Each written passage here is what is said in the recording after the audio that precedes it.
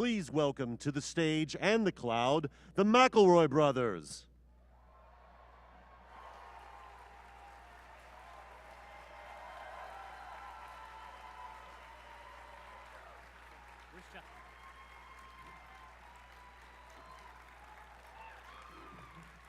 Hi, Hello. everybody. Hello.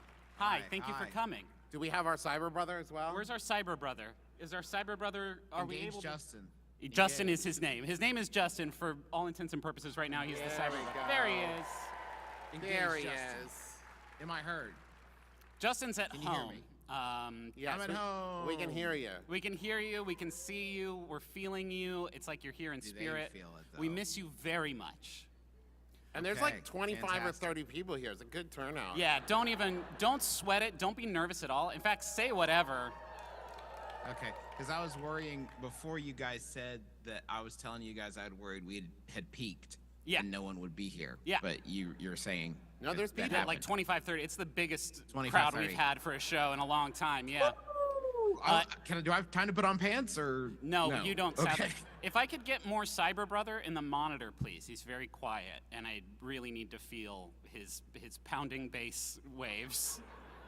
I'm having a fun thing where I can't hear the audience, so I don't know if I'm bombing or not. Okay, we'll let you know. That is cool. You're the only one they've laughed at so far. Can you do a post where it's like with your faces where it's not going good, but they won't know, but I'll know? Yeah, sure. Okay. I'll lower my glasses Yeah. like a disappointed sort of like librarian. I'll pull on my ear, and then you'll know.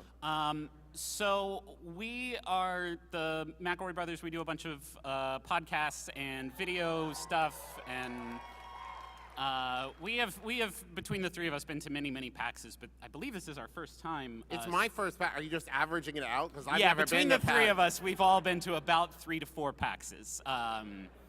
This is our first time speaking. We are honored to be chosen for story time. In looking at past story times, it sort of runs the gamut of topics that you could speak on, and we struggled with what our particular keynote was going to be about. We had a lot of different ideas, and it is with that in mind that we settled on what we will be doing on stage and in cloud today, which is a bold innovation in keynotes, and that is the randomized keynote. We have prepared for you. Did they applaud for They're that? or losing was their that minds, yeah. Justin. Okay.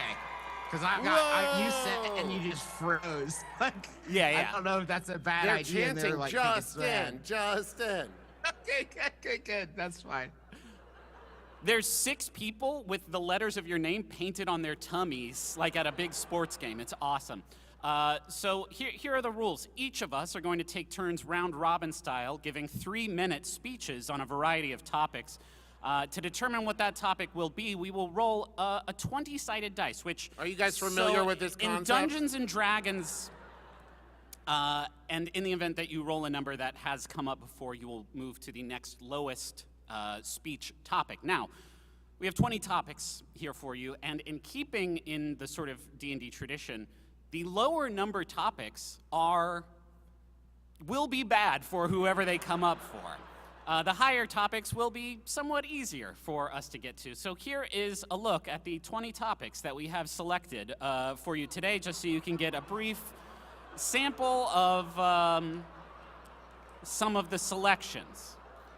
I am particularly excited for the confluence of historical factors that led to World War I. Secrets I have kept from my dad should be an interesting one next time we record the Adventure Zone with our dad. I'm really just hoping I don't get the Warhammer one. The Warhammer one is sort of the big whammy for all of us. None of us know anything about that. I would say Naruto is also going to be Can I get a guarantee? Like, we didn't like Google or research, right? No. absolutely not. Okay, no, good. that betrays Good, the good, good. That spirit would of have the been the thing. cop out. So Justin, you're the oldest. I believe we have a camera on the dice. We're going to roll for you, and the audience will be able to see. Who do you want to Will roll someone for? be able to keep my time? Yes, I have a timer on my phone that I have set up. Oh, well, okay. I'll just use a timer on my phone then. I'm like, if you're just using phone timer, I have a phone. Okay, yeah, that's a fair point. What were you expect? We have an hourglass prepared. Yeah. I thought maybe the crack team at PAX would have a guy with a big stop. There is now a big stopwatch on stage because you said that. Yeah, that's very helpful. We gave them a full 18 hours warning that we were doing this. I mean, you would think. Okay, so who do you want to roll for you, Justin? You want me or Travis? Who's got the hot hand? Who do you prefer? Is Dad there? It's not him. It's not him, yeah. Trav, will you roll and then just pick a good number for me? Yeah. Oh, wait, you got to roll it in the tray. Oh, wow, that's really good. It's an 18. That's an 18. 18? 18 is which celebrity would you want to play Dungeons and Dragons with? Now, Justin doesn't have to exclusively speak on this subject. He is leading the conversation, unless we do roll a low number, in which case I think we will, as punishment, force you to speak for 3 minutes on Naruto or World War I, as the case may be. I put this slideshow together, and I worked really hard on it, and I did pull all the images from a free clip art repository. So I'm gonna have to fast forward here to 18, so this should be like a fun little Sneak preview. sneak preview. Okay. Justin, I'll start the timer here so we can keep an eye on it too. Which celebrity would you want to play Dungeons and Dragons with? Begin. Well, okay, my first criteria for this is I would want it to be somebody who I don't think I would have to teach Dungeons and Dragons to. Yeah. Right? Okay. That would be So that- humiliating on so many levels. Who does that bring us to? Right? We got Vin Diesel. Yeah. Too intense, I would say, based on some of the reports that have come out of the Fast and the Furious films. Unless he thought that unless he had played with Paul Walker at some point. Yeah. And then he was like, Justin, Yeah. you're inhabiting his characters. Pablo just as came well to me as in a he." dream and told me to Pablo play came to Dungeons me when and I was Dragons. in the Vin Shine. Yeah. And told me to play Dungeons and Dragons with you. Where am I at? 2 minutes and 16 seconds. So who else we got? Joe Manganiello, right? That's Yeah. a good one. Lillard. You got Lillard. Yeah. I bet In there? Henry Cavill could hang, right? Cavill could probably hang. I I'm want gonna to go way out in the doghouse though. I'm gonna say Steve Zahn. Oh, wow. Boy. Yeah. I don't know No if recognition Steve Zahn from the plays. audience. A heartbreaking lack of recognition from the audience of Steve Zahn. You know what? I bet Jack Black has a history. Yeah, No, for I didn't sure. say Steve Zahn. I said Rebecca Zamolo. That she's a YouTuber. You guys know Rebecca Zamolo? My kids like her. Are you trying to? Jojo Siwa is Yeah. who I would like to. The pilots, 21 of them, all 21 All of them. 21 gathered Oh, that pilots? would be a raucous game, That's gonna Justin. fill the table. around a big round table. I feel to that we celebrate. underestimated how long 3 minutes is. It's so long, Gaga. Is Gaga giving me anything? Is Gaga good? Gaga would be into it, right? Yeah. I feel like Gaga would. I'm gonna go with Gaga as my answer. I actually would love to run a table DM a game for the entirety of Fallout Boy. Yeah. I think, because I know But they that's- play Magic the Gathering. Yeah. I've heard that my inside scoop, they play Magic the Gathering. Yeah. So I assume they also have some Dungeons and Dragons knowledge. Yeah, I'm gonna say J.K. Simmons. Wow. I think I had a heartbreak. I had a real pulse pounder getting through those first two initiatives. Didn't know. Woohoo! The woohoo! Thought this was about to be a real spicy one. I didn't even have to worry about the timer at that point. Hachi machi. Okay. J.K. Simmons. Yeah, we got there. From now on, anytime we reference J.K. Simmons, it should be Simmons, Simmons, comma, like, J.K. like we're reading his JK. library card. Yeah, that would be an intense one. I like he's. And that's time. That's. I mean, we have 10 seconds left, but we can call it a little bit early if you would like. I think we all got a hand on the ball.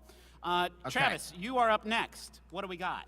That's 5. A 5. That's quite low. So we're gonna go on back to 5. I don't and remember that what one 5 is. is the confluence of historical factors that led to World War I.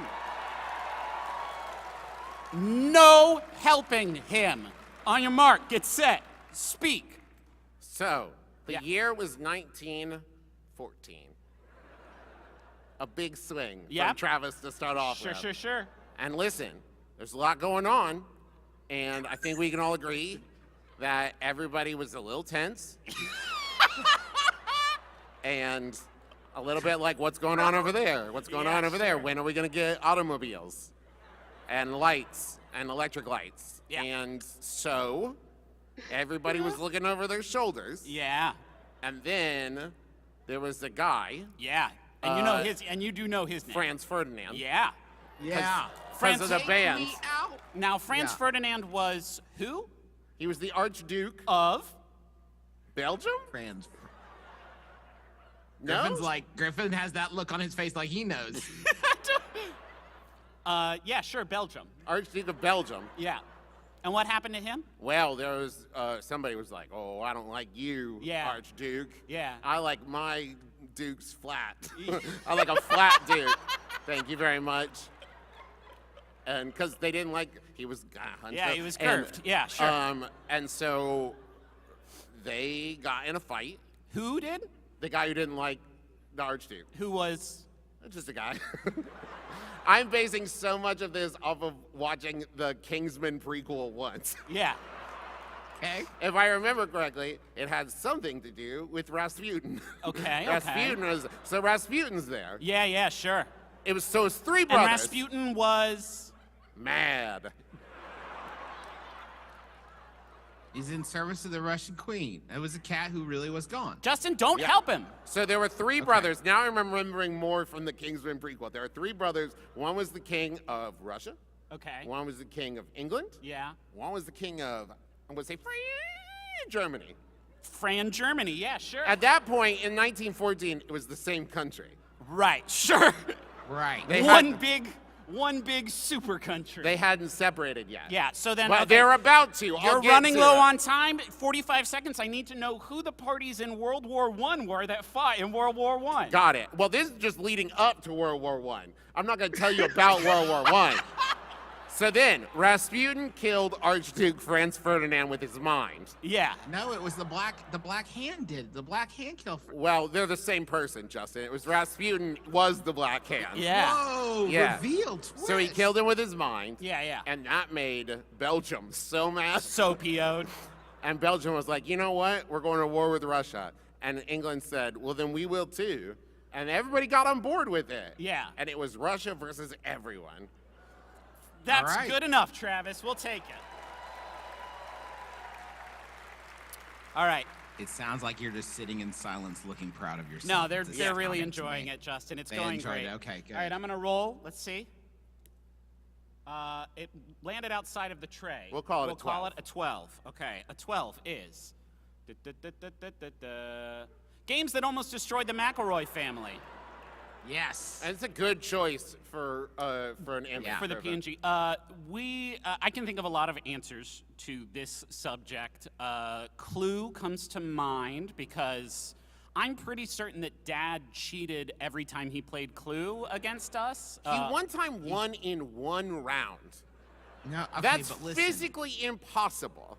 It makes him so mad, though, if you mention that you think he might have cheated at Clue. Yeah. It is infuriating to me. Right. Which I think that maybe we were just kids, and he was, like, much smarter than us, so he probably pieced it together a lot quicker. I Yeah, don't think- in definitely. one round, Yeah, Justin? definitely. That's how Clue works for sure. It's a test of intellect I more didn't than expect anything. a Clint McElroy apologist to be on Yeah. the call with us. I'm just saying. I could also bring up Final Fantasy VII, a game that Travis almost beat until, in using a Game Shark, I believe, on the PlayStation 1, I reformatted the memory card. I had put so much in. It was- Getting everybody's like final. He was on the things. last disc. It was brutal, gang. But as You reformatted the Laura Croft memory card we had. yeah, that we got at GameStop for like $4. Anyway, EverQuest is, I think, the Yeah. game to talk about here. We had one personal computer for the entire McElroy family in the dining room. And one phone line. And it bears one mentioning. 56K phone line. And we all played EverQuest. Not our mom. Mom didn't She play was EverQuest. cool. She was really cool. But we all had characters in EverQuest, and we were all pretty into it. Justin had a lot of friends who played, and you know, I just wanted to play every game that my older brothers played, and so I was like, yeah, I'll go for it. I'm way too young to understand what was going on in EverQuest, but also the way that it timed out is we would get home from school Or church. we would do our chores usually, and then that would leave us like a good 2.5 hour gap before dinner time to play EverQuest that we had to split between the 4 of us, really. Yeah, Dad didn't make that parental sacrifice, by the way. No. In retrospect, I think about that now, where he was like, I'm going to play yeah. It would be, I mean, literally one of us standing next to the other one with an egg timer, like. No, it was the timer on the back of the oven. It was the oven Oh timer. yeah, the so you would hear kitchen like beep, beep, beep, Yeah. beep, beep, beep, and you'd be like, get off, Travis! You're done. Log out. Playing EverQuest in 30-minute increments is a really interesting way to play any MMORPG. I never really played it right. I would just beg for items in big cities and then try to sell them for a profit. And then I think when Shadows of Lukeland came out, I bought a horse with all of my earnings throughout the years of playing at the bazaar, and then I stopped playing because I beat EverQuest. That's time. That's 3 minutes. Justin, Fantastic. we're back to you. Let's do it. Now, okay, that rolled well outside of the tray. Before you see the result, do you want us to roll it again, or will you accept the result? Roll it again. It was a 1. 10. 10. Easy. Doop, doop. Tricking your family into playing Dungeons and Dragons with you. Okay, so I'm going to assume that your family is not already invested in Dungeons and Dragons. I think if you want to trick them into playing with you, it has to be mid-conversation. What do I mean by that? Well, Good question. you're telling a story, right? And you're like, ask the person, like, can you imagine? So I was at the grocery store and I couldn't find the onions, and they told me they didn't have onions, and like, I couldn't figure out what to do. What would you have done? Oh, that's in interesting. that situation?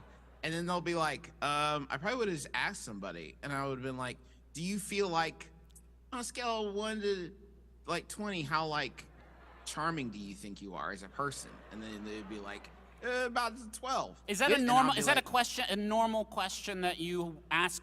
You ask people to rate their own human Yeah. characteristics. It's on starting to sound less like how to trick your family into playing Dungeons & Dragons and more like how to trick your family into stopping talking to you. Yeah. But you would do it in kind of a fun and flirty way that they would want to keep engaging With your conversation. family, you say. Not like flirty, you know what I mean? Yeah. So then there'll be like 12, and I'll say like, this would be kind of a weird, and I would like next to them, I would just pick up the die and like roll it. And they would ask why I did that, and I would say like, I like to keep, it's a fidget. And then I'll look at the die and say, I don't think it would have worked if you had done that. And Yeah. then they would be like, I was like, so what else would you have tried? Yeah. And they'll be like, poison him with the blade of Akthul. And then Oh they're wow, in. it's that quick, huh? It's that quick. It It's goes from how charismatic are you to ask somebody where an onion is to I would poison him with the blade of Akthul. Also, poison who? The shop helper for keeping the onions from you. Yeah, sure. Listen, this person is a bad person. They're a terrible scourge, and they have to work out their dark urges through Dungeons and Dragons, and only you recognize that. Yeah. So you're helping them process those urges by letting them slake that dark thirst within the fantasy confines of Dungeons and Dragons. And then I think they would be like, "Can you make one up for me?" You Make know, one and you up, say, make "No, one I'm character up or a. A scenario where I can kill another yeah. shopkeeper? Yeah, now you imagine one, and we'll keep going back and forth like that. Yeah. That's And not then how Dungeons & eventually- Dragons works, though. Yeah. You're building to it, right? Because if you start, okay, what is Dungeons and Dragons? It's playing pretend when you're a kid, except it gives one kid the ability to say, not so fast. That sounds too fun. No, you have to, I'm not sure if that would work or not. That's all it is. It's pretend, but like somebody has the ability to say you can't pretend that way. And that's all role-playing games. Where are we at? That's time-wise? time. That's good. Travis. Ooh. 7. Oh, man. This is a great one for Oh, Travis. Which celebrity could you just barely beat in a wrestling match? I am not interested in which celebrities you could soundly beat. No, in a it's wrestling barely match. beat. Yeah. I mean, that's, yeah. Barely beat. So here's the thing. There's two different aspects to consider here. One is, of course, physical prowess. Right. Which I've got. Yeah. And then the second is, which one of us wants it more? Right. So, like, I think I could barely beat Mark Ruffalo. That's interesting. Speak on that. Well, No. I've stood next to the man. Oh, have you? Briefly. Wow. Our statures are similar. It's weird to name drop by saying you would beat their ass. I didn't say beat their ass. I would barely Beat him in a wrestling match. Fine. It fair. would be, we would both leave respecting each other's, like, gumption. Right. We both worked hard for it. I just wanted it. I needed it more. Right. Basically. Because I think there are some celebrities out there, like, I think if I wrestled Justin Long, I think I could win, but I think Justin Long and I would both equally want it. Yeah. I think that Mark Ruffalo, in his mind, would be thinking, I've already got a lot going on. Yeah. Travis needs this very Travis badly. needs No, this more than I do. okay. No, you didn't. The question is, which celebrity would pity you enough to let you have it I'm in a not gimme saying- in it front of all would- your family and friends? He wouldn't necessarily be consciously that he's thinking that. He's Yeah. he's very gracious. I don't think he'd be thinking like, I'm going to throw this match. I'm just saying I don't think he would give it 100%. Yeah. Justin, do you let- have an answer for this? Have you thought? Yeah, I have an answer. Travis couldn't beat Mark Ruffalo. He shouldn't pick anybody who's ever been in the MCU. Yeah. Have you But seen those he people? played Bruce Banner though, Justin. He wasn't like That's a Captain good America. point. He wasn't Hulk. Hulk was computers. If you can look at someone in a film and not recoil, they have been physically training their bodies every single day. Because the camera, guys, you know how this works. Everybody has to get swole. Yeah. You think he wasn't playing the Hulk too? Yeah. I've been working out. I Well- go to the gym at least twice a week when I feel like it. Have you done the chains? The big chains I like don't. this? I don't Well, do the we haven't chains. done the big chain since we did the My Brother and Me TV show on the CISO network, where we all had to get pretty huge. Oh, big it's chain? it's every subscriber. I'm so. They're all here in the room. Okay, Justin, who do you think I could barely beat in a wrestling match? In a wrestling match, you could barely beat Harrison Ford. He's a He's- brittle listen. old man. Yeah, but like he's got that. It's Harrison Ford. Like he's probably gonna fight you pretty hard. Yeah. I just watched that Indiana Jones trailer. He beat some young men's Yeah. asses. He looks in that. great in that trailer. Honestly, I was about to say in that same vein, Simmons, JK, he Yeah. would kick my ass. Oh, he would lay Simmons you would low. rip you limb from limb, limb from limb. I think I could maybe barely beat, and now I can only think of his character name. Andy, Do it.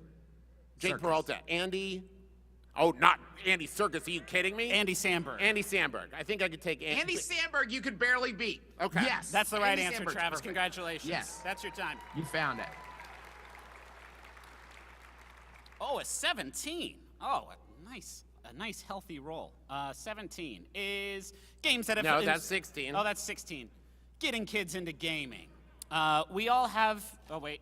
Boop. We all have 2 kids. All of us in this theater. On average. You all know what it's like with the 2 kids you've got, for sure. This has been, I would say, a recent thing for us. My firstborn Henry is 6, just turned 6, and has been really getting into gaming like this past year. Before this, it's been a lot of iPad stuff. I think that's the easy answer. It's an infinite entertainment panel for children, and don't even have to Until the parent that battery much dies because anymore. he forgot to plug it in, Until which the battery- is just such a betrayal from their friend iPad. Yeah. Every time. What happened? yeah.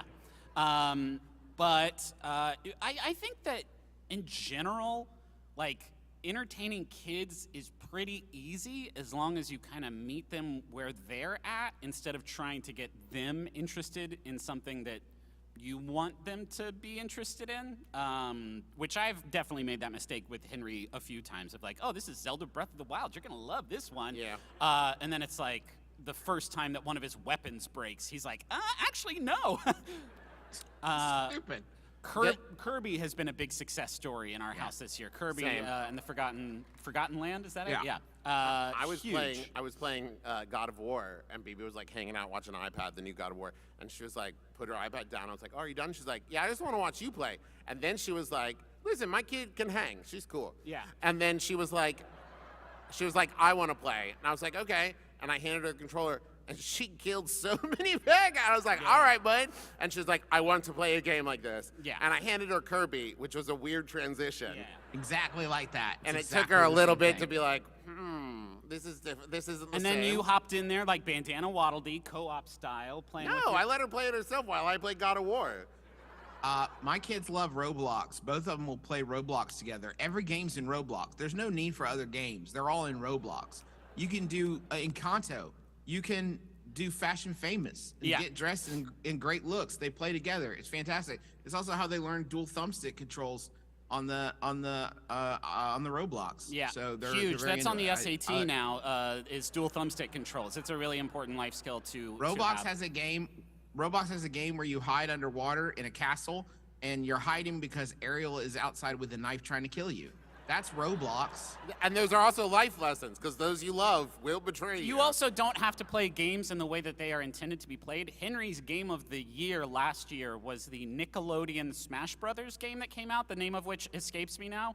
And All Stars Brawl, yes, and thank you.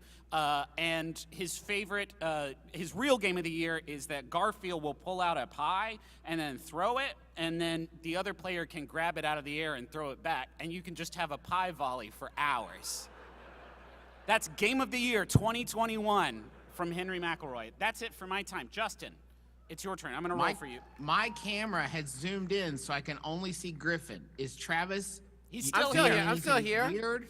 No, Travis is Okay. here. Don't worry about that. I've been escorted from the premises. That is Okay. a 9 9. for Justin. 9 is explaining your made-up internet job to extended family members. Okay, so I have been married to my wife for 16 years. She's had a Grandpa Dan the entire time. Grandpa Dan's not new. He's not new Grandpa Dan. I Nope, thought he was he's the like a same fourth Grandpa season Dan. casting change. It was the same Grandpa Dan, original classic Original Grandpa Dan. recipe. And the man will still come to me every few months and say, Justin, I feel like we have got to do something with the cloud in our business. We've got to get into the cloud. What is you're in the cloud, right? What is the deal with the cloud? And I have to explain to him that I only have a basic understanding of the cloud. My wife has to explain her job to her clients at Harmony House, which is a delight that they think that I'm sort of a trophy husband. Sorry, I shouldn't many have laughed ways. that hard. Okay. I've been The audience didn't laugh. The audience, when I laughed, they booed at me. Yeah. I have been with Teresa for many, many years now. What is it, like 12? And I've known her parents the entire time. And I've been doing My Brother and Me at least the entire time. Now other podcasts too. And the number of times that I have explained to my wonderful in-laws why people might come to our live shows, what those live shows entail. Yeah. That how our shows work, and the number of times that after what I feel is a pretty concise and clear explanation, and they just go, "Okay." If you're in the audience, I want you to do a real just visualize this for a second, okay? You're meeting a new uncle that has just been brought in. A new uncle. They ask what you do. Think about what we do as you know it, and think of answers you could give, and see how they feel. 1, I'm a comedian. No. Nope. That ain't it. I'm a podcaster. I don't know. I'm an entertainer. Like a The clown? best like a clown, like a magician. The best I've come up with is I'm an author. And yes, in this context, I mean that I look at the jokes my dad wrote for my made-up wizard, and I tell them if they're funny or not. Yeah. And that makes me an author. Yeah. A New York Times best-selling author who tells my dad, Taco would say, boner instead of bone man. Like that. This is what I do for a living. This is my job. I tried to do internet content creator. That was a very short stint because it just raised more questions than it answered, frankly. My in-laws know what my job is, but that doesn't stop them from every time they come over, if Henry is watching some YouTuber on TV, at some point, my mother-in-law will look at me and Rachel and say, "Can you believe that this is a job?" And then she'll immediately realize, like, oh. And that's time. Travis. Okay, wait, before we move forward, person who is controlling my view, I have to see both of my brothers for the show to work. I can't just look at one of them. I can't tell anything by seeing one. I have to look at two. Thank you. Okay, all right. All right. The show's back on. That is a 9, which just came up, so we're going to go down to number 8. Shameful Gaming Backlog Confessions. Begin. I think probably the biggest one, because we were talking about this earlier, it's not really a backlog, but I put about an hour and a half into Elden Ring, and then I went, nah, and I put it down and never picked it back up. That's still more shameful than not playing it, honestly. It's a very good game that just, my brain, whatever it was at that point, my brain was just bounced right off of it. Just directly off of it, and instead my brain's like, let's put 11,000 hours into Marvel Snap. Yeah. A game which lasts what's that? 3 minutes at a time. Yeah. What's that collection level at now, Trav? About 1,200. That's if you don't play Marvel Snap, that's an outrageously high number. It's an outrageously high number, and imagine that your financial future depends on this person, okay? Imagine every second he's doing that, he's not making your family money. Travis, that is a very recent omission. I have to believe that you have a very specific way of playing video games, which is that, like, Civilization Revolution comes out on Xbox 360 and you play it for 3 years. Yes, it's called hyperfixation. Yeah, that's fair. And it's if a game grabs me, yeah, like I played and beat I played and beat Resident Evil Village like 7 times in a row. Yeah. I've never played any other Resident Evil games. You've never played any other Resident Evil Correct. games? Wow. Just didn't care about them, but I really cared about this one. You weren't lost in the plot of 8 when you were like, what are these guys look dead, but they are still moving. No, I was able to piece that one together through context clues. Oh, okay. Because I've consumed other media. Well, no, I just don't care. Justin, do you have any confessions?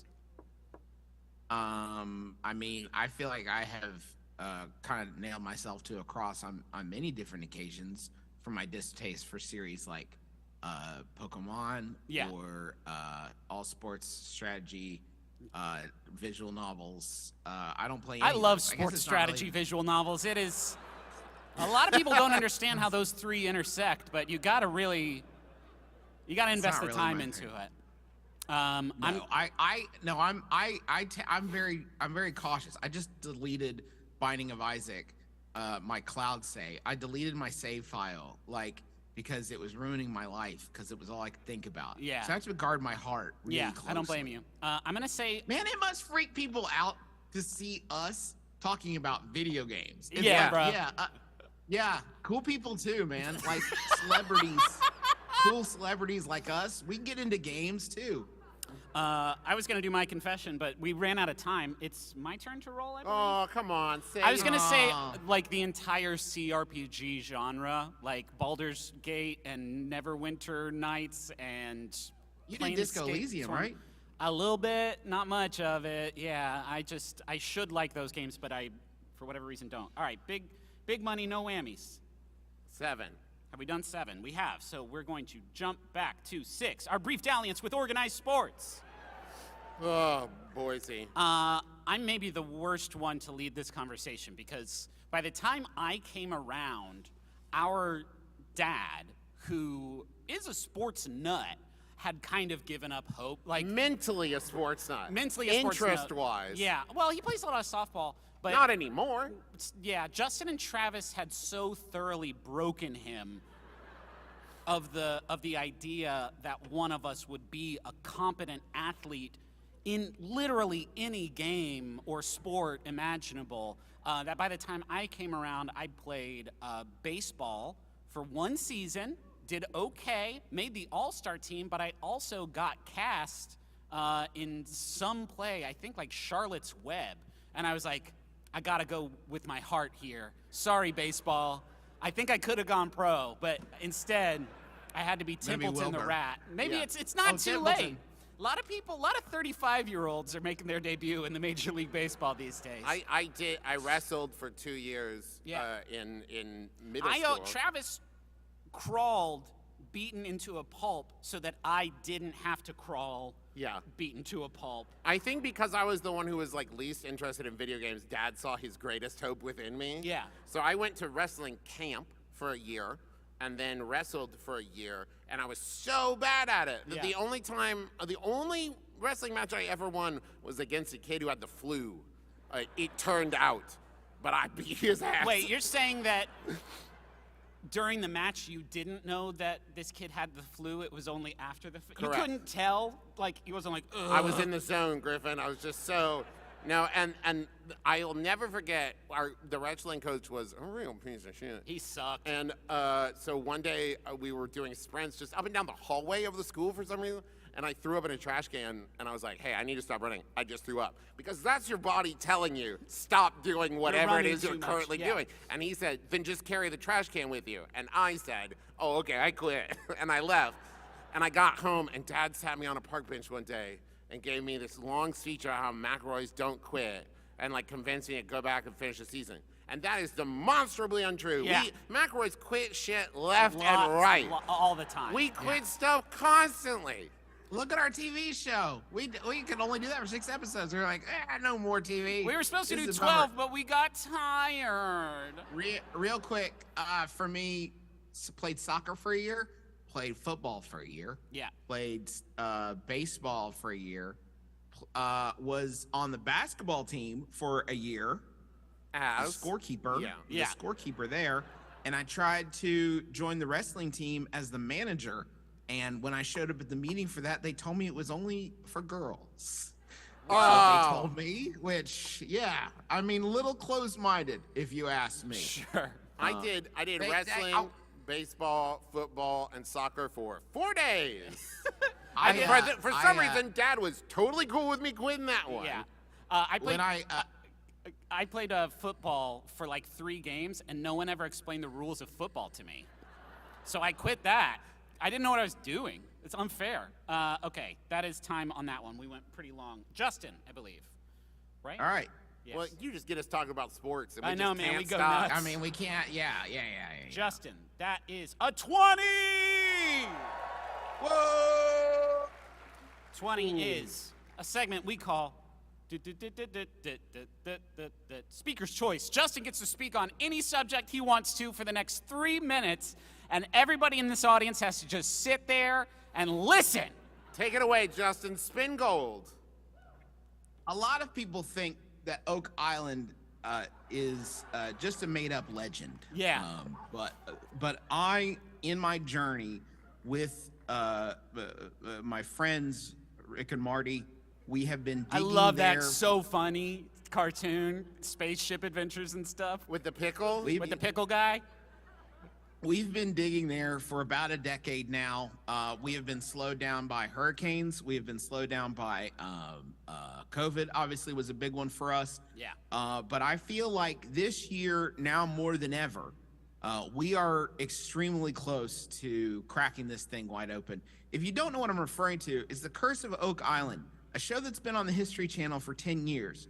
You, statistically speaking, probably don't know about it, but there are hundreds of episodes of old men looking for treasure on an island, and every single season they get to the end and say, damn, didn't find it. It's just the one island. Hey, your dad or your grandpa, they watch this show. It's the most popular show on cable, and it's just about people looking for an imaginary treasure. Right now, we are kind of thinking that the Portuguese were there on Okay. Oak Island.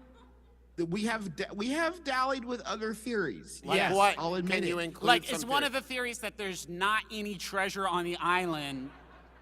That we have not considered yet. What are some of your theories? What are some of the theories that you most support? Well, I don't want to say in an open environment like this because as a public figure, it could endanger my safety. But I think the Templars are involved, and I don't want them to come for me and be like, "Wait, our Justin, we Templars heard or you." a different one? What? Our Templars that we started, or a different one? A different. No, not our pretend cult from our failed television show. No, the real ass Templars. Oh, okay. I think that they might have been involved. They might have been trying to. And listen, a lot of people will shrivel up when you say Ark of the Covenant. A lot of people will recoil, like, "Oh no, it couldn't be that." Yeah. But Yeah. here's what I will say: we haven't found any treasure that isn't the Ark of the Covenant yet. So, Right. could the Ark of the Covenant be buried in Oak Island? Yeah. That's a possibility. Been a Rick while- and Marty and me and the guys. Been a while since I've read the Bible. Did the Ark of the Covenant somehow make its way over to North America at some point? Well, I don't know, Griffin. Where is the Ark of the Covenant right now? That's a great point, Thank you. Justin. Schooled Thank you. you. Now, Justin, before we run out of time, could you just clue us in? You want me to talk about forklift operator Billy? And Okay, you Billy have does 5 all the heavy seconds, construction. so- He does all the heavy construction, and people just love him so much that they start putting him into the war room when they're talking about their plans. But all he does is operate the bulldozer. So they ask Billy for his theories, and his theories are always, "I guess we should do it." That's the only thing. When all you've got's a That's how they do. hammer. Travis, you are up. A 9. That's going to drop us back a lot. We've done 8. We've done 7. 6. I think we did 6. Did we do 6? Then we're going back way far. Oh, no. Let's see. 6. Yeah, we did. It's 5, feeling we like did. Yes. Naruto. The topic is Naruto manga versus Naruto anime, an objective analysis. Go, Travis! Hey, I need to get some water. Is it cool if I step out for this? No, one? absolutely not. You Excellent. must No, be here. Okay. Now listen, a lot of people are going to tell you some bullshit. But I'm the only one who's going to tell you the truth. In an objective analysis, let's compare manga Yeah. to anime. Yeah. Travis is putting the entire. He's like the kid trying to fill up his word count. Like many have asked the question. Now that's a very interesting point, Webster's Justin. Dictionary defines Naruto as. Now let's talk about what we all inherently know about the differences. Let's just start with manga versus anime. Yeah, sure. Anime, the images move. Yeah. There's voices attached. Yeah, sure. Sometimes sound effects and music. Yeah. Manga, none of that. Yeah. So I think right off the bat there, that's a big old check mark for the Naruto anime. When he runs in the manga, Yeah. he doesn't move. No, he doesn't. The picture doesn't. static That's a really, images. and you see it, and you're confused because it's like this guy's a ninja. He's going so slow. Now I did enjoy the arc in the manga Yeah. when he spent some time with Sonic the Hedgehog. Where did you? I wrote that one. Okay. And I self-published, Yeah. and I was a New York Times best-selling author. Okay. There may be some people here who aren't familiar. Can you give just sort of because I know there is some plot overlap. Just Yeah. sort of like a broad synopsis of what Naruto is about, please, for me, Travis. Now. Yes, of course. So, Naruto, Yeah. as you can tell, is a construction worker. He's got his high visibility safety equipment on. Yeah. And he's telling you, I'm being safe right now, and that gets a big thumbs up from me. Now, there are certain things that we can learn that this is a bit of a combination Goofus and Gallant scenario, because he is wearing open-toed shoes. As open-toed as possible, it's boots that he has cut the toes off of. Yeah. That's going to get him in trouble with his foreman, Sonic the Hedgehog. Yeah. You've lost me here. Is Naruto there, and you all are looking at him? We Is have an did image here that Naruto we're come to the referencing. panel? Yeah, Naruto is speaking Okay. next on the stage.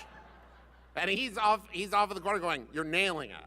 He's giving me a big thumbs So up. do me a favor Is and it- name one other Naruto character other than Naruto for me. Naruto. It's his twin brother. Okay. And then, of course, there's Vegeta. And they are always getting into scrapes. Yeah, they're always battling. Yeah, and they gotta get to the moon. So 15 seconds left, Travis? So basically, in summation, Manga doesn't move. Yeah. Anime moves. Yeah. Be safe. Wear steel-toed boots. Yeah, that's fine. Thank you, Travis.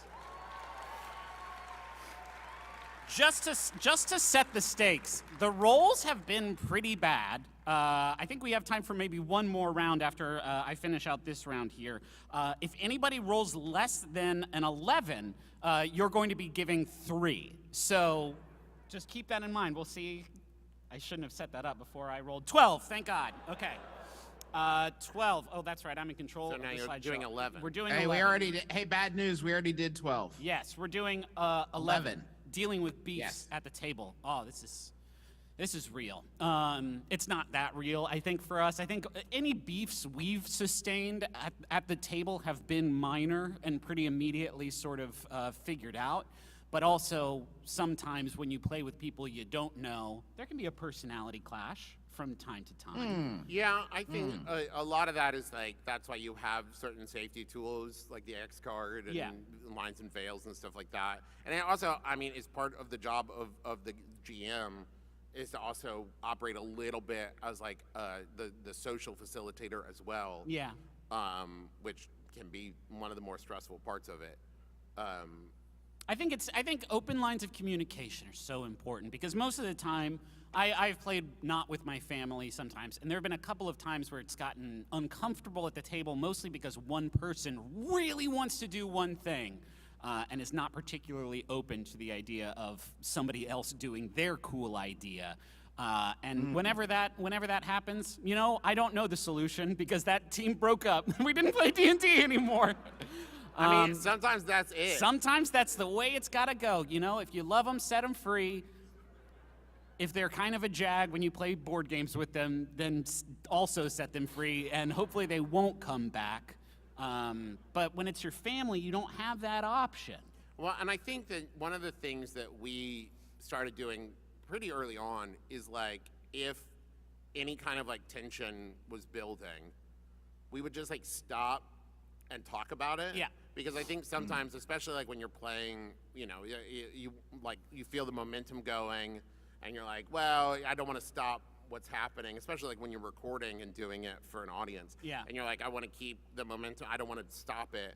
But it's like you can feel the tension building and the quality decreasing, and it's like we need to just address it. Hysterically, the biggest sort of friction we've ever had making the show, and it's happened a few times, has only happened when whoever is DMing tries to keep something a secret from the other players, which is a bad feeling when you feel like you're the only one who doesn't know what's really going on and that you're making the wrong decision and not sort of guessing what the secret solution is. So I would say if you are GMing, in general, don't do that. Yeah. Don't have these very secret, specific plans. Oh, you guys are gonna like it. It's gonna be like a big Christmas present. No, it's frustrating. They want to help make the Christmas present too. We're all elves. This has been hysterically funny.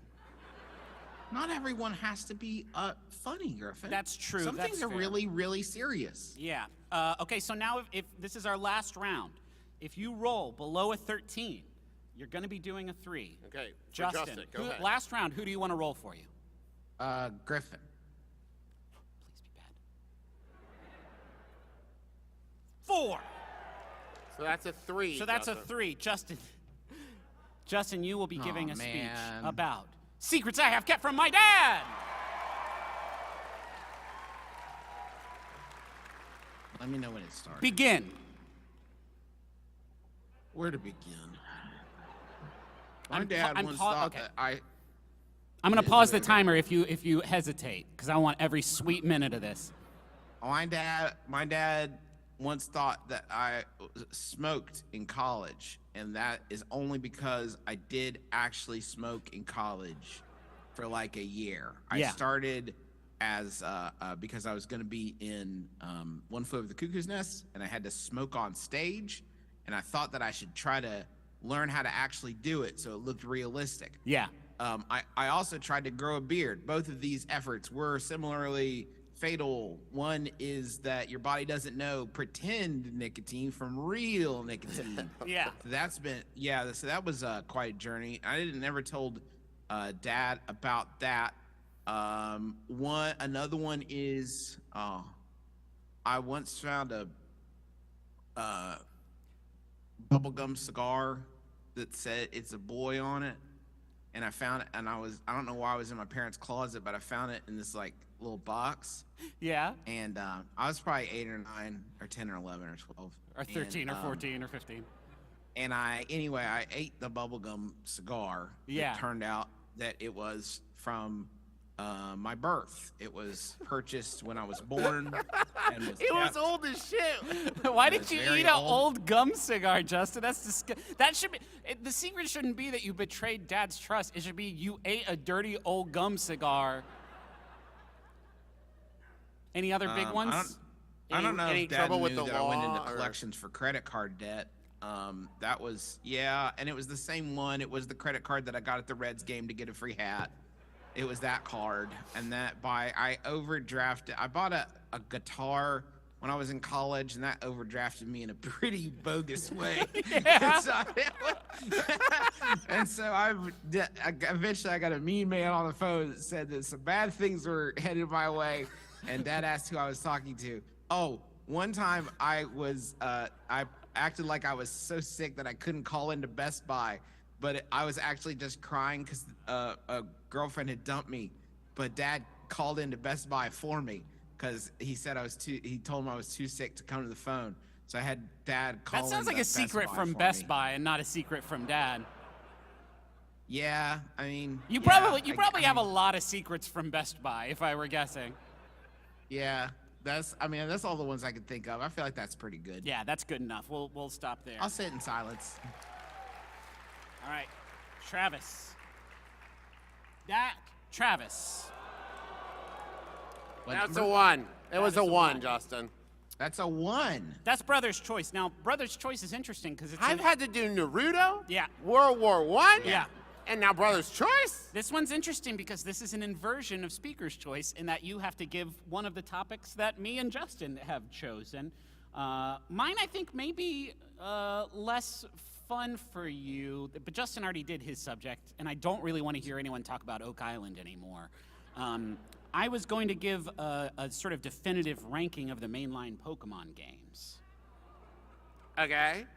3 minutes on the clock, Travis. Okay. Number 1's Pokemon Go. That's not really a mainline Pokemon game. It is in my heart. Okay. Number 2, Pokemon Snap. No. Pokemon Snap. Does that count?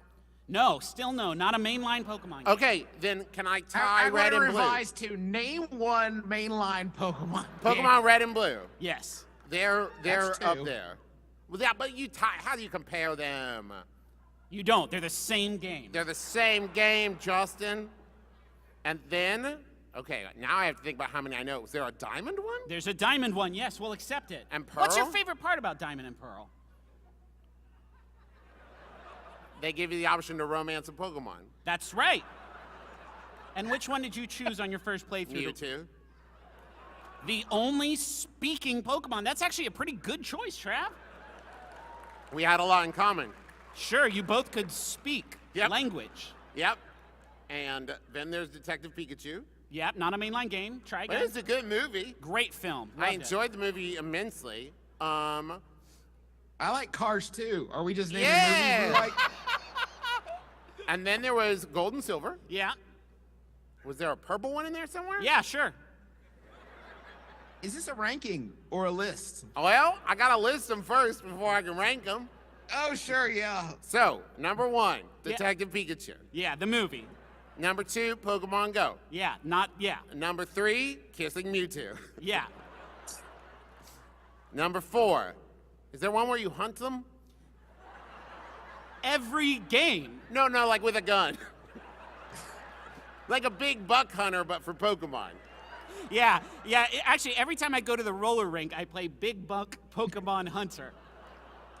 I think we've just hit on $1 billion idea, I think boys. so too. And that will be sued by Nintendo for $1 billion. What about Pokemon? What about Super Smash Brothers? No, There's what do you Pokemon in do? that. Yeah. There are Pokemon in it, Yeah, sure. Yeah. and I've played it. Is there like a Pokemon Bible Adventures? Yes. Okay, that's number 4. Where you catch Jesus in a ball. No. Yeah. Number 5 is Cars 2. Number 5 is Cars 2. Right. Yeah. And then, controversially, Yeah. Pokemon Yeah. Redux. Redux. Yeah. What's this that? one, they catch you. Whoa. Yeah. Redux. And then the TV show. Yeah. Great game. One of my What's- favorites. What's for sure. the open world one? Pokemon A lot Open of World? people don't know that they based the TV show on the games. Yeah. That's Other way time. around. Please just stop. You're making me so angry. My job here is done. All right. This is the final roll in this bold new experiment. I got a 1, but it can't go down. So I guess I'm going to So be yeah, giving it a sounds deep like dive a deep dive into the into lore mechanics mechanics of of Warhammer. Yes. So 40,000 years ago, Uh-huh. there was an emperor who had a big army. And How big? 40,000 troops. It's called Warhammer 40K because there's 40,000 of a lot of things. And this is not your grandpa's space adventure. This one's got elves and stuff in Whoa. it. Yeah, sure. So there's Imperium. Okay, here's my true confession. I've played Warhammer Darktide this week for like an hour, so I'm going to base everything I know off of that. There's warp magic that you Whoa. can do, but I really want to focus on the tabletop tactics experience, the mechanics, Yeah, if I okay. may. So you got your 40,000 pieces. Big table. Yeah, and They big set- upfront investment, it seems like. Big, $100,000 easily. Yeah, just in paint, because you gotta paint them, or else their power rankings are lower. Okay. And then your opponent's got 40,000 pieces, and the table's a special table that the company that makes Warhammer makes, so it can hold up Okay. 80,000 miniatures at the same time.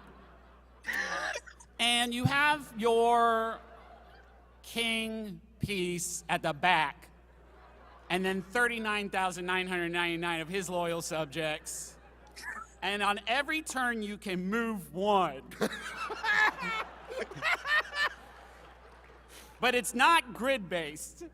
You just move them a little bit. You move them a little bit, and it's sort of just up to the players of just like, yeah, that seems right. What was that, a few inches? Yeah, he looks like he could move that much in one round. Each round of combat is half of 1 second. Go ahead, Juice, it seems like you have some follow-up If you guys questions can for me. ever listen to this panel with audience noise removed, I could so highly recommend it to you, because watching Griffin do this to an audience of no one is absolutely heartbreaking. Yeah. I'm loving. There's a lot of skulls. And so for that, it is rated T for teen. So if you're thinking about getting your kids into Warhammer, first of all, you should know it costs $100,000 for the starter set. It costs an extra like $6,000 for this thick table that can hold up all these miniatures. And then this number of skulls is really going to give them just constant nightmares. Travis, you have 10 seconds for a Griffin, follow-up. how do Yeah. you win Warhammer? You have to outlast the other player in this 80,000 troop warfare that one round lasts a good 6 days. That's time, Jesus Christ. Just looking at the numbers, we did 1 through 12, and then Nothing. and then and then 17, 19, yes. Okay, that's our time. Thank you all for coming out. I believe Travis and I are going to be doing a Q&A in this. Is this theater one? Or Yeah, is that the back room here Yeah, back at here at 4:30. 4:30? 4 o'clock. 4 o'clock. 4 o'clock on the dot. So come for that. Thank you, Justin, And for presiding I'm over gonna us. be building a manger in my workshop to fill with corn. Yeah, Justin my has a mother-in-law. weird sort of new religion he's workshopping. Yeah. It's for the deer, so they can enjoy some corn on the cold nights. Yeah, out of a manger. You could just That's put it what on it the was ground. originally for. That's what it's for. Before honey. they put a baby in it, it was a trough. I guess I've never thought about it. I've just always thought of a we got manger as baby container in the back. a Jesus sort of receptacle. No, it was used that way. It was upcycled into a crib. That's huge. Thank you all so much for coming. Please have a great PAX Unplugged. Thank you Thank all. you. Goodbye.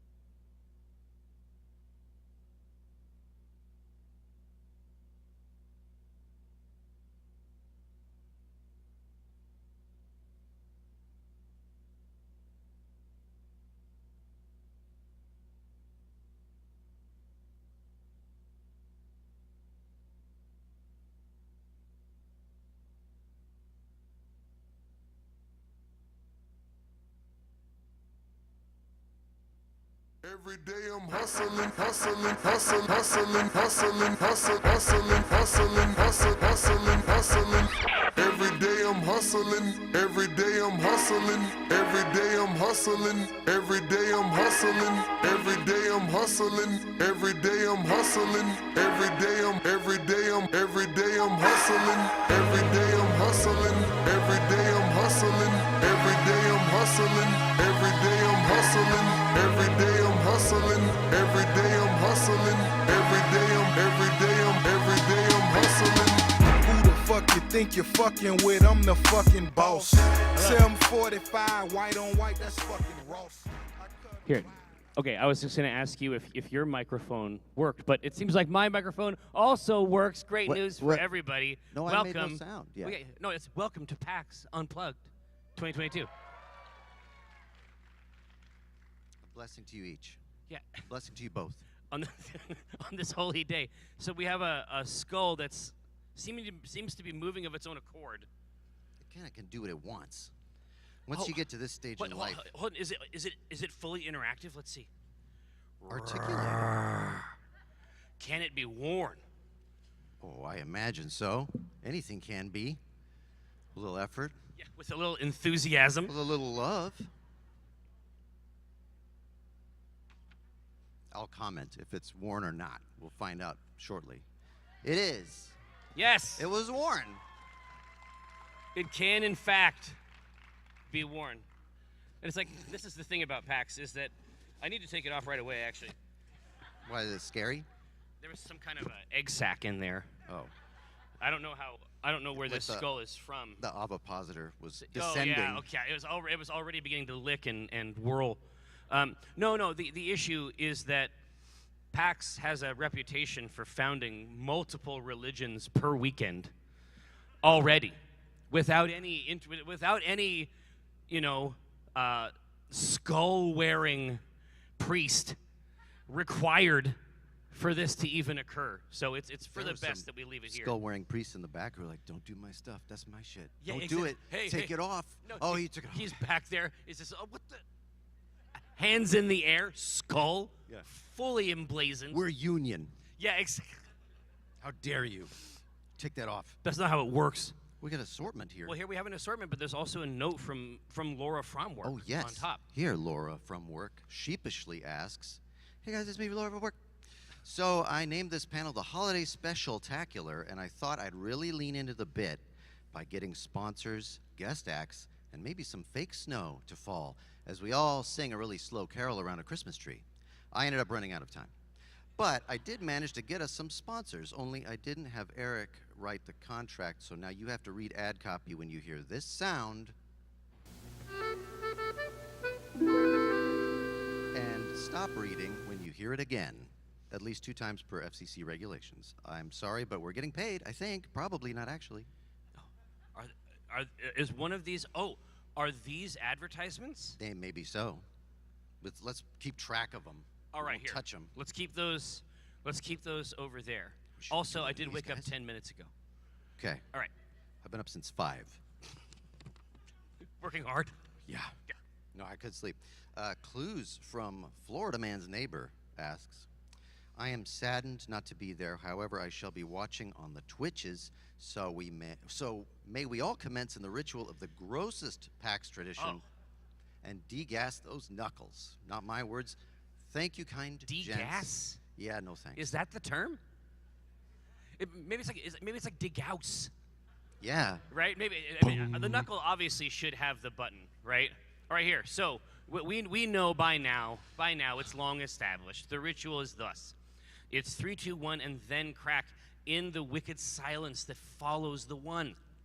All right? Are we ready? Get the knuckles prepared. Warm them up. Whatever's required. Cool them down.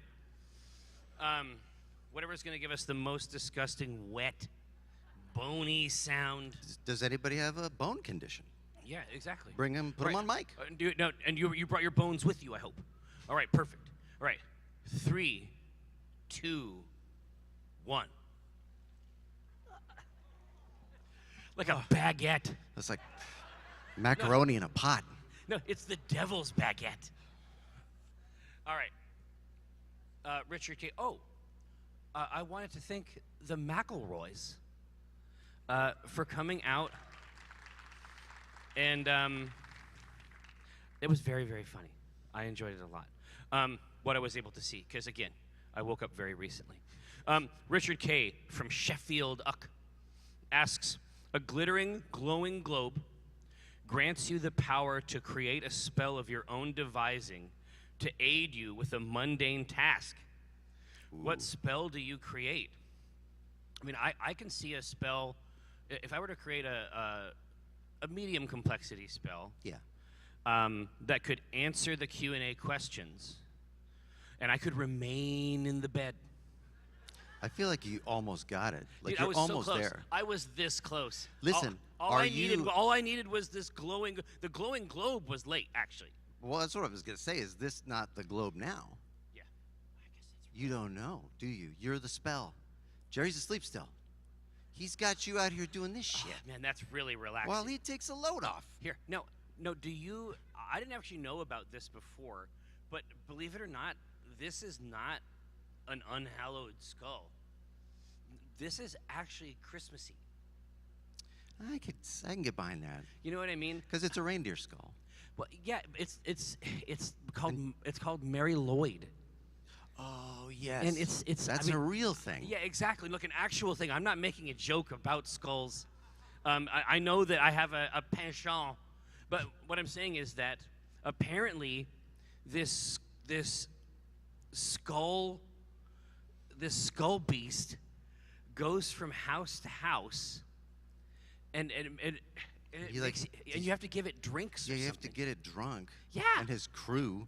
Yeah, or they'll hit your kids or something like that, right? I don't They'll know. knock your stuff over and just. No, it's rude as hell. Like this apparition has got one thing in mind. So again, I have to ask: is that a celebration, like a holiday thing, or is that an actual apparition and they just rolled with it? Well, yeah, it just wants to They're drink. like, nobody would do this on purpose. No, it has to be a ghost. Here we go, Mr.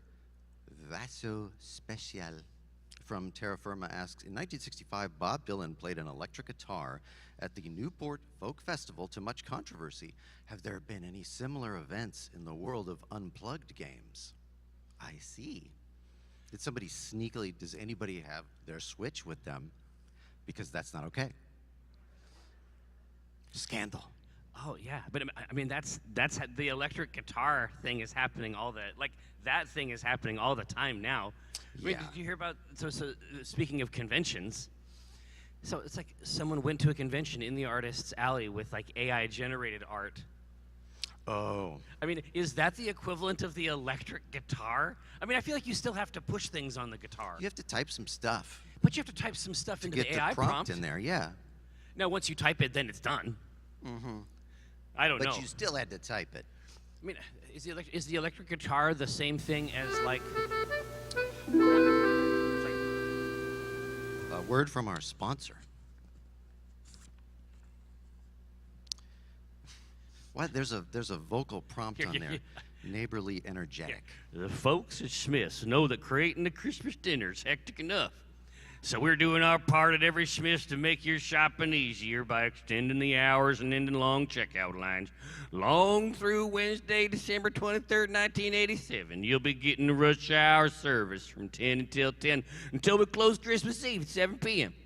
So take advantage of our permanent discount prices and our shorter checkout lines because Smith's knows that's a long wait in line is no holiday. The music didn't have to cue us out because you finished on time. No, I was able to devour it in its entirety. It's a Cole Reed. Mm-hmm. Mm-hmm.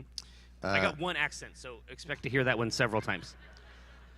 It's a mascot for all products. Yes. Taranthosaurus from, where is anyone from really, asks, what's hopping on the show floor, any vendor or board game you've been excited to try? Well, I did dream of several games. But immediately after this, like literally immediately after this panel, like I might as well just stay on stage while they set it up around me. And we could shoot like a time lapse. Yeah, exactly. And I'll stand perfectly still, cool. and then people will be going.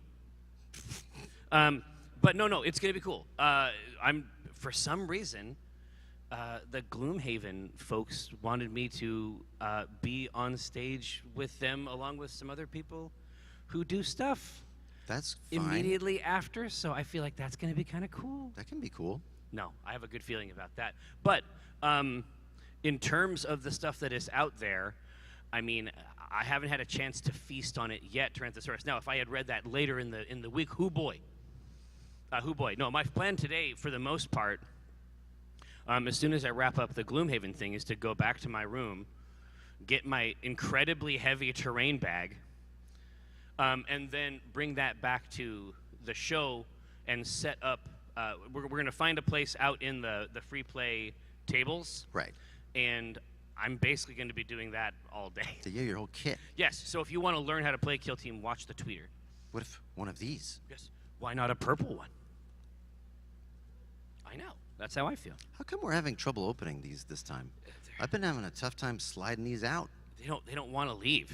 They're engorged. Core Flux from somewhere in the Alpha Quadrant asks, guys, have you seen Andor? How hot is that shit? Please discuss. Not yet. I Not can yet. discuss it at length. Not yet. So I have to be careful. Haven't seen it yet. I have to be careful because Chris has not seen it yet. I don't even want to know what franchise it's from. I Oh know shit! Okay, that's gonna be nothing. harder. I don't even. There wanna know. are there is various types of conflicts occurring. Careful. They're not on planets. Oh shit! Sorry about that, gang. Here. We'll be back.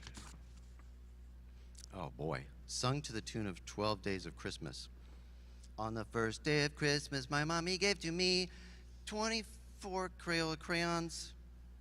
Oh, I get it. Yeah. 24 Crayola crayons. So big Crayola crayons. Box of 64. Because we all love Crayola crayons. That's it. There wasn't even finished. It wasn't even. I could have done the colors. I could have had the colors. Yeah, and then you're getting hooked right off stage. Yeah. So yeah, there are disagreements, basically, of various kinds, and they're occurring non-terrestrially. Although occasionally they do bleed into The terrestrial, terrestrial. So it's like it's not science fiction, then it's just fiction. consternation of various kinds. That sounds good. I'm Yeah. gonna have to check that one out. Yeah. Give it a shot. That's solid. No, you're gonna like it. Oh, Brosephine from asks, scenario: you can custom design a theme song or choose one that already exists. It will play every time you enter a room where you receive birthday level or greater attention. wow. What are some key aspects of this, as the youths say, pop? Genre instruments, lyrics, percentage of bass, etc. No, it cannot be John Cage and his fabled 433. Right.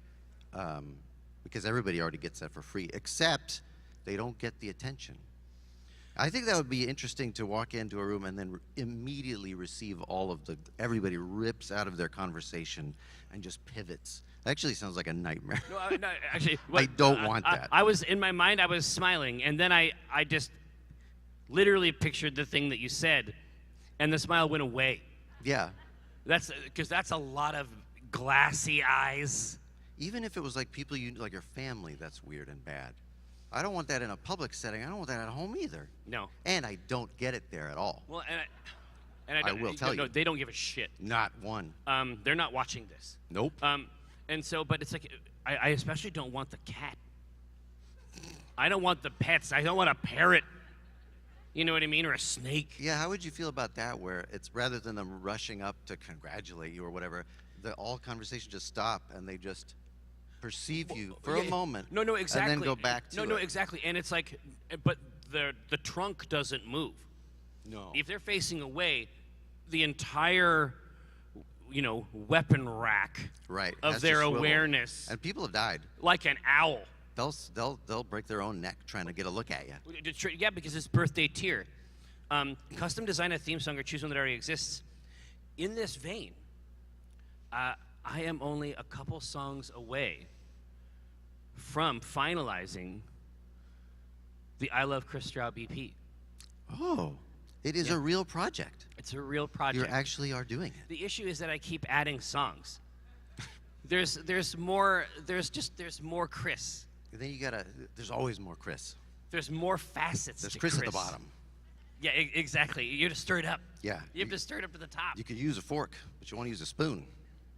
Clues. From my neighbor's alligator bit my tire. Clues moved to Florida. That's what she said. What is your favorite thing you've done this year? God, it's hard to imagine that an entire year has occurred since the last one of these. I have to be honest with you. Time is fucked. Yeah. Time is done, right? We're done with it. It doesn't track. It doesn't make sense. Like I can wear serve a a machine. purpose. Yeah, No, it's I not can for I can anything. wear a machine that literally tells me what time it is, and I consider it a suggestion. Well, Right? yeah. I mean, this used to delineate, like, what should you be doing next? It doesn't matter what time it is. Still have work to do. I still have to do the same things. Eventually, I go unconscious, but that's not the clock. That's No. me doing that. No, or not doing it. It's when you it's the cessation of doing. Yes. Now, A guide. Have you done anything? Oh my gosh! Well, you have your local 58 shit, It's true. right? Nobody knows. I'm not allowed to speak of the aspect of it yet. But Really? So I'm doing a lot of it, and I wish, it's very frustrating to go from webcomics, from producing something every day for an audience to perceive and be like, that's good, I like it. Yeah. Or I don't like it, but there's another one in 2 days. Right. Yeah. Now, just working on stuff privately and not being able to release it, and everybody said, well, he fell off, he's dead, he doesn't want to do this anymore. No, I want to do it very much to the point where I'm doing it. But now I build up all this without the benefit of your excitement. I mean, just that's me pretending to be excited. That's the thing. So I have written 4 video games, and theoretically these were like Penny Arcade video games. Yeah. But Mike could only draw 2 of them because the process of doing work and then it not being viewed for years was so maddening to him. Like, he wants to do the work and put it out, and then do the work and put it out. The idea that you're going to do work and, like, amass it No. for years I to get that. conglomerate it, No. it drove him I think the absolutely work fucking suffers. crazy. I think it suffers. Oh, no, because, If you're primed for that. well, yeah, exactly. Workflow. But because we want to put something out and then see it, but you are also looking at it and getting better. The way that it works with the game Yeah. is that the shit that you made 2 years ago, you fucking hate. Because you're an artist, and that's just how it is. Yeah. They don't. I'm here to tell you right now. I work with a lot of artists. Like, the stuff that if they could go back and kill themselves from 2 years ago, they would. Or just grab the hand with a pen and say, not and this. say no, Not like this. no, just mace them. Slua from New Hampshire, darkest and coldest of shires. The autumns are lovely, though. Asks, oh, hi. Now that the video was really good, by the way. Oh, now that Mike and his questionable predilections are no longer with us, we can finally address the elephant in the room and openly admit that Hydrox, though admittedly poorly named, yeah, it is kind of a bad name for a cookie. Yes. I think my parents were chemists, as you know. It's a kick-ass name for a cookie. I got Really? excited for Hydrox. I don't even know what, it sounds like a bleach. It sounds like it's a solvent. It sounds like something you would eat to bore out your insides, like to fully cleanse. The doctor put me on Hydrox. Oh yeah, But you come home, you're like, I can't still- work. I can't work today. I'm on the Hydrox. It's still moving through my gullet. Are the vastly superior cream-filled chocolate sandwich cookie? Okay. Note to Laura. There's some. I guess people are using these to communicate to Laura now. While not easy to find in stores, thanks to the efforts of Mondelez International. Boo. Mondelez. I mean, yay if they're on the stream. Hold on. Is this lore? Have we cracked through the crust into some type of cookie war lore? Probably. Well, I mean, I know Mondelez does a lot of bad things, so. To ensure the masses continue to engorge themselves only on Oreos? Hydrox are available on Amazon if you would like to offer up a direct taste test to Jerry and Chris. Oh, I see. And there's also a note at the end from Laura. This is very sophisticated content. It's nested. This is like an ARG. Laura's note, I ran out of time, but I promise I'll give each of you a box for Christmas. Well, hey, fair enough. That's very kind. Let's make sure there's nothing on the back. Yeah, I was just going to say, yeah, No. all right, good to know. We're Good to we're know. out. Okay. No, Hydrox, it sounds like a Pokemon. Oh, shit. Okay, sorry. Yeah, listen, we got to keep the lights on, folks. We gotta make sure these are happening in real time. These are the halls of medicine, where you find comfort for a sore throat, a way to quiet a cough, and a feeling of relief for a stuffy nose. These are Hall's Mentholyptus tablets with vapor action. These are the halls of medicine. That's it. That's it. Thank you. I remember thinking that the ad campaign for the halls of medicine was kind of, it's a little bit scary, like the Wizard of Oz. It's like you're visiting an important dignitary Well, no, with it's- your dumb cough. Well, exactly, but there's also this insane, like, fractal realm. It's like I don't want to be interred. I have a fucking sore throat. Yeah. Like I don't need to enter some kind of Lick a immortal wall. mausoleum. This I is- just need a fucking cough drop, man. This is all lozenge construction. Yeah, something about the humidity is making these stick. You want to inhabit a lozenge? No, that's not a fantasy. Somebody's. It's the ad campaign, guys. Saint_JW from the chat asks, Jerry, if the phrase hog wild were to become illegal for some reason, Ow. what would you use instead? Oh, and apologies to Chris for not having sufficient knowledge of your common phrases. Oh, That's fine. I'm still searching for them myself. Brosephine, do I say hog wild a lot? Really? There's a lot of people saying yes. Really? Well, they go. What else do they go? What the hell are they? They go squirrel wild, Well, okay? I guess they could go squirrel wild. It's You know what I would misapplied. say? If I couldn't say hog wild, which apparently is something that I do, I would say that they go shithouse. And Oh, no. there's no downside. Like we don't lose with shithouse. I feel like you gain something. It's just you can't say it around children. They need to hear it. Where are they going to learn it? You want them to learn on the streets? Yeah, exactly. You want them to learn in an actual shit house? Yeah, exactly. You don't want them in that real shit house. These kids ain't ready for the real shit house. See if I can optimize a single hand envelope degloving. Chris, How'd it go? Went okay. Chris Perkins, but not that one. Oh. From Fresno, California, asks, "Hey Jerry, did you give your zipper a check before going on stage? If not, maybe give a quick look over." We'll just do a little maintenance. That's just good news for everybody if you want to check Thanks, it. Twitch. And then the Twitch stream blanks out. So you can't play with the zipper. There's a lot of stuff you can do.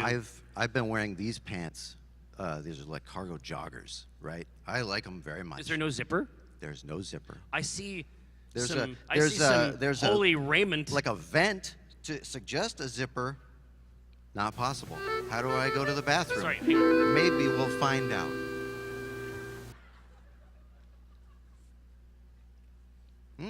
Okay, here we go. New Taster's Choice Colombian Select with half the caffeine. Why do I have to sing all these? I'm not going to sing it in a feminine and friendly voice. I'm going to sing it in a death metal voice. Get a full cup of flavor with only half the caffeine. That kind of coffee you'll savor from all Colombian beans. I just wanted to make sure that Dave saw it. That was marvelous. Anyway, let's go back to your dick. Yeah. So the penis, basically, the withdraw. Yeah, The exactly. advertising. No, I gotta pull down over the top.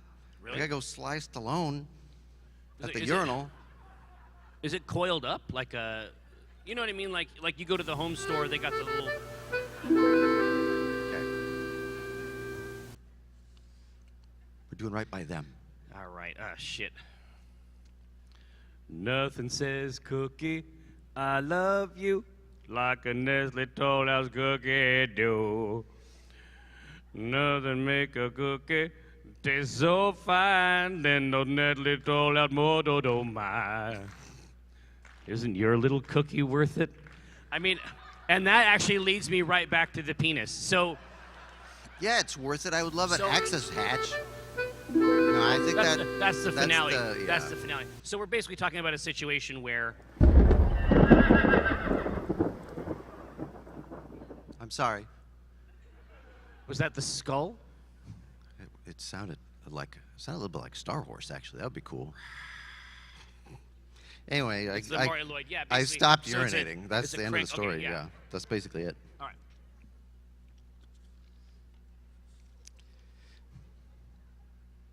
So the dick material's working.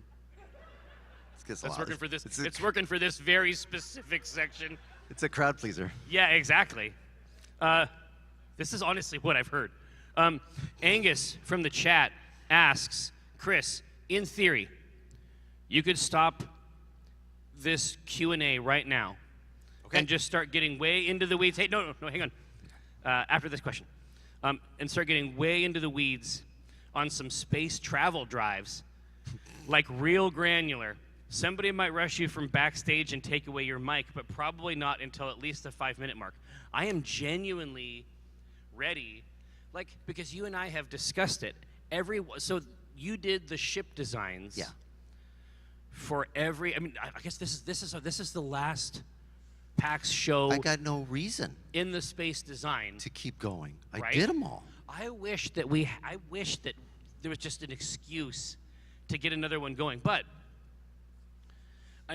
you really do, every one of these things is labeled, and I know for a fact you fucking thought about it.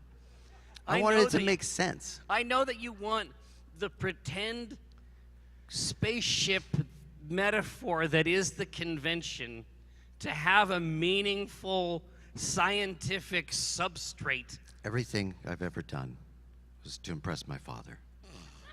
That's it. I want him to, and I know the way in which he watches any science fiction. He saw the movie Arrival and didn't like it.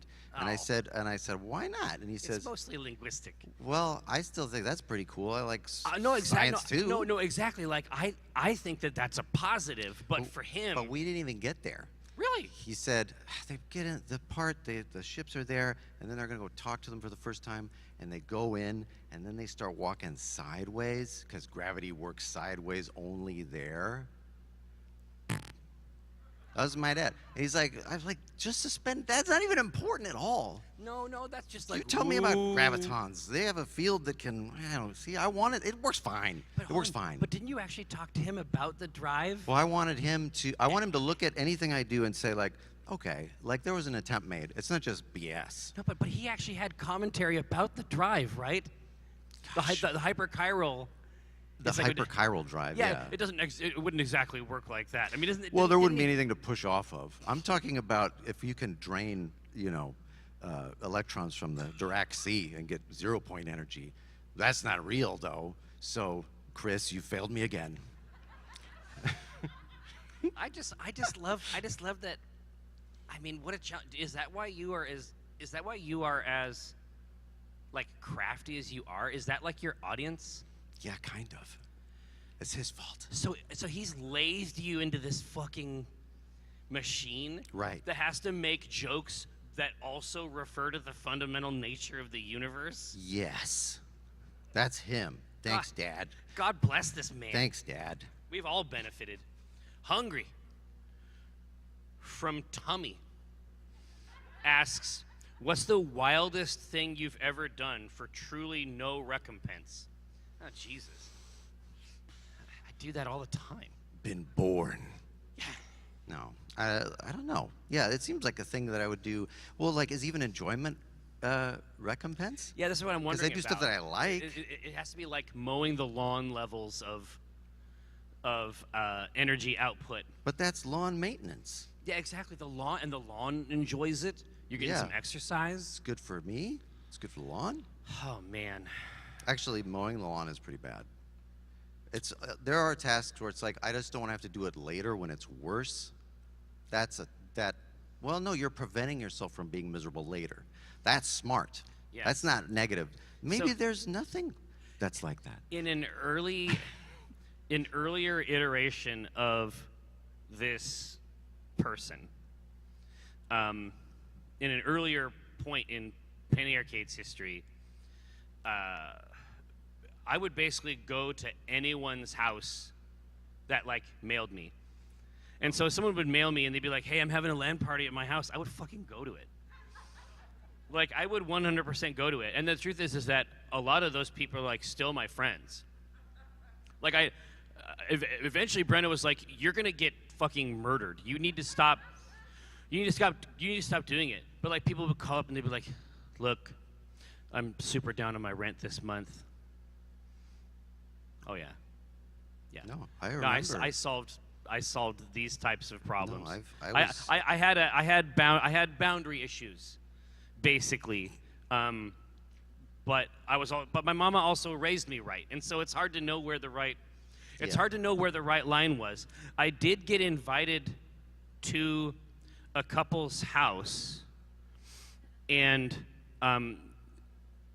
I think that these men hoped the night would go differently. I mean, did it go like well in general? Was it like a nice, polite, interesting, or was it not even that? I feel like there was too much wine available. Was it like all bottles opened? Well, yeah, they're open. We got to drink them now. They're gonna go bad. It was one of the most interesting. It was one of the most interesting dining experiences of my life. Because I was being looked at as though I were one of the food items. And I eventually had to go. I'm very curious about how. I'm very curious. End sentence. But all of it. No, yeah, I'll finish the story. I'll type it up. If I wasn't already, yeah, it's an archive of our own. No, I was gonna say, I wrote the whole story down. How overt was it? I mean, I'm sure as it advances, it starts as the evening goes on. Maybe it begins to increase. I think that there was a certain amount of slavering, and then it's like when it became clear that the slavering was not being attended to. Exactly.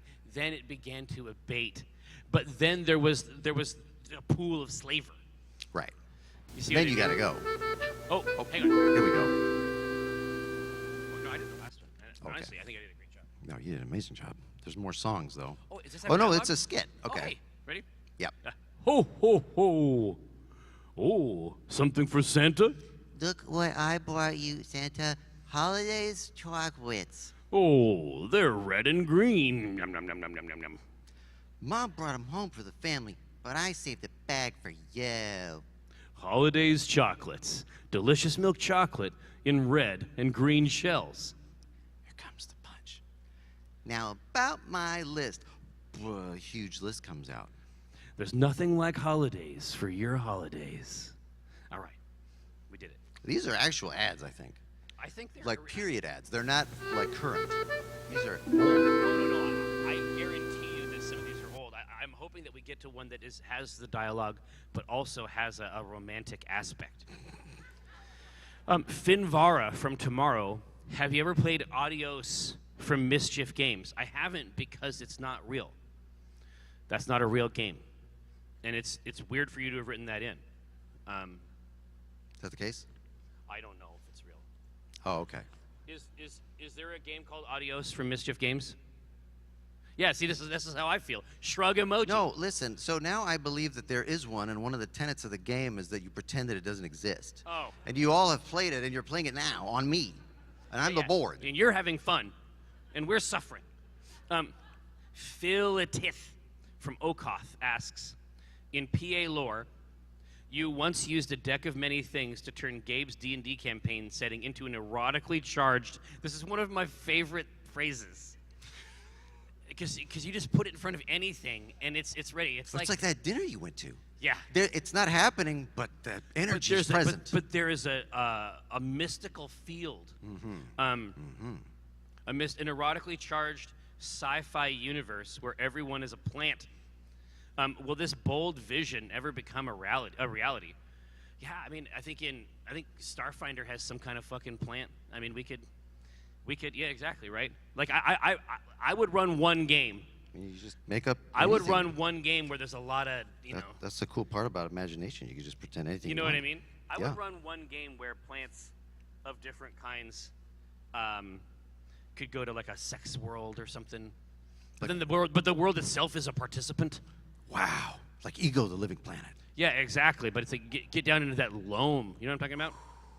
Fibbish Fabish from Dervish Davish asks, I recently became unreasonably angry when someone said they'd never watched any reality television ever. All right. Let's break this down.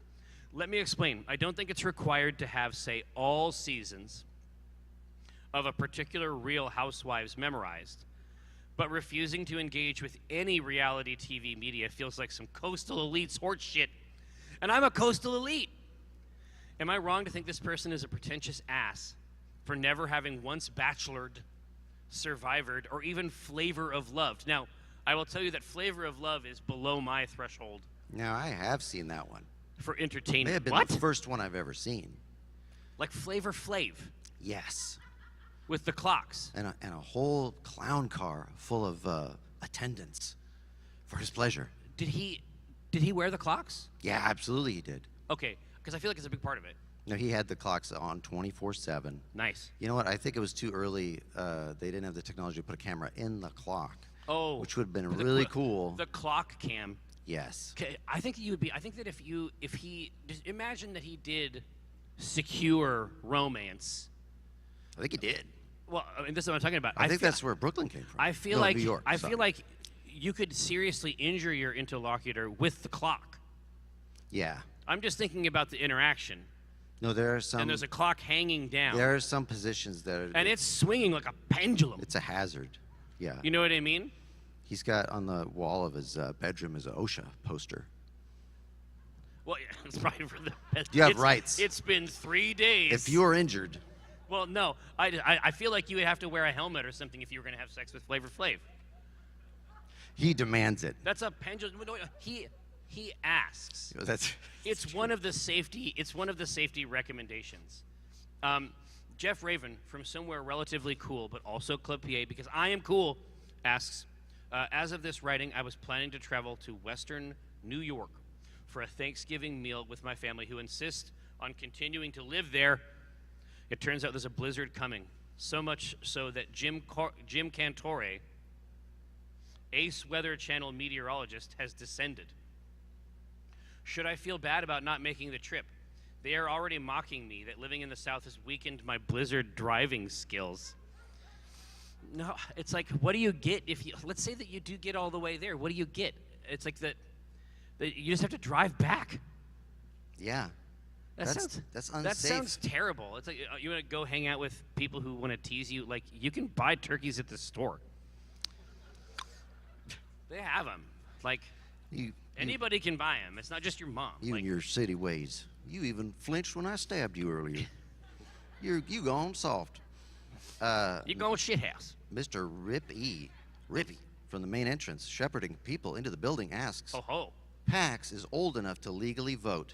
There have been many things that have happened is it? at PAX over the years that one misses for a variety of reasons. What is one PAX thing that occurred that you wish you were able to participate in or otherwise experience? For me, it will always be All Hail Ball, which I Oh. missed because I was in grade school in NYC and didn't know what Penny Arcade was.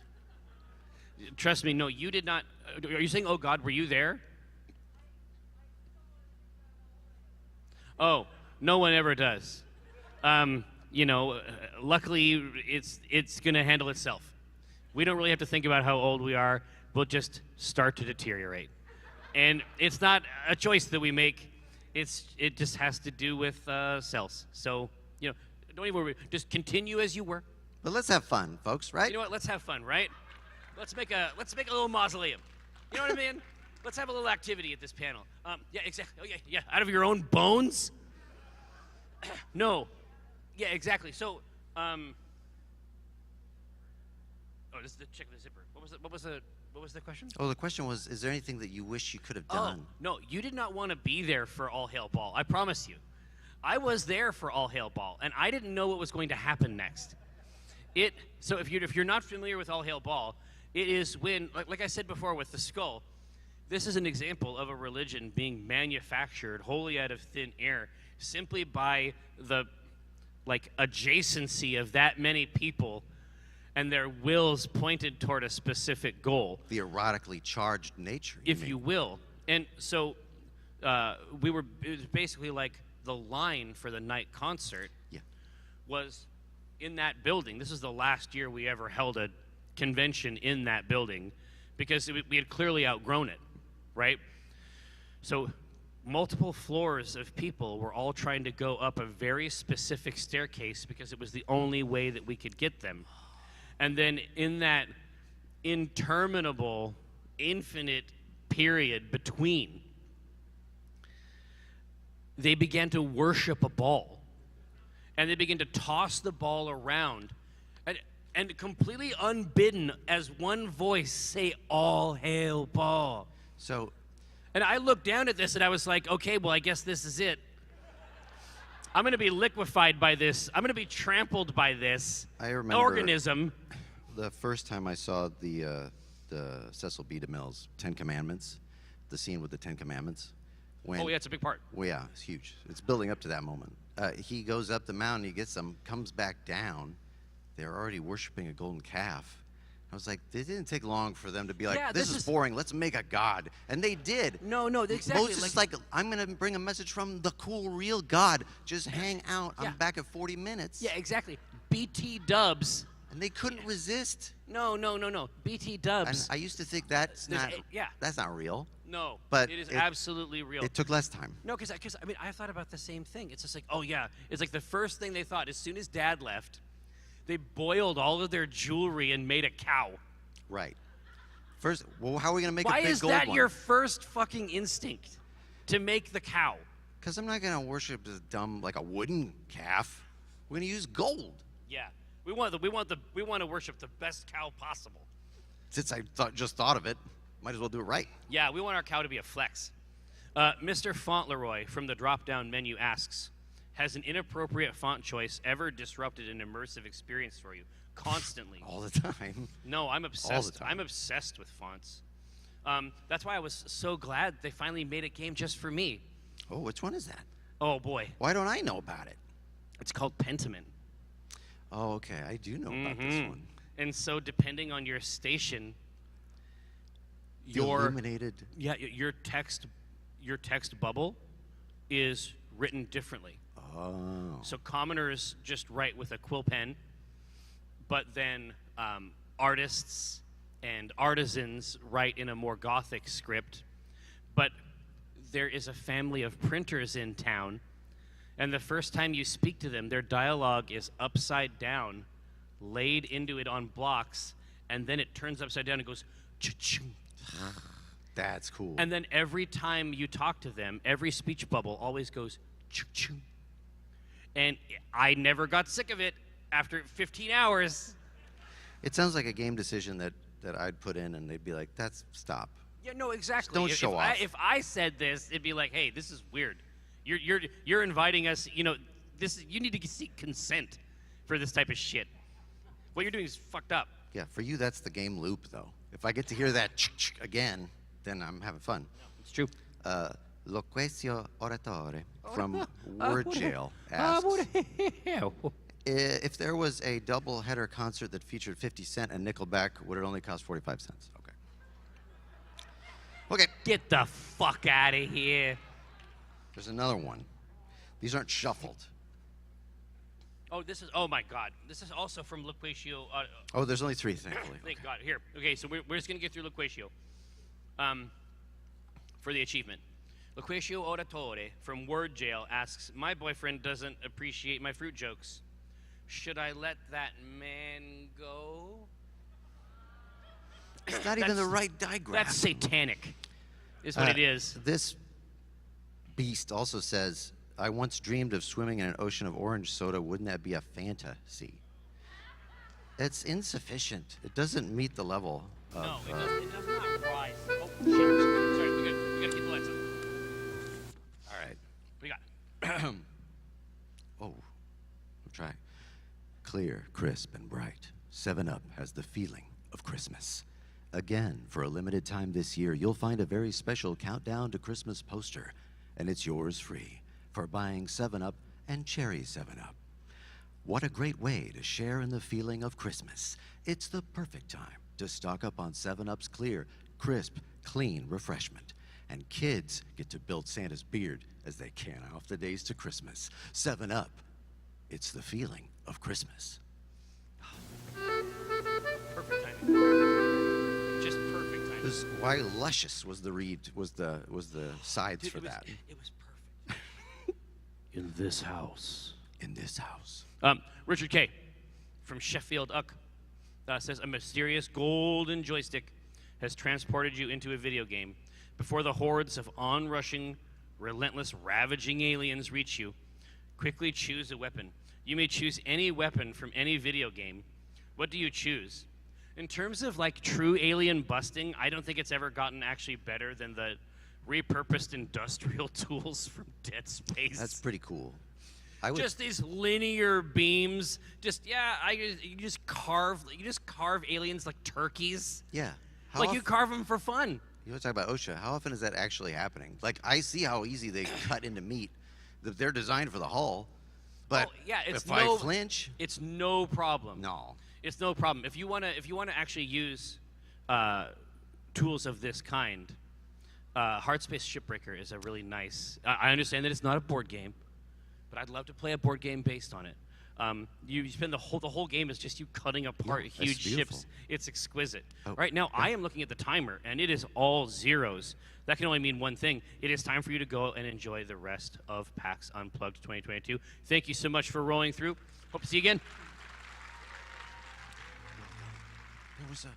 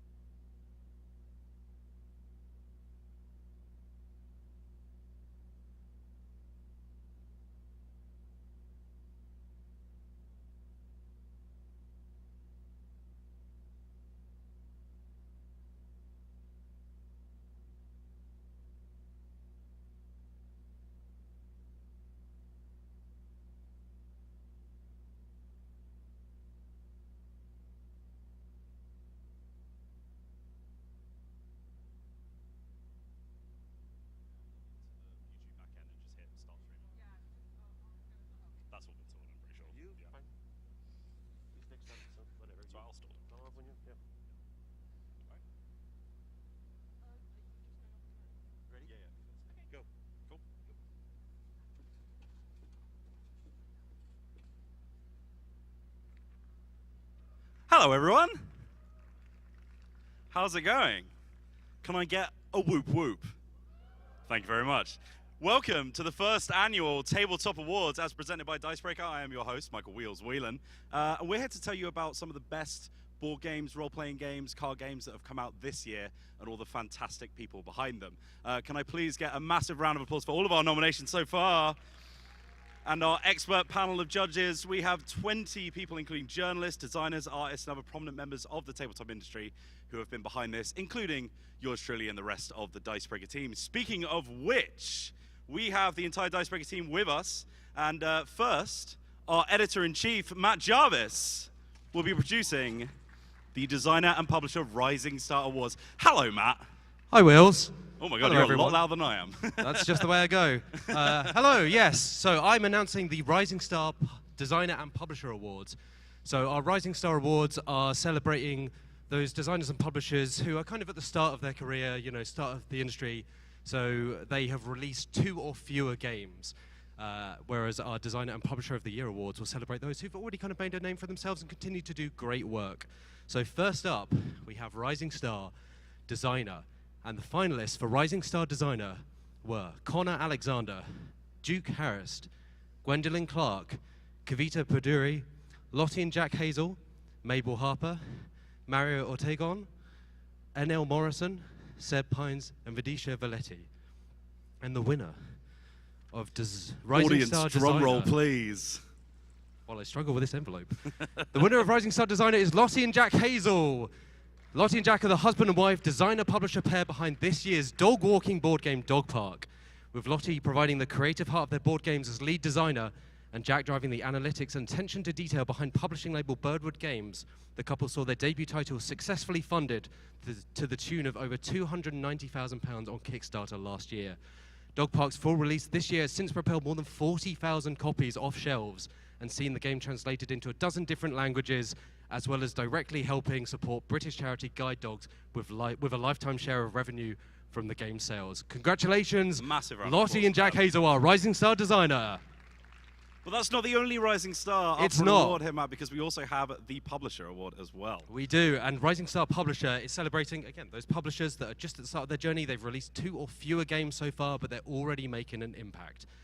And the Rising Star Publisher finalists are Adderstone Games, Birdwood Games, Chatbook Co-op, Coyote & Crow LLC, Dinoberry Press, and Possible Worlds Games.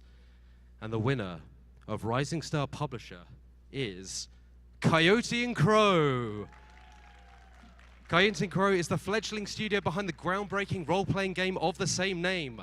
Led by owner Connor Alexander, Coyote & Crow represents a tidal change for Native American representation on the tabletop, with the studio bringing together dozens of writers, artists, and other creators, the majority being American Indian, to quickly follow up on the tabletop RPG's acclaimed success.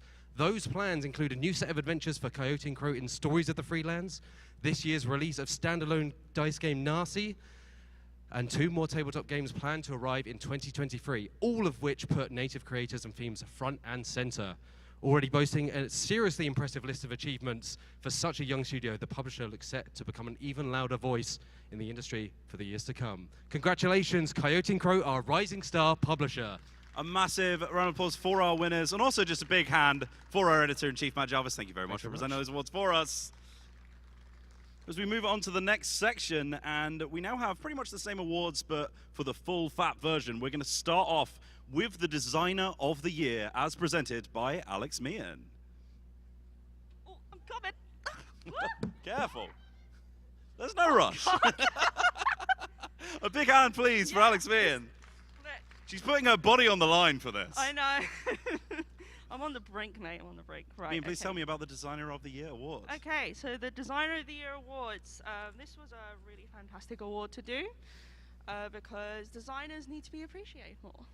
And we've got some amazing nominees for our Designer of the Year. Our nominees are, for Designer of the Year, Banana Chan, Cesar Kapakle, Colin Lisware, James Nithan, Jiyeon Shim, Johnny Pack, Lynn Hardy, Paul Denon, and Will Jobst. And the winner of the Designer of the Year is Banana Chan. A massive round of applause for Banana Chan, as featured on the Dicebreaker YouTube channel multiple times. Yeah, fantastic. Known for creating narrative-driven role-playing games that tell meaningful and diverse stories, such as Zhongxi, Blood in the Banquet Hall, and An Exquisite Crime.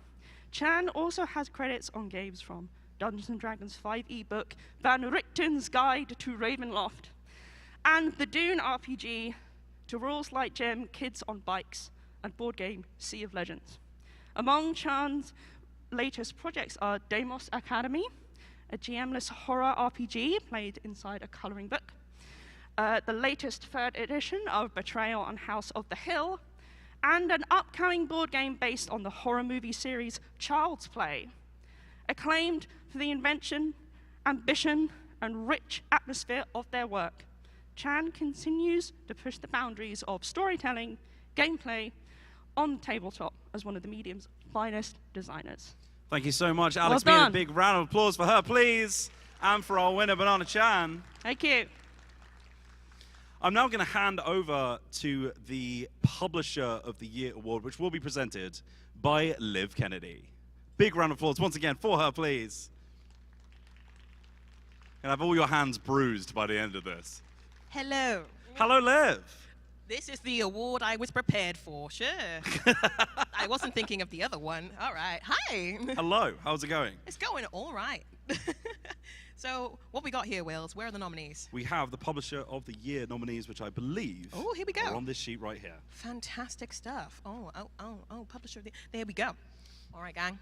So, Publisher of the Year nominees are Free League Publishing, Games Omnivorous, Lucky Duck Games, and +1 XP.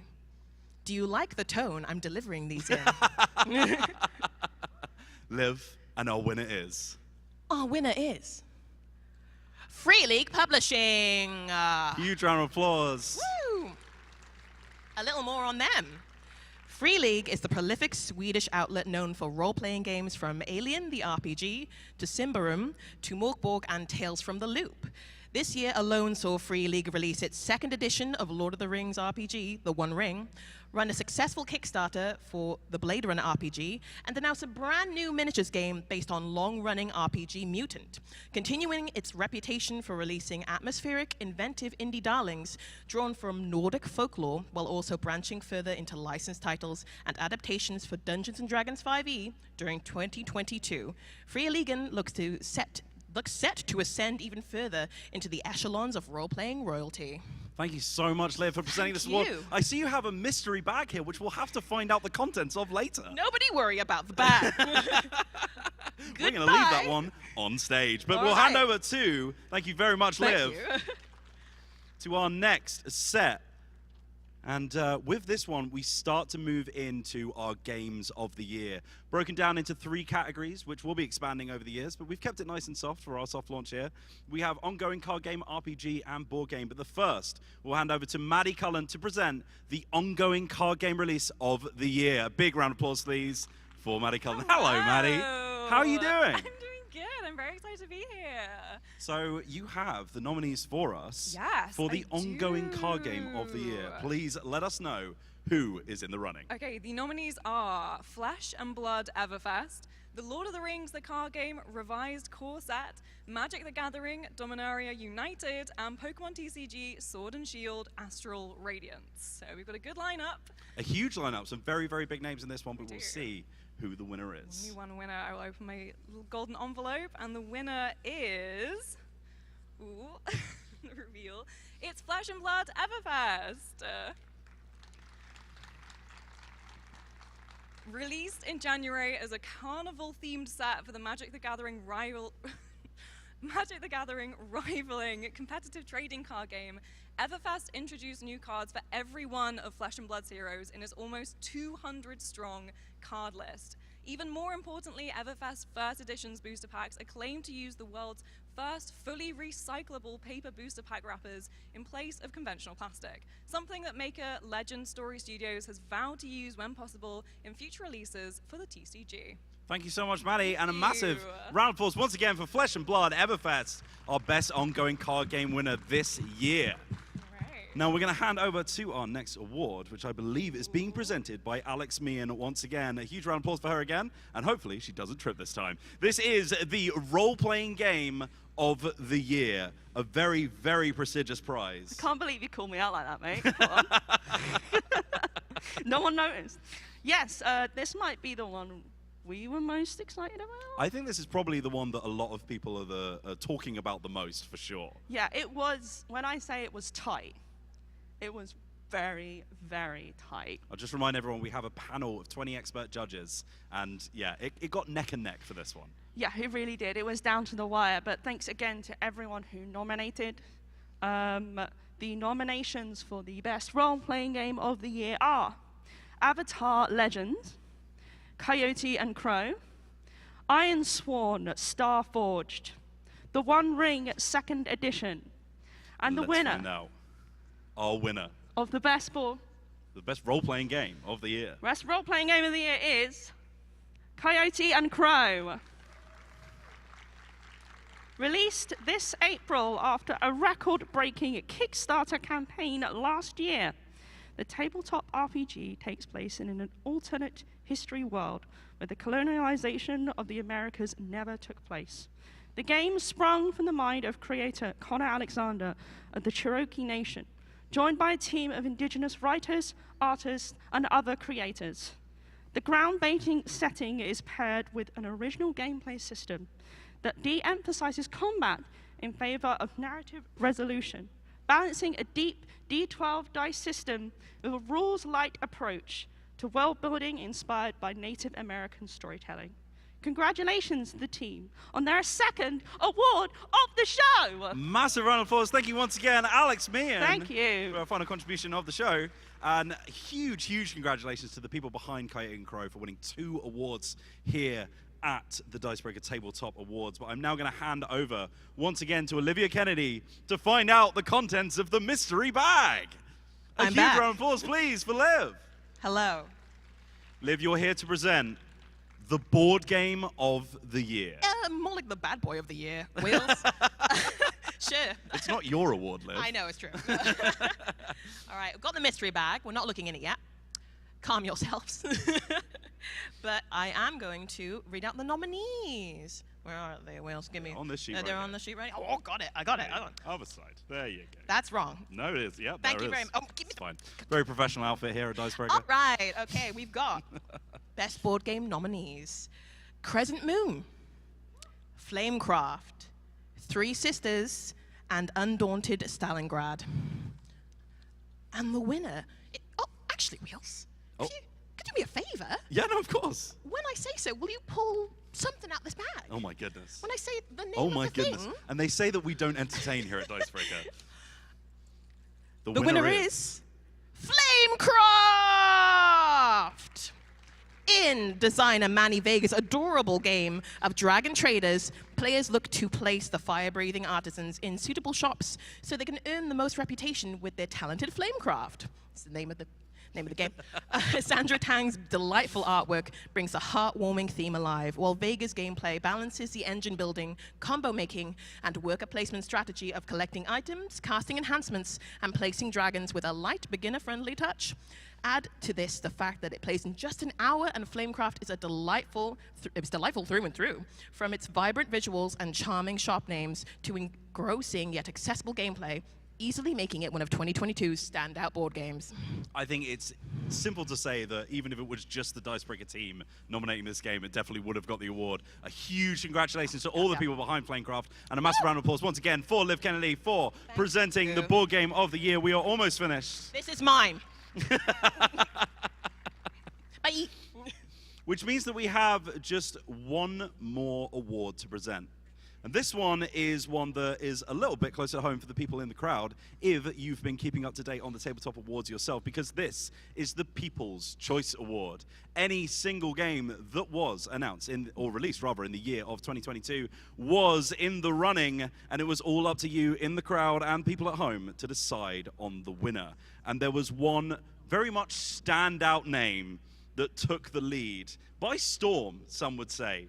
So I'm pleased to announce that the People's Choice Award, as voted for by the public, with thousands of votes in our first year, nominating dozens of games, but only one could win. Our winner is Beam Saber, Austin Ramsey's role-playing game of giant, powerful mechs and their fragile human pilots received hundreds of votes, winning players over with its combination of high-action, tactical gameplay, a clever evolution of the Forged in the Dark system using Blades in the Dark that sees players divide time between intense battles and character-driven downtime between fights, an exploration of the physical and psychological costs of war. Thank you so much, everyone, for watching our fledgling first ever Tabletop Awards here at PAX Unplugged 2022. Please give yourself a massive round of applause for being such a gracious audience. If you want to see more from us, please head on over to dicebreaker.com and youtube.com/Dicebreaker, where we have all of the most incredible news on tabletop and everything beyond. Thank you so much. I've been Wheels, your host, and we will see you next year. Goodbye!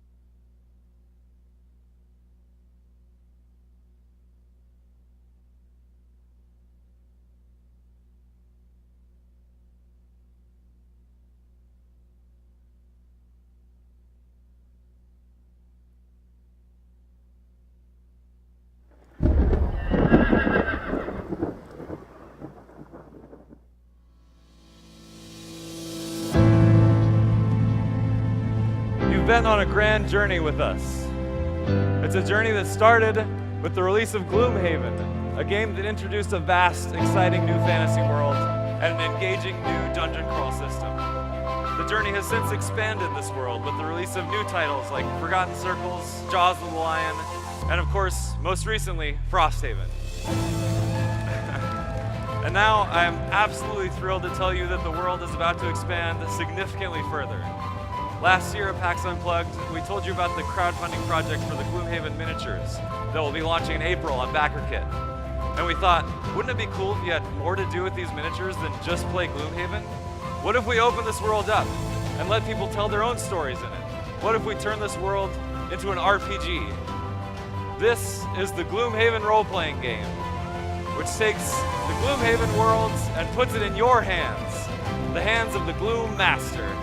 We're giving you the tools and the lore to create your own stories in Gloomhaven and the surrounding worlds. And it will be available right alongside the miniatures in April. We've created a robust skill system that makes interacting with this newly expanded world and uncovering its mysteries always engaging. And when you run across a situation that can only be resolved with weapons, well, the Gloomhaven combat system will still be there to make sure that is always interesting as well. But this isn't just the board game with the GM. First of all, we've opened up the playing field to allow any class and ancestry combination. You can be an Inox Spellweaver, an Orchid Tinkerer, or anything else. And both classes and ancestries have their own set of cards so that you can always create a truly unique ability set. And this newly developed system integrates card management into the role-playing experience as well. So we've added a third skill check action to these cards, which lets you perform great feats out of combat, but also opens up a new dimension in combat, letting you swing from chandeliers, kick through walls, or even convince the bad guys to stop fighting. You can use the terrain and monsters and story from all other Gloomhaven products to enhance the experience, but to dive in, all you really need is the core rules, a deck of ability cards, a modifier deck, and an active imagination. But why am I telling you about it when we could just see it in action? So I'd like to invite to the stage some special guests to help me kick off a live play of the Gloomhaven role-playing game.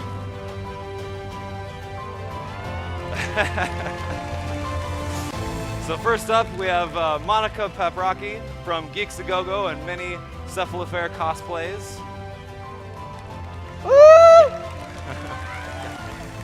You ready? She is playing Zumar, the Savas Beast Tyrant. We have Danny Quatch from Roll20. And he's going to be playing Bors, the Inox Spellweaver. Woo! Tanya De Paz from Rivals of Waterdeep and Into the Motherlands, playing Avara, the Quattral Sunkeeper.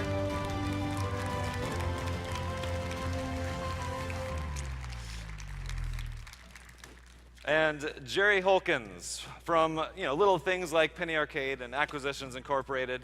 He'll be playing Orin, the human scoundrel. And of course me, Isaac Childress, I'll be playing Burge, the Orchid Tinkerer.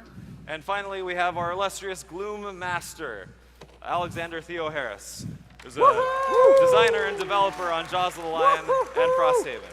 Woohoo, Alex, yeah. Oh, yeah. Hello, everyone. Hello.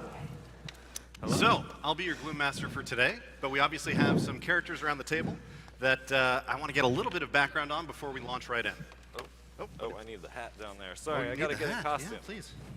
Disrupting everything.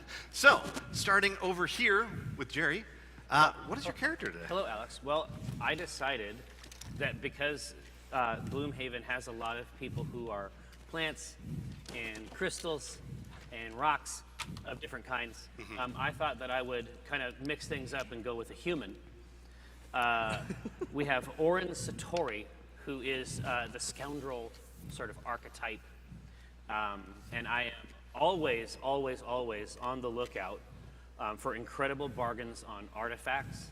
And I am built such that I can secure these by any means necessary. Sounds like that might come in handy.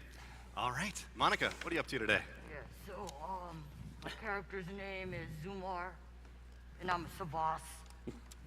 And I have a animal companion named Kuya, the tortoise. And yeah, we like going on adventures together, but I guess we have a little bit of a issue going on, and that's where I meet my fellow adventurers here. Sounds good. Isaac, what are you playing today?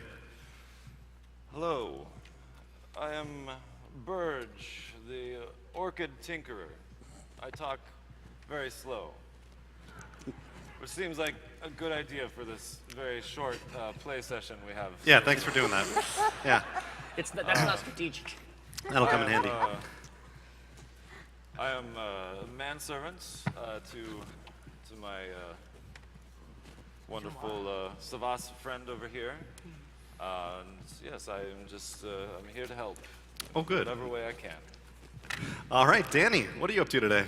I am playing a Inox spellweaver named Boris Borealis, and he's this big, massive Inox, but he hates his size, and he's gotten into magic because he wants to hide it a little bit. He has 3 big horns, and you can see some of the horns have been fixed by ice, and he has a little ice magic, and that's my best friend right there, Avara. Avara? Best friend? What's your story? Well, my name is Tanya. I'm playing Avara today. I am a Quattrel Sunkeeper, and, you know, the polar opposite of my best friend here. I think I am much bigger and stronger than I actually am, because Quattrel are very wee. And I've decided to just be a Sunkeeper and just throw tradition out the window. Tanya, is polar an ice joke? Yes. Okay. I'm just checking. All right. And so, Isaac, I think that just the last thing we need is confirmation that everything that happens on stage today is, in fact, canon in Gloomhaven. Oh, boy. Sure. Yeah, let's do it. Well, that's You going to be a all mistake. heard it. Here we go. You heard it here, folks. Oh, boy. We begin our adventure in a rowdy tavern called the Sleeping Lion. Located in the city of Gloomhaven's industrial boiler district, the Sleeping Lion draws patrons from all walks of life. Its claim to fame, however, is the mercenaries it attracts. Anyone with a need knows they can walk through the heavy wooden door and find the best of the best and the worst of the worst. This afternoon is quite lively. It's payday for the textile workers, so drinks are running freely. Friendly banter is punctuated by rude stories and heartfelt laughs. A group of Inox are pounding the bar top and demanding another drink. At the front of the room, a few other mercenary groups court potential employers as they walk through the door. What are you doing? I'm keeping an eye out for my friend here in case those other Inox decide to start trouble. Yeah, Boris goes straight to the corner and just kind of sides eye and is like, I don't want to be associated with them at all. And it's almost using Avara as a shield, even though they're super small. The Inox is just standing above and it's just like, No, Avara's sitting there kind of like menacingly tapping this on the table like, you can try it. yeah, why are we even here? Money? Money is important, but we have each other. I got bills. Okay, bills first, and then friendship. Got it, okay. No, friendship first, but they pay me the money for the bills. You were my friend. Okay. And I shared the money with you. Oh, great. Yes. Let's make money. Yes. Hell yeah. It sounds great. I have been drinking from an empty cup, pretending to get more and more drunk for the last hour and a half. Oh. I am a receiver station for absolutely every piece of information that comes into the bar. Interesting. And I am trying to find the wealthiest, the most tantalizing employer/mark that I can find. Yeah, that makes a lot of sense. You know, most of the mercenary groups are posted up near the door where anybody can just wander in. It's usually a lot of like checking out on infidelity or finding lost pets or removing animals from gutters, that kind of thing. So having your eye out, you're able to actually notice that there's some folks wandering in that seem to be more interested in the goings-on. They haven't approached anyone yet, but you do see that there is an orchid who seems to be eyeing around the tables. Okay, so this is a noob. This is like your first night at the club. They don't know the rules. They don't know the angles. This is where I shine. I am not drunk, but I am drunk. Sure. As I approach them. So what I'd like you to do is flip an influence check. Right from here. Yep, right from there. And you're going to add your base influence value to Now- whatever you flip on that. Now, Alex, if I'm trying to deceive someone with my hand, would we say that this is, I'm deceiving them with my hands? Let me see how much I can manipulate Are you asking for a finesse check when you're trying to, so you're trying to pretend to be drunk? Exactly. Physically. Friendly, right? The cup is Sure. lilting, it's tipping, it's almost like dangling on the end of a Uh-huh. finger. I've saved it just in time. Yeah, so you're pushing your limits to see where this Yes. GM is going to pull you back. Is that Yes, what's happening exactly here? right. Yeah. Yes, we need to do that at the very beginning of the Yeah. game. Yeah, I that's need to see important. how much I can get for the rest of the Yeah. game. No, you know what? I'll let you do a finesse check. That sounds like it makes sense. Yes. Let's see what you got. Now I get a +2 bonus because that is the part of my tree that I chose on my character sheet. Let's do it. For sleight of hand. Good job. +0, but sleight of hand gives me +2 to deceive someone with my hands. Aha, and you are spinning that cup. Oh, yeah. Yeah, Doc Holliday style. Good. Okay. So you do a decent job kind of wandering into the midst there, but it's not a phenomenal job. And it's. I mean, I don't, that's rude. that's hurtful. Alex. I'm sorry that you are not good enough at being a drunk. Listen, there's a much easier way to be drunk. I should have just done it that way. Just drink. Yeah. There's a potion that helps. Okay, so you managed to stumble out in the crowd there, and you're doing a good job kind of maneuvering, doing the wobble. Yeah. But unfortunately, there are plenty of other people who are traditionally drunk here, and one of them crashes right into you with their back, a giant inox, just hits you from behind and goes, "What did you say about my horns?" They're incredible. They're the best horns I've seen in this bar. These are award-winning horns. Have you won an award for these horns? Because they're exquisite. Yeah, go ahead and flip an influence check on that one. How about +2? That's actually pretty good.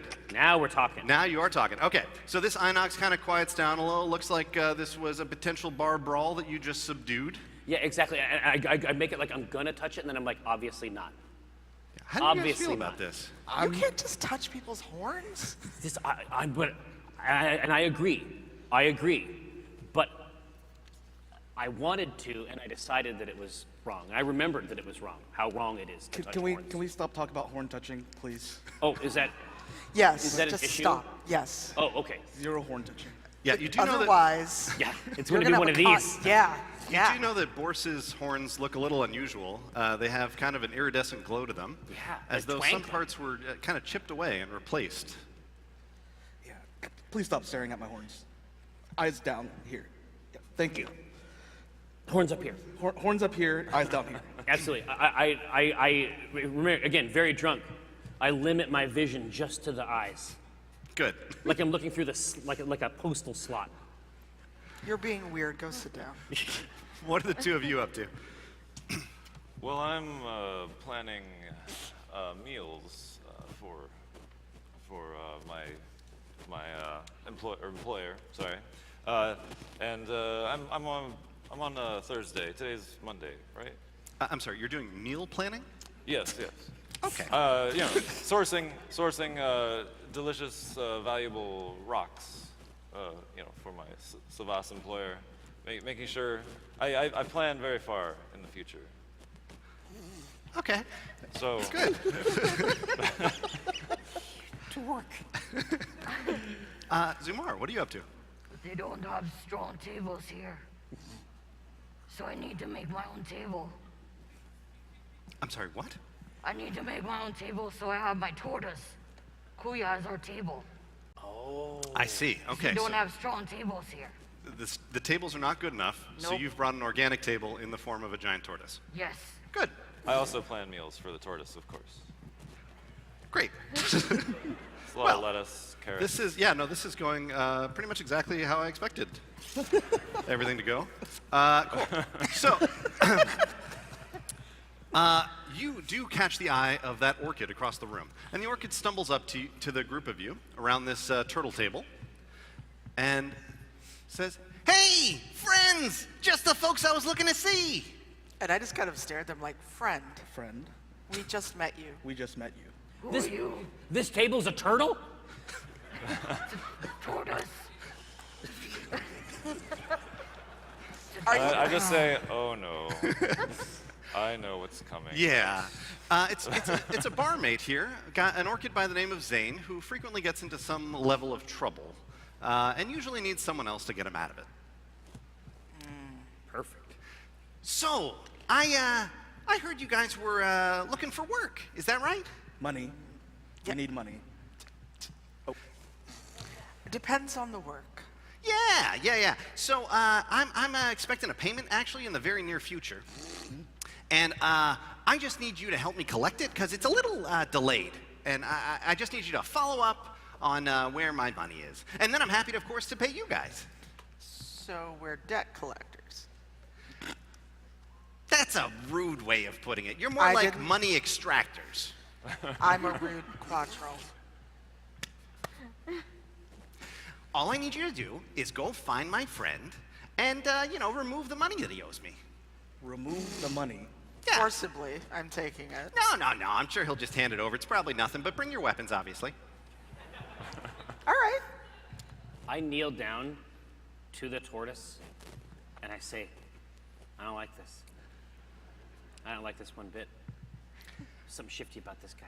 So I can pay you guys 2 gold. What? That seems low. Wait, 2 gold total? Or each. Oh, wait. You're good at this. You're very good at this. So hold on. You want us to go collect your money that you are owed for 2 gold for 5 people? Right, so I agree. That's, No. Okay. How about we make it 10 gold each? 10 gold each? And then if we don't have to murder him, it's 15 as a bonus. Wow. Big savings. I would take it. I would take this offer. Wait, you want me to pay extra if you don't kill the guy who owes me money? Yes, because think of it this way. If we don't kill the guy who owes you money, we don't have to clean that up. There's less work we have to do. And it's not on your record because everyone knows he owes you money. We could just trace it back to you. I feel like I've been backed into a corner. Good. And I accept. All right. Well, if you could just head to the Travelers District. It shouldn't be really much of anything. A guy named Oz, you'll find him there. He's got a storefront. Just go chat with him. Tell him, I've sent him quite a few folks recently, and it's about time that he pays up. So what's our guarantee that you'll still be here? Oh, I basically live around here. Okay. You've already sent people? Oh, no, not people like you guys. I mean, you guys are armed. We are. No. I just sent. He sometimes needs workers to go help in the store there. The store? What kind of store? It's a novelty shop. They sell bric-a-brac, bricks, brack. Yeah, that got you. That got me. Do they sell rocks? Sure. Yeah, no, they sell rocks to people who buy them. Who buys rocks? That's a great question. Rock collectors. Depends on the rock, really. Some are quite nice. Well, bricks are rocks. Or other rocks? Are bricks rocks? Why are we talking about this? If you squint. Yeah, it's a form of rock. Not a nice rock. So but I a rock hold my hand nonetheless. out for this map or whatever we're getting to. Oh, it's just in the Travelers District, easy to get to. Just turn right at the giant swirling black void. And, I'm sorry, what? Oh, don't worry about that. Oh, okay. That's just a signpost? Oh yeah, it's just like a local landmark. It's a giant swirling black void that anything you drop into it turns to a black dust. Okay. Easy way of disposing. You of know, I bodies. had a cousin who gave directions like this, and they also found a void. We never saw them again. Ah, that's not gonna happen to you guys. Anyway, good luck. Can you take us? No. I wouldn't be anywhere near No. I have like a little operation going here. I've got this corner because I actually don't have a table. You guys have that turtle. It's a tortoise. Tortoise, right? Yeah. Bric-a-brac. The corner we backed you into. Yeah. So I'm just gonna stay here. You guys bring my money back, and then I'll parcel it out as we agreed or whatever. All right. I just want to see what happens. This is the weirdest dude around. Well, I mean, if the deal goes bad, you've got a dagger, I've got this. I got tortoise. Yeah, there's a gigantic table that's also a tortoise. The deal is definitely going to go bad. Oh, yeah. I've been an adventurer too long. We know how this is going to go. It could go good, and then. The Oh, important you're thing such is an optimist. Ah, yeah, see, this guy's for got it it. to go bad. What if it goes really great? Then I should get a discount. No. Okay. Yeah, you should be paying me. Yeah, I think the longer I'm getting dumber, the longer we spend around this guy. All right, let's do it. Let's get these coins in here. Okay. You guys Good start place. heading out the door, and as you're going, Zane actually says, "Hey, Burge, can I have a minute just with you?" Absolutely. Yeah. So I just had a quick question for you. I already know what you're gonna say, but go ahead. Okay.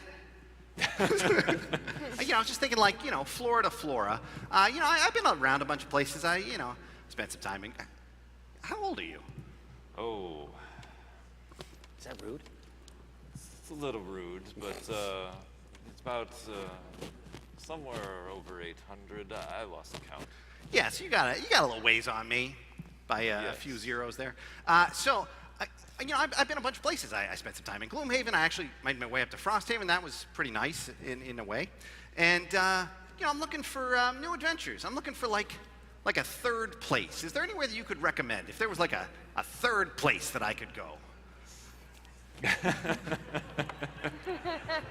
You look like a pretty well-traveled guy. I'm happy to hop in a wagon, go pretty much anywhere. Well, I have spent quite a bit of time on the eastern continent. It's a nice. That's nice. Nice location, yes. Oh. But I make no guarantees. That it'll be nice for you. I see. Okay. Yeah. All right, They're well.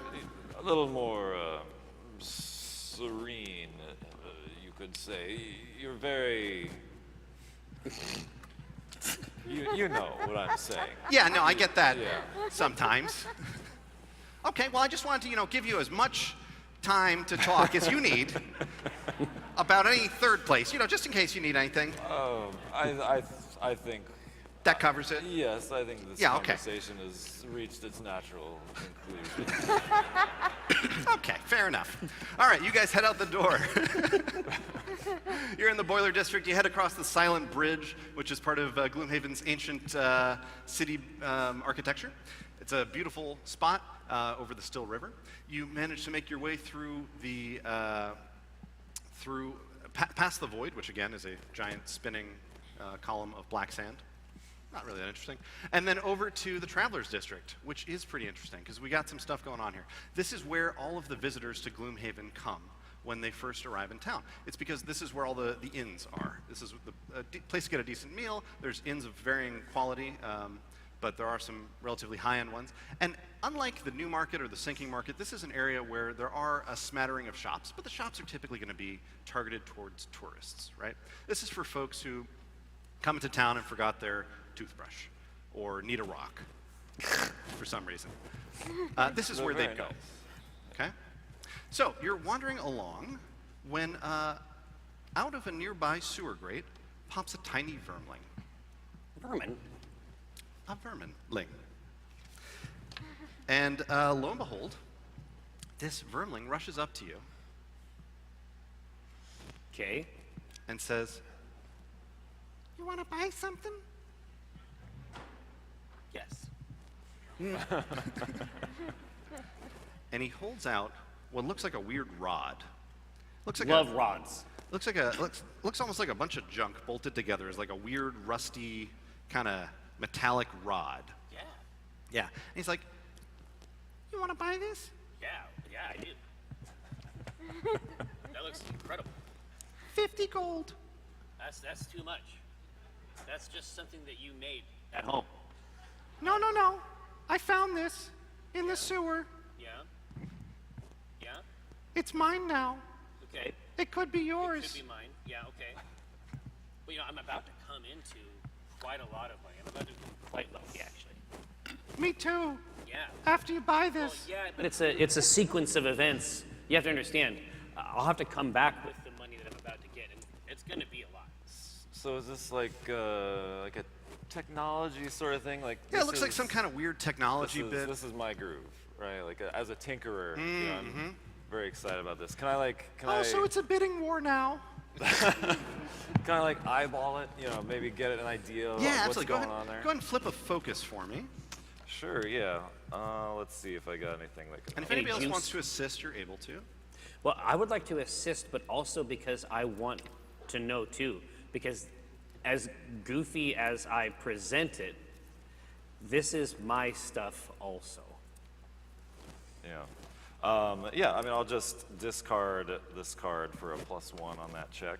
Okay. No additional bonuses off that card? And I got another +1 on focus. Okay. So I will flip the card. And we got a 0, so that's a 2 focus. Yeah, it looks like it's pretty hard to tell. He's definitely holding it closer to him than you'd like. And there's definitely some parts of it that it looks like he's trying to cover with his hand. But the parts that you are able to see, it does look like it is something. You know, is this an ancient artifact? It does look old. The reason I ask is because as a collector, I can have +1 knowledge or +3 if the check concerns what I collect. This is what I'm saying. I'm just playing some Gloomhaven RPG here. You know. So do you want to try to get a closer look? Is that what you're? Yes, but I'm trying to be chill about it. I try to be a goofball all the time, but there are very specific things I'm looking for. Okay. 3 of them specific. Okay. Well, in that case, this does look like some sort of ancient technology. Yes. So let's say +3, and then we'll give it a little flip, and it's 2x. Holy mackerel. Wow. So now what? Now I own Cephalofair. I think if I get a check this high, I think that now I can't wait. I got a lot of big ideas. Rules are rules. Yeah. What are you gonna do? So I basically this is exactly what I'm looking for. Yeah. In terms, I would know. Absolutely. So you take a really close look at it, and you can see kind of the curves and contours. And this is definitely a spoon stapled to a drying rack. That's all it is. I mean, well, it depends on how you value spoons or drying racks, but yeah. Yeah, if you have something wet, I mean, you would want to put it on there, Yeah, I guess. or if you need to eat soup. Yeah. That's you gonna get wet in the process Or of eating both, the yeah. soup. Yeah. As I have neither soup nor anything that needs to dry, I'm going to just stare at this verminling. So we have a bidding war? we have the opposite of a bidding war. Now you've wasted my time. 25 gold. How about you give us that and you walk away from here in one piece? All right. Go ahead and flip an influence check. This is going to be opposed by 2 his times. influence check. Come on. Yeah. You guys shuffled these, right? I shuffled it many, many times. You handed me these cards. Yeah, you should probably shuffle that. But we'll count the time. Yeah. Oh, I see how it is. Uh-huh. All right. Not that I want This the drying tiny vermling is absolutely terrified. Looking eye to eye with you, because you're also, on the shorter side. Yeah. Yeah. But immediately scurries back down into the sewer grate, leaving this fantastic-looking drying rack and spoon behind. And I just pick it up and hand it to you. Thank you. I'm super excited for a second because I haven't figured out what it is yet, but then I get a closer look, I'm like, oh, yes. I see.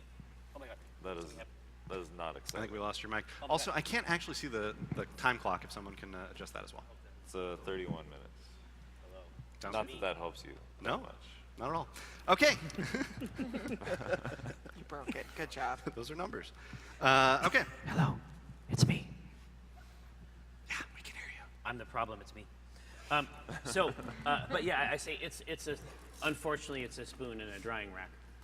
So unless you want to eat soup or dry something, Yeah. you know what I mean? Yeah. Can we stop doing bidding wars? I kind of want to take my nap, and we need to Oh. find this person named Oz. Yeah. Wait, Naps. there was no Naps bidding are war. Did you very not see important. there was like a little thing, and they were bidding about this? That map? was a waste of time. Can we stop wasting time and find a person named Oz? So speaking of which, there is a shaved ice vendor nearby. Really? Yeah. So if anybody needs that, that's available. No. Is it Oz's shaved ice? It is not. Okay. Well then I think we can safely avoid that. Okay. Fair enough. So you continue looking around in the Traveler's District for any sign of Oz, and lo and behold, you find a storefront. Looks like a kind of a not great storefront in a pretty great location.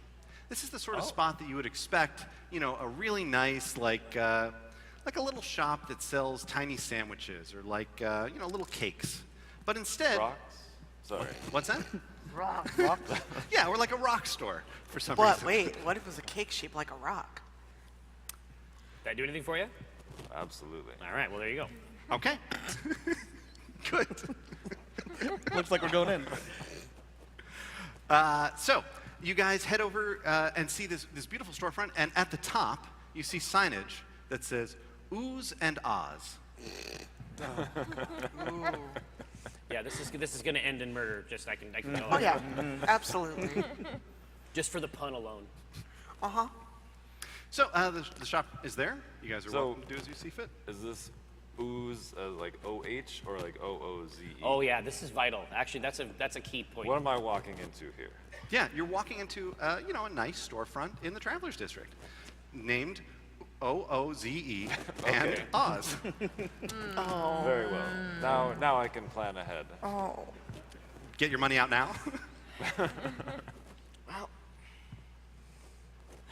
Yeah, I can't wait. Great. I'm an enthusiast, as they say. You're an I'm also an enthusiast. Yeah, Yeah. exactly. Enthusiast. Well, Fun word. you started it with the sign, all right, and now I have to maintain it. So I will absolutely push right in. I'm delighted to begin the interaction. Sounds good. You step inside, and a little jingle of a bell, like a storefront, goes off. And inside, there are tall display cases, but very few products are actually on the walls. There's a whole bunch of different jars. There's some skin creams. There's like a garbage liner. There's like grow your own ooze kits. There's some ooze For the flavored kids. salt. Yeah. Ooze flavored salt? Yeah, some people like that. All right. And you also see a proprietor seems to be back behind the counter. But the proprietor appears to be asleep. Wake up. I'm gonna tap the... It's made so much scarier by the fact I can't see your mouth at all. No, yeah, or So it's really just a rock over there that occasionally makes noise. or her irises. Yeah. It's Spooksville, USA. I'm gonna tap my hammer right next to their head. You tap your hammer. Yeah, just Okay. it's just a little. Little tap. Okay. Go ahead and give me a little athletics flip there. Oh, actually, since you flipped out your 2x, go ahead and reshuffle that deck. Anytime we get either a 2x or the null, we're going to reshuffle. This is the tiniest deck of cards I've ever seen in my life. It's adorable. It is, but now I keep dropping them. I really should have just let her keep going, because then the 2x is definitely out of there, and I win forevermore. Well, yeah, Well, the next one is the That's a flip. There you go. All right, what do you got? I don't know what that happened anyway. means. Oh, that's It's- a null. Oh well. Yeah. So shuffle again. So, I'm just you putting it kinda- that way. You kind of give your hammer a little love tap on the counter. It's just a little. You try to. Just, Something gentle. That's what I went for. it's more like a caress on the countertop than a hit. Makes very little noise. Guy doesn't wake up. So As soothing. a high-powered manservant, I'm always looking for the most efficient route. I'm just gonna walk up and slap him on the face. Great. Let's get this moving along. Yep. I'm not going to make you flip for that. You easily hit him across the face. You hit this Inox across the face. Oh, it's an Inox. It's an Inox, yeah. So. Oh, well, good to know. Yeah, that's vital info, yeah. Alex. Yeah, no, it's cool. You guys can ask for anything at any time. That's how this works. I will immediately then move back behind my good friend Boris here. And then I move back behind Avara. So the tiny quattro. Yeah. You. Yeah. And you. Yeah. You All crouching right. down? I'm just like, well. This Inox kind of snorts and looks up. Store is closed. Closed for breakfast. Go. No. Is closed store. Go. No. Would you happen to be Oz? No. No. Oz works in back. We would like to go back then. Back is only for worker. We work here. Yeah, no, we're going to flip on that. It's going to be an opposed flip. Go ahead and flip yours. 0. Oh. I've got a -1 here. Oh. But he's not that stupid. This shop looks like it has probably like a going to, part-time worker, let alone 5 people. I'm going to play a card to help Boris out. It's a disorienting flash, so he's going to gain a +3 in an opposed skill check if the opposition is close to you. So I just throw out like a little flash bomb, and he gets real confused about And I what's grab a happening. whole bunch of things off the shelf and like I hold it. Like, we work here. Look at the product. So hang on, just so I'm clear here. Yeah, You this grab. is okay. Let's follow this down. Yeah. You grab a bunch of stuff off the wall. Yeah. Not to be threatening, but to convince him that you are like restocking. Employees. Like, Yeah. we work here. Yeah. Okay. Yeah. He did just wake up. Again, he's real confused because of the flash. Can I Because help of the light. with influence? You can help. All right, I do have imposter. Oh. And Smooth. and he just managed to flip another -1. So Um. somehow. That's Somehow. so clean. No, listen, this was clean. You're like holding a bunch of skin creams and oozes in jars and like okay. I mean, Yeah. wherever I go, I look like I work there. I mean, that's how high-powered of a masterservant I am. I actually meant we're working here, but I actually said we work here. And I think he believes it. That's all on you. Oh, Good luck. Okay. You guys are the new recruits. Sure. Yes. Absolutely. We love it. Skin creams. And You look very well armed for recruits. This is In dangerous Ooze work. shop. My turtle's used for shipping things. Sometimes the oozes get out of line, right? Mm-hmm. I mean, Oozes do not follow lines. yeah. Yeah. Yeah. Yeah. So can we go back and see Oz? Oh yeah. Yeah. If you want to restock, we are running out of ooze cream. Just throws whatever I grabbed onto the wall and just walks back. Okay. You do get to the back wall there, and it does look like there's a door that should go to the back, but it seems to be like an iron, heavily fortified door. Looks like nearly soundproof. Fortified with iron. It is. Yeah. Yeah. It's been eating its breakfast. So, This door? How do we open? Or should we already know that? It's here- I think you're giving something away here. Never mind. Yeah. We'll How do figure we it go out. to our own job that we work at? I go back to sleep. And you know see him what? nod off at the front counter. I'm going to use Holy Strike on the door. Yeah. You said use cards. Yeah, no, that's. Yep, that's what I meant. Take out this door. So I will. you- I'll give you a reinvigorating elixir beforehand. I'll give you a +2 on your athletics. All right, and I get a.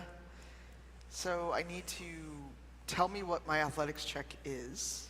So you're going to take your base athletics score, Yes. add your modifier flip, Yep. and you'll get an extra whatever it has on your card. 3, I believe. And then you have a +1 on your character sheet. +1 as well. Saucy.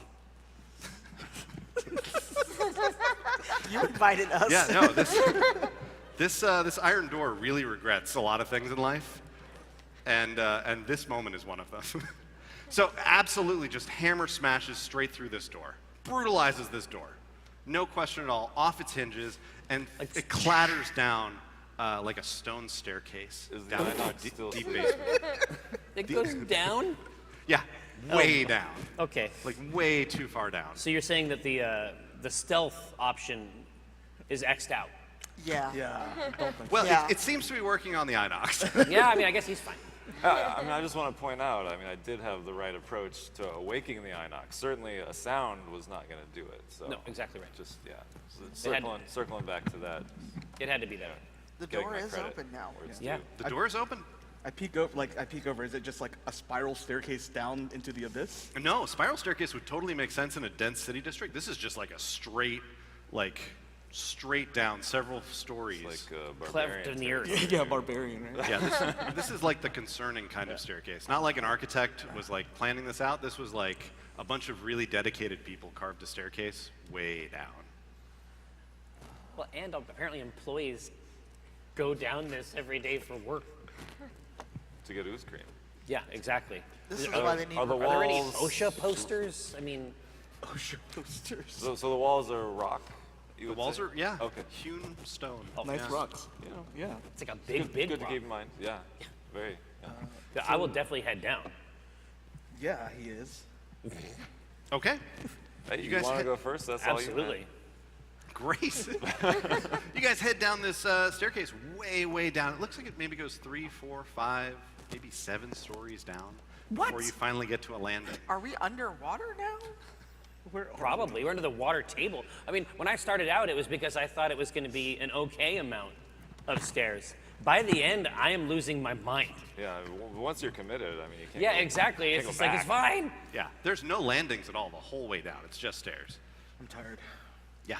You finally get down into the basement of this building, and torches light themselves along the walls. Ooh, wow. All the way down. It actually seems like a pretty decent cavern down here. This would be like a really nice place for a party. It's upmarket. It's a venue. It sounds like. Yeah. That's great. Yeah. Very defensible, so it's got a lot going for it. And lo and behold, in the middle of this room is a table, not dissimilar to this table. And out of the corners of your eye, you can kind of spot weird, shadowy looking creatures. And every time you turn to look, it seems like they're gone. Sat behind the table, is a man wearing an unusual hat and a cloak, and he invites you down. Please, step forward. You step forward. I'm behind a table. Move the table. I'll step forward, but not because I want to. Not because of what you said. Please join me. And there's chairs, much like this table. Oh man, this is getting meta. Where's the ooze cream? Do you have the ooze cream? For restock. We're supposed to be restocking upstairs. Oh. So smooth. So Hey, smooth. I gotta play the part, right? It's I so mean- smooth. He has now bought his own lie.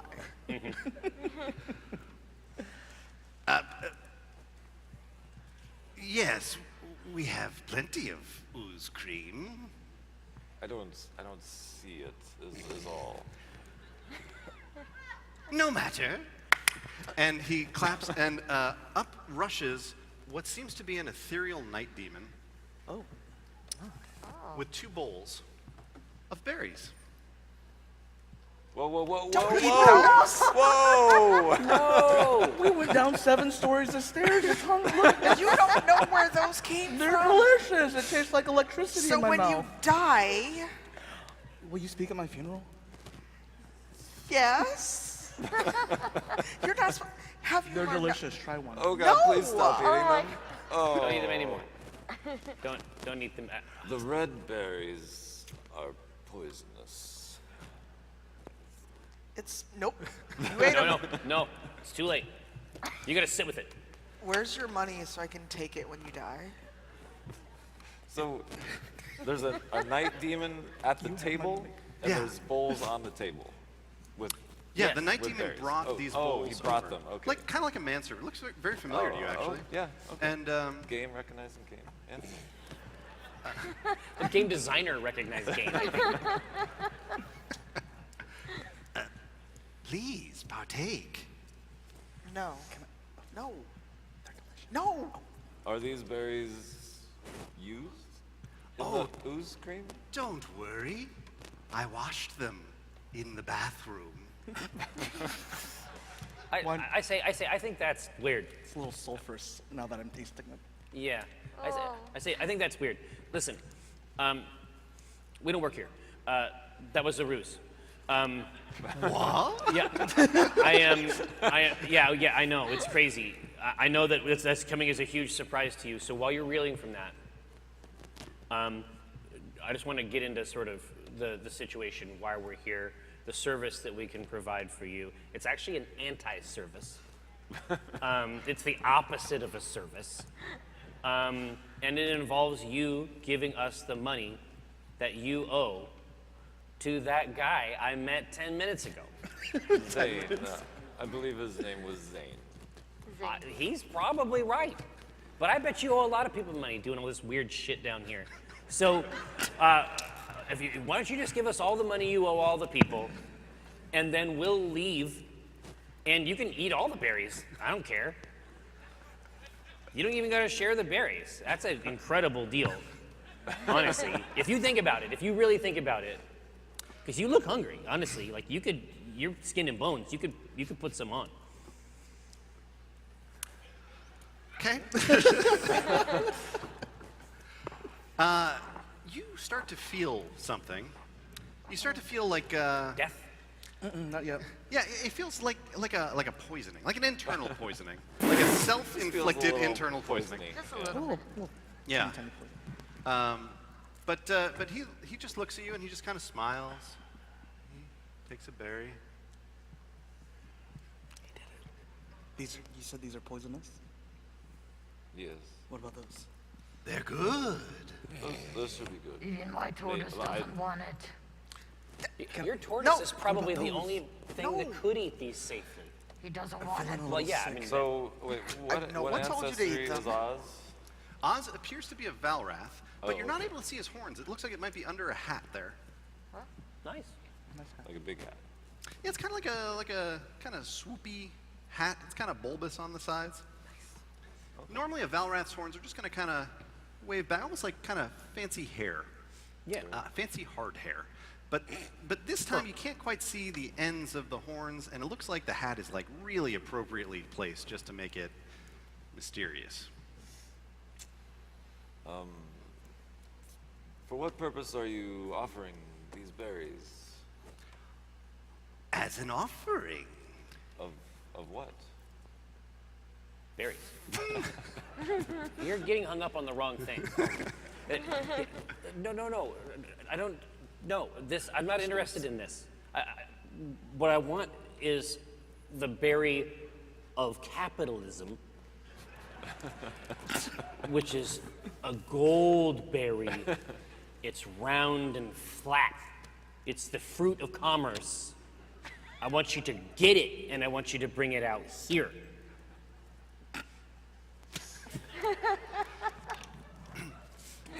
All right. See, All right. How about you all eat some berries, and I'll bring you this fruit of commerce. No, why are you trying to? You're trying to work us into your weird thing. How many berries do we have to eat? I already ate 2. And I'm like killed over. For this exchange to move forward. Yeah, just 2 berries each should be plenty. This is some kind of fetish thing. If he were to eat 10 berries, would that be sufficient? No! I only have to eat 8 more. How about you eat no more? Those green ones look really good. They're probably going to kill you. They're thick. Thick berries So take lives. 10 berries total? That's sufficient? 10 berries total would be plenty.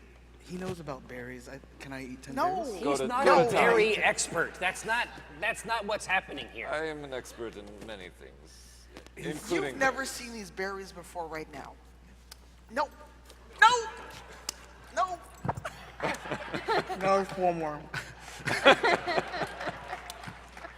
I want to be very clear for anybody in the audience who couldn't quite make that out. Stems went in. Like we're talking about fiber, okay? Fiber is in the building. He's committed so much already. Let him just finish. I'm not going to speak at your funeral you now. feel a couple things at the same time. Ravaged. One, you feel pretty awful.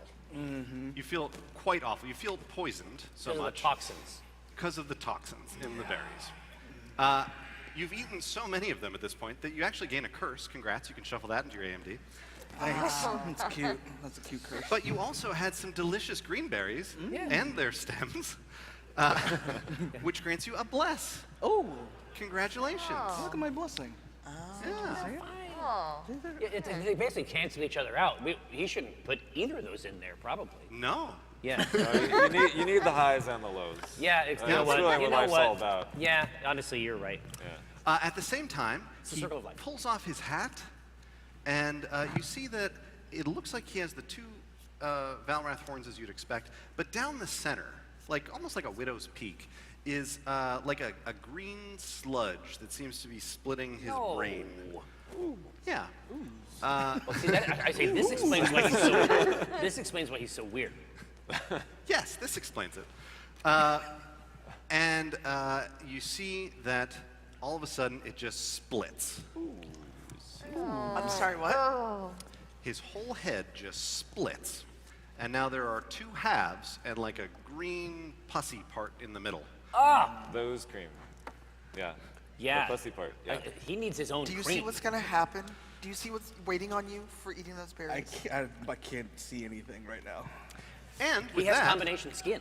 He we've needs entered the cream. combat. Oh. So everyone go ahead and select two cards as you would in Gloomhaven. You're going to select two cards, and you're going to choose one of them to be your initiative value. And from there, we will see what happens.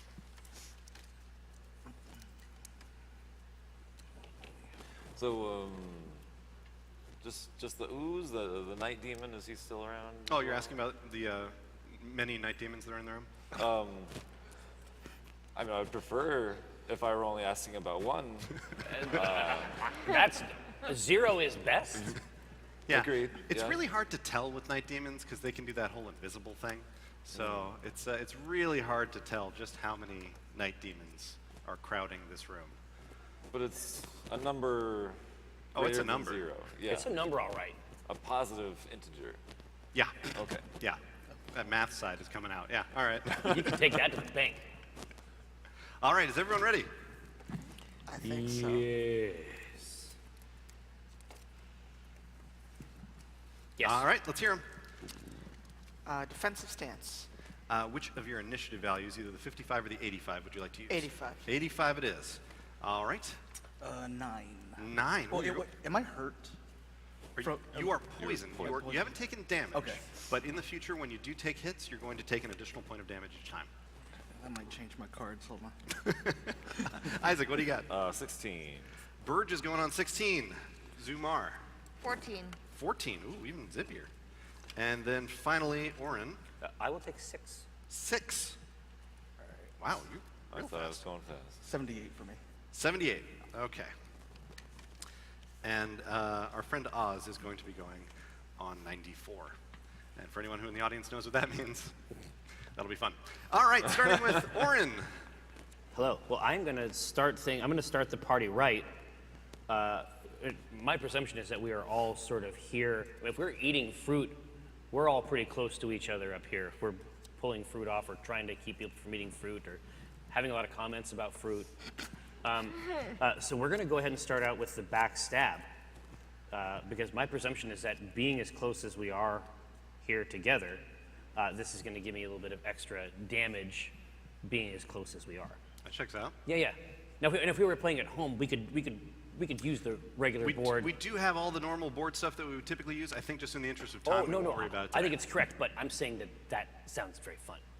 That's all I'm saying. But yes, so yeah, we're going to start with that. Let's do it. Yeah. So go ahead and flip for your attack. I will. This is the hour. I reshuffled. How's a 0 treat you? And what's the attack value off the card? Oh, that is 2. 2. That's a decent hit. What are you there attacking any with? bonuses on that? Exactly. I am attacking with. My feeling is that he is entirely made of poison, so I feel like the poison dagger is probably not going to do anything extra. Ooze, poison, different. Yeah, let's give it a try. I'm just seeing Yeah, like you there's a can lot give of it a try. stuff in here, and that's a spoiler anyway. Here. So, yeah, honestly, yeah, let's just jack him. While I got it here, during my melee attack, I can add poison to a single attack. Let's do it. And you see that it looks like he is suffering from some affliction from your dagger there. Yes. All right, Borse, what'll it be? Oh, that's me. I had 14. Yeah, I believe I was Oh, after. 78. I mean, I can go 78. first. Oh, I'm sorry. 78 is higher. Burge. Oh, Burge. My name is Burge. Yeah, Your name I'm is Boris. Boris. I Sorry. forgot. Sorry, I'm poisoned. I ate a lot of berries. A lot of berries in my belly. Sure. So I'm up. Yeah. Okay. Cool. I'm gonna move around the table, get right up close to Mr. Oz. And where are the night demons in relation to him? Can I see any? Yeah, you do see one. It seems to be just a few steps behind him. Okay.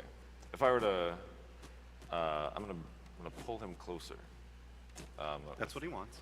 Okay, great. Yeah. So I'm gonna get them lined up right in front of me. Ooze, Oz, Ooze, and Mr. Night Demon. And I'm gonna pull out a large flamethrower, and I'm gonna light him up, because that's what we do here. That's exactly right. Oh, that's what we do here. Yeah. Okay. Flip it. All right. We'll go with Oz first, who's poisoned. So that's gonna be a +1. I love it. Yeah. So that's gonna be 5 damage total. That's including poison or without? Including the poison. All right. I've also got a pierce on that. Oh wow. Okay. In case that matters, and I've set him on fire. And he's looking pretty toasty. So things happen fast. Yeah. And then for the Night Demon, I got another +1, so that's another 4 damage, and setting him on fire as well. All right. Actually, for the Night Demon, if you could flip out 2, because you have disadvantage when. Oh, that's a -1. That's less good. Yeah, that is less good. So Night Demons are a little tricky to see, and anytime you try to attack them, you're going to flip out 2 modifiers and take the lower of the 2. Yeah. So, okay, with that, we have Ivara. I am gonna hit him with a hammer blow. So, I get a +1. Is he wielding a weapon at me? Just a big smile. I mean, he's on fire. A big fiery smile. If that counts as a weapon, actually. Yeah, I get a +2. exactly. That's why I'm asking. It's pretty hard to tell. It looks like there might be like some tendrily things in his. I'm going to count that. Okay. Some dendrites. So that is a +2, and then I pulled a +1, so 3 together. 3. All right, and he's poisoned, so that's another one. That's 4. Yes. All right. Zumar and Kuya, the tortoise. Okay. I'm gonna do howling bolts. I love that came with a sound effect. Oh yeah. The experience is just. So yeah, so that gives you -2. So I'm doing that to both the ooze and The night serpents. demons. Yeah, the night demons. So I'll do that's +1, 2, 4. 4. Okay. Oz is looking pretty not great at this point. No, there's a lot's happened in the last 10 seconds. Can you flip for the Night Demon as well? And remember, you're going to flip 2. Oh, that's just gonna be a. And 1 more, and we'll take the worst of the 2. Oh. 2 Okay. -1s in a row. 2 -1s in a row.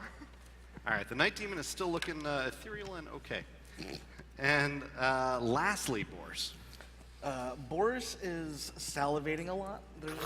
He's just like a lot. Yeah. There's a lot of stuff coming out of his mouth. It's just I know frothing. what's coming. Yeah. And Let's he's do just it. like wiping and like collecting all of this gross saliva into his hands, and he's gonna freeze it and ice blast Oz in the face as retribution for making him eat these berries. Okay. Nobody made you eat those berries, just so we're clear. Oh, that's a +1. It's a 2 +1. This is against Oz? Yeah, straight in Well, it's Oz's an face. area attack, so it looks like you're gonna get both of them. Oh, I can get both of them. Yeah. All right, so the total is? 3, and then I flipped 2 more for the Night Demon. Oh boy. Those are not looking great. -2. Well, So All right. that's a 0 on the A Night 0 Demon. on the Night The Demon. Night Demon looks okay. Oz now takes his turn, and he is using the Ooze ability card, which lets him suffer 2 damage to split again. No. Unfortunately, he doesn't have 2 hit points left, so you watch as he splits his own head open. This is his moment of triumph. And with a horrifying scream out now 4 mouths, you see this ooze kind of trickle down onto the ground. Y'all, should we have asked him where the money was? It's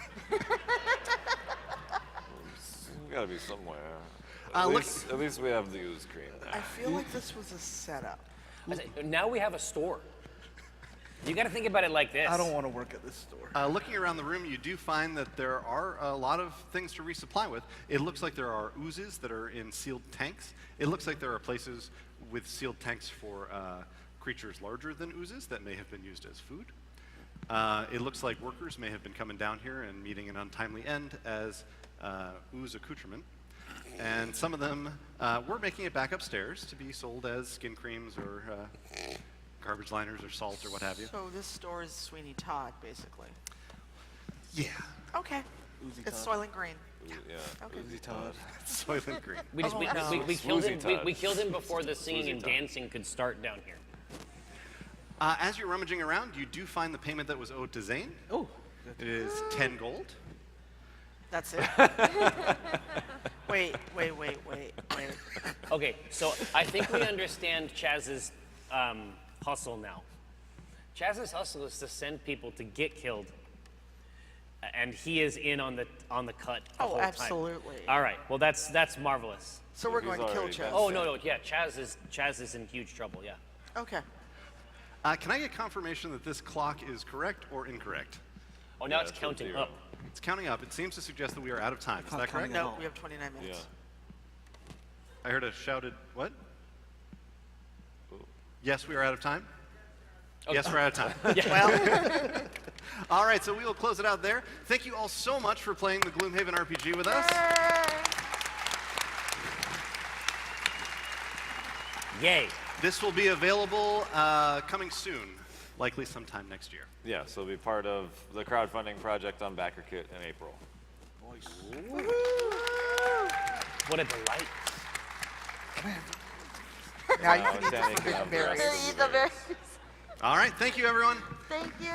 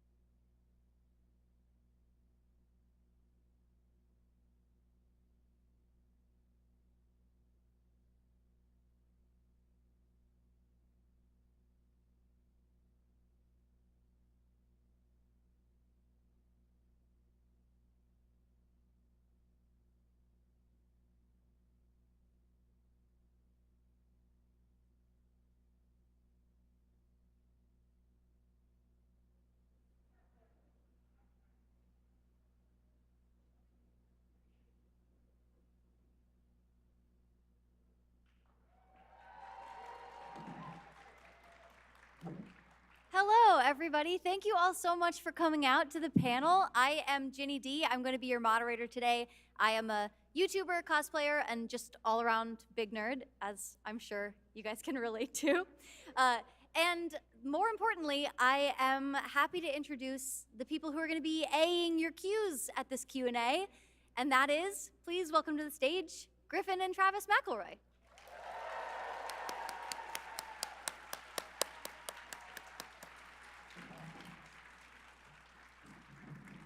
Hi, everybody. Hello. Hi. Hi, everyone. Hi. Hello. I'm Travis. I'm Griffin. I just wanted to fill everybody in case you didn't know. These questions were taken on social media beforehand, so you're not going to have to stand at any microphones or anything, and I will provide them. Thank you for doing that. That was very nice of you. You're welcome. Should we just dive right into it? Please. Yeah, do All it. right. All right. Scott from the greater Philadelphia area asks. Love Scott. Big Scott fans over here. Griffin and Travis, what was the hardest part about deciding to leave your regular jobs to focus on your podcasts and expanding your reach to books and other things? I would argue that my decision to leave my regular job was harder than Travis's because my regular job was working at Polygon and making videos about video games every once in a while, which is about as cushy a gig as it gets. I guess the Shakespeare Company was the job that you left behind, which is a real job by a lot of metrics. Compared to your job that you had, yes, it feels like a more real job. But I'm not gonna like go up to like factory workers and be like, yeah, man, you and me, the stories that we could tell. Yeah, that time I had to build a dead bird drop. Yeah, man, we've both been through some stuff. No, but mine, I would say it was completely my own fault. Is not only did we make the decision to like go full time with podcasting, but like as part and parcel with that was my wife and I moved to Los Angeles. And it turns out we did not have enough money to do that at the time. So I quit that job to do podcasting full time in LA and also do other things like work in haunted houses for a Halloween season and whatever I could do. And it was mostly just like going from the incredibly stable world of regional theater to the instability of like, I've decided to make this podcasting thing my job, and I hope that goes well. Yeah, once we figured out how health insurance works, by which I mean we hired somebody to run our business for us who could tell us how health insurance works, and I could get that without having to work for anybody else, that was probably the last sort of straw where I was like, okay, now if I get sick, I have some sort of way of navigating that, which is a cool thing about America. That's great. So you guys can hook me up with someone who knows how health insurance Yeah, works. sure. I'll put you in touch. All right. Daniel G. from Arizona asks, what's the most Clint-like behavior you witness in each of your brothers? Oh. I thought you were going to say, what's the most Clint-like behavior you see in Clint? Huh. Oh, my God. This is a Because I know what I do in myself. Yeah, maybe start there. Because I know in myself, so my dad does this thing. God love him. Whenever we would go on vacations or we'd do anything, the vacation would end and he'd be like, did you have a good time? Was that In the fun? drive, we would pull up to the house and he would look back at all of us like, did you guys have a good time on that vacation? Like as if he needed some sort of full-throated like great job, Mac. I've actually written down a synopsis of how amazing it was. I've prepared a brief speech, Mac. Myrtle Beach, a lovely place. A life well lived. The number of times, especially when I turned like 15, 16, then I'd be like, yeah, man, you were there. You remember? Don't ask me that. It's fine. But I catch myself doing that with my kids now where I'm like, was that fun? Did you have a good time? There's a concept, I don't know, we didn't come up with kidding on the square, did we? No. I don't think so. Of saying something like as a joke, but really in your heart of hearts meaning it. And I feel like Dad taught us that behavior, and sometimes it pops up in a way that we usually are able to call each other out on it, where it's like, oh, you really hurt my feelings on that one. And then one of us has to be like, okay, hold on, wait, did you really mean what you just said? It's very important that I know if I have just stepped on your feelings or not, and usually we'll get a confirmation one way or another. I would also say sometimes I try to get my kids into things that they're way too young for, Yeah. and that is like, my dad showing me like Babylon 5 when I'm 6 years old. I would say the two. Oh, so definitely the one all three of us do is this thing that we always refer to as like being on the case. Oh my God. Where it's just like, it always has to do with like, the best example of this is one time we were on vacation and Dad decided like for dinner, we're driving back, we'll stop at this, fast food place It was or whatever. Steak and Shake. It was Steak and Shake. And then we couldn't find it, but we were passing by all kinds of other places. But it was like, no, we've made the decision that we're having Steak and Shake for dinner. We will find the Steak and Shake. And he was just getting more and more like laser focused. I'm like, nobody talk till we find the Steak And it's Shake. not coming from a place of secret rage. It is coming from, I will find this Steak and Shake and be a hero to my family. I will take them to Steak and Shake and they will have the flattest burger. And they'll enjoy it all the more for the struggle. And they'll look, and I will look back at them in the parking lot and say, what did you think of Steak and Shake? Was it good? Did you have a good burger? Yeah, Rachel, my wife, Rachel calls me out on that a lot because I honestly would not be surprised if this is not just a Clint McElroy behavior and just a like parent behavior of just like, this will be the most special dinner of your life. Anyways, our dad's great. We love him He's the very best. much. We love him very much. All right, Liberty from Georgia asks, what advice do you have for DMs like myself who have trouble going with the flow of the story? Every time my players go off what I've planned, I totally freeze up and don't know what to do next. So this is the thing that I struggle with as well, because I think for a long time, I equated like being prepared and being a good DM with like, I'm going to like plan out beats for you that you'll find satisfying, and I will have surprises that you will find exciting, and I will, I'll present everything to you and you'll play in the space and you'll love it. And I lost sight of the like fact, or maybe it just took me a while to get to the fact of like, it's so much more about facilitating the experience they want to have. Yeah. Because like there will be times, where you, for example, like you want to get to like the big reveal of what the big evil is and what the quest they have to go on, and they're having a fun time playing around at darts in the tavern, and you're like, well, the bartender is trying to get your attention. I'm like, yeah, sure, let's finish the game. And you're like, oh no, the game's broken. But it's like, no, it's not broken because they're having a great time. Yeah. And as long as they're having a good time, you're doing a good job. And it's something that like I still have a hard time reminding myself of like, yeah, man, even if you play for 2 hours and you never get to any of the stuff you had planned or whatever, but they have a good time doing it, then you did a great job. That's really all it's supposed to be.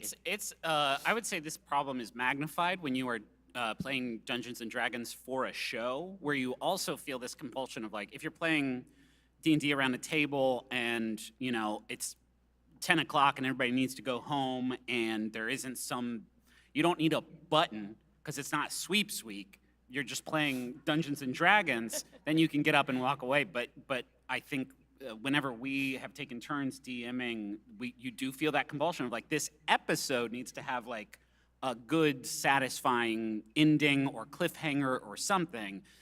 And that is when that friction between like, I'm gonna facilitate what you guys wanna do, and we do need something to happen this episode, starts to sort of butt heads. The advice I always give is to like try to have this macro story that you are trying to tell about these characters that your players are playing, and then when they inevitably trash that every single time, you go home and you take the sloppy mess that they made and then you rewrite the whole macro storyline around that, only to have the pattern repeat. And if it sounds exhausting, it's because it very much is. But it is the best way. It is the best way to do it, because the alternative is I'm telling this story and you all can be there for it or not. And that, I mean, we've done that on Adventure Zone, and it is when the show, I think, suffers the most.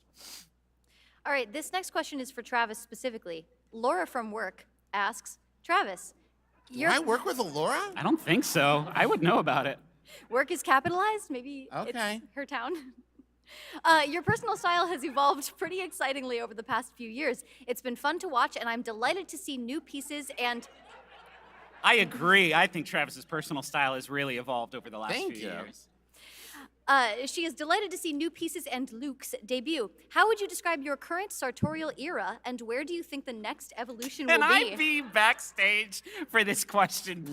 No, I'm trying to remember because I just did my Spotify rap, and the vibe it gave me was like hyper something vampire, hyper emo vampire or something. I was like, yeah, that feels about right.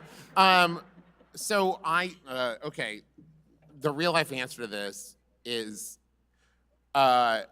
just going through. I had a period in my life where I just suddenly realized, like, I don't know what are the parts of myself that is the parts that I like, that I want, that I enjoy, versus the parts that I do because I think other people will like it and other people will enjoy it, and I don't know, like, what is the defining features of myself.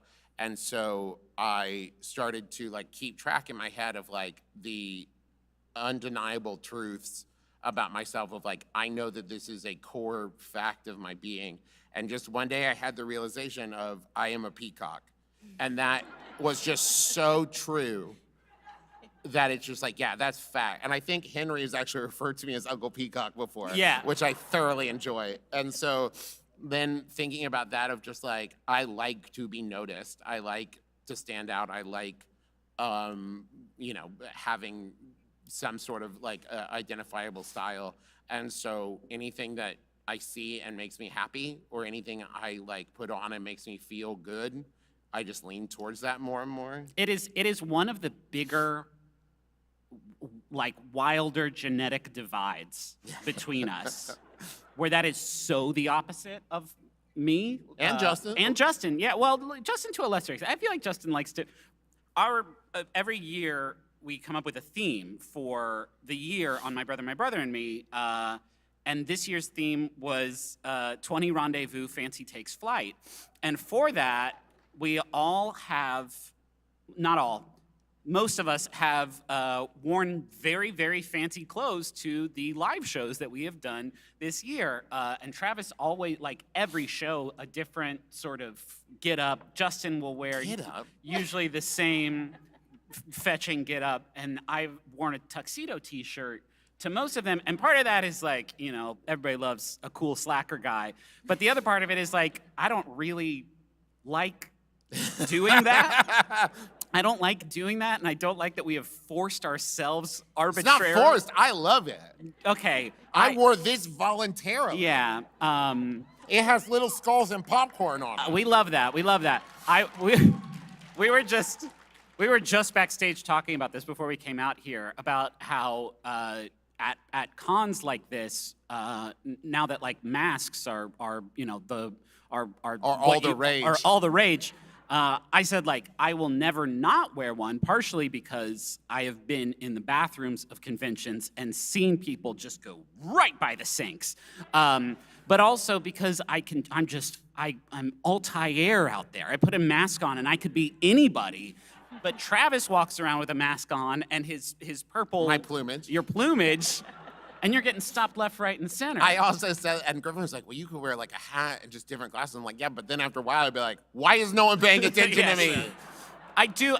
We give Travis a hard time about this. I think because it is it is not a habit that me or Justin has, but at the same time, I find it remarkable that you will try these things and not balk or like second guess it even a little bit. And that's like, that is tantamount to a superpower in my mind. Thank you. Yeah, you're welcome. I like the way you can sleep anywhere you want. Yeah, sure. All right. Turducken Megaphone from a poorly regulated supermarket asks, we're at a board game convention, so the word is written down, so I had to convey it. What's your hot Monopoly strats? Ooh. Are there such a thing as Monopoly strats? Yeah. Okay, this was the wrong room to ask that question in, and I realize that now. I mean, now listen, I don't know if it plays out, I just know what I do, which is like, if you can take one whole side of the board, right, you've got one whole quadrant there all to yourself, and like, yeah, man, but inevitably, it's Daddy's payday. It's been like, a minute since I played Monopoly, partially because it's a terrible game. But I would usually I would usually go for the cheap properties, like slumlord. Baltic, yeah, sort of, and then I would build a bunch of houses on them or apartments or whatever on hotels. I think tenements on them as quickly as I could, so that when people landed on them, I would start getting that sweet hotel income as quick as possible. Gotta get the railroads. Once you own the railroads. But that's like, it's Monopoly. You could play the whole game and not land on a single railroad, so it's not like you're... That's why the best strat is to play as the banker and skim a little off the top. Yeah, I guess. Just like the real bankers do. I remember the day I started to play good board games, and was like, I can't believe how much time I wasted playing Monopoly when I could have been playing literally almost. I would play any other game than Monopoly. I cannot overstate how much I do not like. Like, you know, that Settlers of Catan is out there, right? Which is like Monopoly, but good. But good with strategy and not, yeah. All right. So your Monopoly strat is to not play Monopoly. Yeah, right? It's the only way to win. It's like, how can I touch a hot oven and burn my hand the least? All right, Tate from the cooler, more epic Peru, Vermont, asks, one thing you guys have always done amazingly well in Taz is storytelling and developing amazing character arcs. So I must ask, as you have both taken the role of GM, what do you guys do to plan out your stories? How much planning do you do, and how many times have you had to fully improvise due to unexpected goofs and gaffes or bad rolls at crucial moments? This question, I feel like, comes up a lot whenever we are talking about the Adventure Zone, and it's like asking, like, how do you do the Adventure Zone? Because it's like the only thing. This and the last question about, including the players in the grander story, like how flexible you are able to be. When that's what we have to figure out every time we run Adventure Zone. Luckily, Justin's doing it now, that sucker. Got him. But it's also like anybody who DMs, even for not show, like has to figure that stuff out. And I think, honestly, we've done it. I've run 3 campaigns for Adventure Zone, and I've planned each one completely differently every time. The first was Balance, which was our first arc and our biggest arc, and the one that we have done. Thank you. It is the one that we've done the most stuff with, and it was also, I think, sort of flash in a pan, lightning in a bottle, in that it was our first arc, and so all of it was so exciting and new, and so I had this pretty big story that was pretty firmly written out at a certain point, and then adjustments to it happened kind of on the fly, versus Ethersea, which was our most recent season before the one that Justin is running now, which was way more like, here's some missions on a board, you can pick one and we'll see what happens next. And I still don't know which one is the better approach. It's some combination of the two is the answer. And Amnesty I did in the middle, which was I think even a little bit too much prepared. That one was like, wow, we had so many powerful, dramatic moments that happened at the end of Balance. What if we started a campaign like that? Which is like not, I love Amnesty and I'm very glad for how it ended up, but I think that we didn't give ourselves a lot of on-ramp. We gave ourselves 0 on-ramp for that one, which is a mistake. So like, you have to walk between the two extremes no matter what you do. Like, you have to include the players, but it is too chaotic, and you are missing sort of the biggest opportunity that you have available to you as a storyteller, as a DM, if you just go with what the players do and, don't try to provide any kind of like guiding force behind it. Honestly, I think Justin's doing an incredible job GMing now. Yeah. He's a very good wrangler. He's a very good wrangler. We're playing a new game. We're playing Blades in the Dark, which is like amazing, and it's it opens up a lot more storytelling avenues for us, and it just so happens that those avenues are easy for us to follow in the, I feel like, correct way, where Justin's sort of like hopes and our chaos like really dovetails in an interesting way. I think when it's working best, 2 things. One, when it's working best, Adventure Zone is working best, it's more like a writer's room than like a D&D table, where it's just like all 4 of us working towards the same like storytelling goals and like that idea of building off of what the other ones are saying. But I also think that Steeplechase is a great example of like when you play a video game and it feels open world, but like there's gentle barriers on the periphery that you don't always notice, and it's like, I can go in any door I want to, but I'll go in this one. And it's like, yeah, they always wanted you to go in that one. That feeling of like what Justin has given us is like clear paths, very clearly articulated goals and stuff, and then it's like how we get to those goals is our own choice, and there's no wrong answer. And I think that combination of things is like kind of the sweet spot of DMing. But you should never script it out to a point where you lose the opportunity. I think the most powerful moment that you can have as a player of a role-playing game, especially if you are a new player, it is such a vulnerable thing when you have not done this before. To ask somebody to publicly make believe is a pretty big ask for a lot of people. If you can take something that they came up with on the fly at the table and then bring that back around later on, they will never, ever, ever forget it. And so when you can do that while also trying to like weave it into a bigger story, that is the golden path, I think, that you should use as your guiding star. I'm using a lot of metaphors up here. I think I use too many metaphors when I get kind of nervous. So, All right. Well, Imogen Sweetwater from a very real place.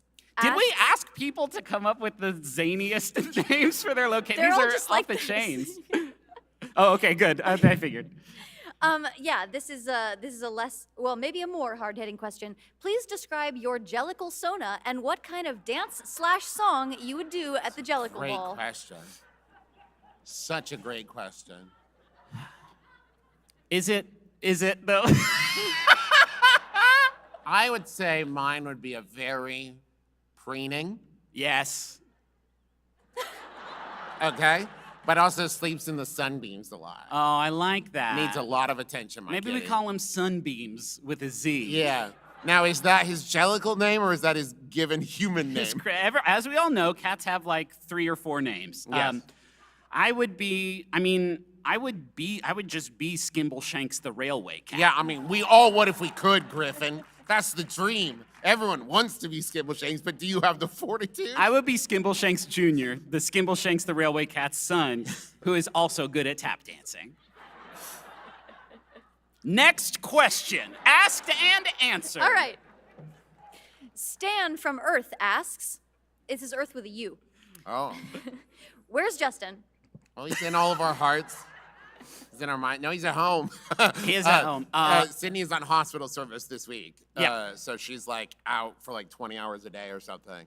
And so Justin is taking care of the kids and I don't know, probably playing Elden Ring. I don't know.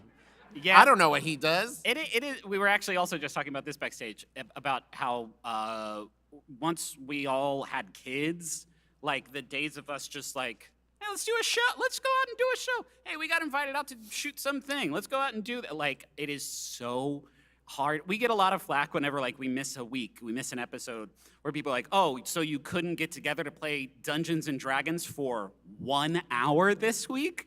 And there are some times where it's like, yeah, man, my kid was sick, and then their kid had horse class. Where they learn to be a horse. Yeah. So yeah, this we're very excited to be here, but just Justin couldn't. He didn't care enough. Is what he said. Yeah. All right, Cheyenne Roller from Columbus, Ohio asks, it may be a long way off, but have you thought about introducing your kids to TTRPGs? And if so, what time do you think is an appropriate age, and how would you want that experience to look for them? This is actually something that I have thought a lot about, and like I've heard people talk a lot about and stuff. And there's like some very like simplified Dungeons and Dragons rules that are, you know, just basically like roll a d20 kind of thing, introducing it. But really, the answer is a lot of it is like just playing pretend with them and like doing action figure stuff and playing out scenes as you like do the stuff and just like encouraging that thing of like, what do they do next? Oh, and how does that make them feel? Like a lot of that in a lot of Dungeons and Dragons is just gamified pretending. Yeah. And like if you can encourage that kind of interaction with you and get them comfortable doing that kind of thinking not just like, yeah, they're gonna jump into the pool, but also just like, oh, but I'm hungry. What should we do for lunch? But like decision making and how do they feel about that? And oh no, I'm hurt. What are we gonna do? And like problem solving skills. Like all of that is like beginner D&D. Yeah, there are also games specifically designed for the names of which escape me completely, but there are games that are like, for instance, based around like non-violent solutions to problems, and they are more sort of kid-focused, and that's rad.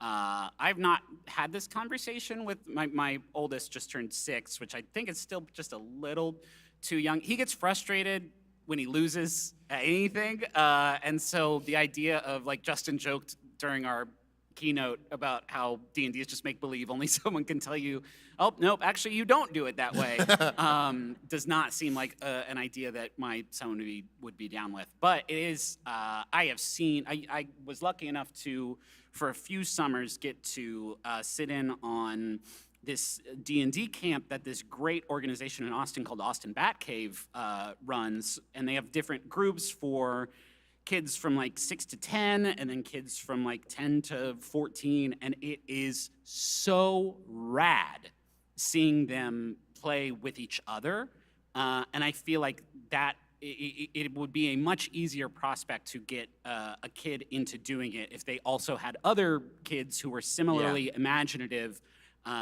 with a DM who was going to be a responsible, I think, caretaker for the story that they were going to tell. It is incredibly cool to see that happen, and I definitely would love to get both my kids involved with it. I don't think there's a good number for it, because as I'm learning now that we have 2 of them, kids are different from each other. This is very true. Right now, I think BB would really love it, and I think Dot would just be like, okay, boo, boo, look at all these figures flying around, yay! I think as far as the age goes, and it's something that like I'm really trying to remind myself, is like, the answer is when she shows interest in it, and not be like, you've come of age, sit, pick up that piece of paper, now, what's your character's name? I also, from what I understand from people who have made this leap with their kids, is that kids love coming up with characters. I remember one time backstage at a show, Henry, someone was watching Henry and they came up with a D&D character, but he didn't play. He just really liked coming up with the character. It's the best part. It is the best part, yeah, I agree. And so like that would honestly not be a bad way to start, to just be like, yeah, well, what about it? What if there was a fire genie? And it's like, oh, here he is. But you don't actually do the playing, because there's a lot of math. Yeah. Yeah, I think that's how a lot of us play D&D. All right, Cabbage from Stand asks, through circumstances I can't describe, I have been marathoning Say Yes to the Dress. I can't get enough of these ladies selling dresses, though I do not give one whit about the brides themselves. What's your most recent, I don't know how it happened, but here I am 5 seasons in, obsession? You mean everything I watch? Yeah. That's the thing. It's like, for whatever reason, I think you especially, of the 3 of us, but like, if we find a TV show we like, and for some reason, oftentimes it will be sort of like like weird reality TV. Yeah. Where it's just like, well, I'm gonna learn everything about the show, the people on the show, the people who make the show, and different international versions of the show. Like, I could tell, Taskmaster, I think at this point I've seen every episode of. But that's okay. But that's like, I know why. But it's also, great. that's a great show. Yeah. This question is specifically about. I've watched a lot of Forged in Fire, which is one which is like, when I started watching it, I didn't care. Is that the blacksmithing show? Yeah. Okay, you can't do that in this room and pretend like that's an uncool. No, I'm not saying it's uncool. I'm saying if you ask me, why did you start watching Forged in Fire? I'd be like, I have no idea, but then I watched a lot of it, and then I started taking blacksmithing courses. Rachel and I started to watch The Bachelor in like, when we started dating back in 2011. And there wasn't anything else on TV like that, and so we got really into that. And so I can chart a path, a wayward one, but a path between that and Married at First Sight, which we've watched a shocking amount of. And then Love is Blind, of course. Are you also Married at First Sight? Okay, we'll talk backstage. I'm ashamed. Okay, good. Yeah, you should be. It's a bad show. It's a bad show made by terrible people. I can chart that, right? Rachel and I think at this point, have seen every episode of every season of American Ninja Warrior. Wait, really? Hold on, wait. This isn't just a name recognition thing, right? Like, that's great, I had no idea. I thought I was on an island over here. If I wasn't running to go jump on a train as soon as this panel was over, I would stick around and just body surf while being like, oh, but this is the Papal Ninja's year. It is, okay, once again, this is not a weird one to be into, but the degree to which Teresa and I do dissect it, like Great British Bake Off, is like one of our favorite. We will watch it and talk about it like we're watching like a football game of a team. Yes, we do. It. And we have like full-blown strategies, and like literally someone will go for something like, oh, that's a mistake. Yeah, no, is that artificial banana? Mistake! What are you doing? Paul hates that. Don't use rosemary. I will say that this has gotten better for me since we started watching hockey. We watch every St. Louis Blues game now, which is... Not as much recognition on that one, you notice. It's great. So I've never been into a sport to a point where I watch every game of a certain team. That is so much television, gang. That, like, no longer do we have nights where it's like, oh, nothing on. During hockey seasons, our backlog is always, like, buck wild. I think that's about it. We watch every episode of, like, Survivor and Amazing Race, but those are great shows, so that's not weird to do at all. I mean, the best thing for me in hyperfixation is when you find a TV show that maybe has been on TV for, like, 15 seasons, and there's like over 300 episodes of it, and 14 of the seasons already exist. Yeah. And you start watching, and you're like, well, these Winchester brothers are pretty fun. And then pretty soon you're watching 8 or 9 episodes a day because it's there. And you got to catch up because that new season's coming out. We have also had the... And definitely it's fun to talk about online. That's the thing is, I was going to say one pro tip is don't do a podcast about the shows that you are watching, because sometimes those shows will become so toxic and gross and bad that it will no longer be fun to... We don't watch The Bachelor anymore, mostly because of a, I would say, significant quality dip in the product that they provide. But also, like, man, talking about that show became so soul-crushing. And I'm saying that next to my brother, who is still doing that for the Great British Bake Off. Great British Bake Off to Bachelor seems like a much safer bet. Yeah, sure. It's a much safer bet over here. Definitely. I made some scones. Especially on Mexican week. Now, hold Great on. job, Great British Bake Off. Hey. Go to bat, Travis, go to bat. It's not without issues, but I'm saying statistically, some of the whiffs are bigger, but less frequent. Yeah, sure. All right, Craggle from the nearest Entenmann's factory asks, Nice. Pause for laughter. Your podcasts have led to some really fun animations with fans enshrining moments that are either just good old bits or odd little moments of banter, creating media that stands on its own. What, if any, such moments were surprising to you or unexpected in some way? And then it says here in a parenthetical, my ulterior motive, I was born in this bank, and you know me, you know my style, are standard call-in responses in my friend group.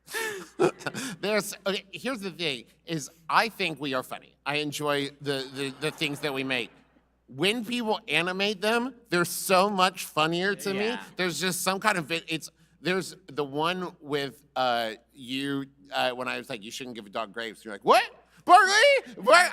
I watch that one all the time. The Louis Zong Rhythm of the City is the way that he made that. Oh my God, it's so good. I just randomly, it was like, came up on, or like recommended in like YouTube or something, of the one with Professor Cabbage and like eating the salads. I have no idea what you're talking about. Oh, wait, yes, I do. That is a good one. And it's just like something about that of like, Teresa was over my shoulder like, what is happening? I'm like, just watch the cartoon, it explains itself. And it's so much funnier when it's animated. My son, my oldest son, my 20-month-old doesn't know anything. Yeah, he hasn't shown a lot of support. Or he does not support my career, no. But my oldest son is like into like YouTubers now, unfortunately. No, there's some fun ones out there. And so now he cares. Now he cares about what I do because he knows that I have YouTube videos out there, both in the form of, you know, the weird garbage that we have made throughout our careers and also like animations. And so like being able to see an animated video with my voice in it like has really solidified me as a cool guy in his mind, which is great. And so I do appreciate all of those. I don't show him some of the fouler content. Kids gotta learn somewhere. It's safer at home. No, not some of them. There's a really great joke I did about Porky Pig one time. Yeah. I'll tell you, that's the most fun thing. BB's favorites are the Rhythm of the City, the making up a new alphabet. She Yeah. loves that one. And she loves the ice cream song. The ice cream song is The ice cream song, like she'll request the ice cream song all the time. You have to be careful with kids in so many ways. They break They so break easy. so fast. While we were on tour once, Henry was talking about Pokemon Nuzlocke because he had watched a bunch of, I think, is it Caden animations or Jaden animations? Did I get it right the first time? Jaden, yes, thank you. I feel bad for getting that wrong because I also love those videos. And I was like, I did one of those, and I showed him one, and that led to him watching, because of YouTube recommends, the Pikachu episode of Griffin's Amiibo Corner that I did.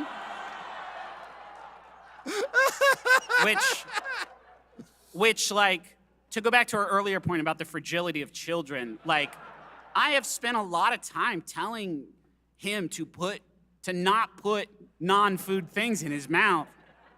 And then he saw that. But not only that, like, we play a lot of Pokemon games now, and anytime Pikachu comes up, he looks at him and goes, "Pikachu, I absolutely do not choose you," because that's something I said in one Griffin's Amiibo Corner video. So, like, as delightful as it is that my son likes our stuff on YouTube, I also know that if he sees the wrong thing, it will become permanently lodged in his mind in a way that would get him in trouble at school or choke on a toy. All right, Kelly from Philly asks, how do you stop yourself from experiencing burnout in such a creative career? I also asked I don't this. know that either. That'd be great. No, so the answer is like everybody does. I mean, it's when your job is to create, there are times where it's just like, I don't know, man, whatever. But the best way I think we have found to kind of combat it is we have a tendency to only do the things that like feel fun to us. We're lucky enough that we are not in a career path where we're constantly having to like figure out what's the next novel, what's the next whatever. It's like doing My Brother and Me is not easy in the way of like anyone could do it. Back off.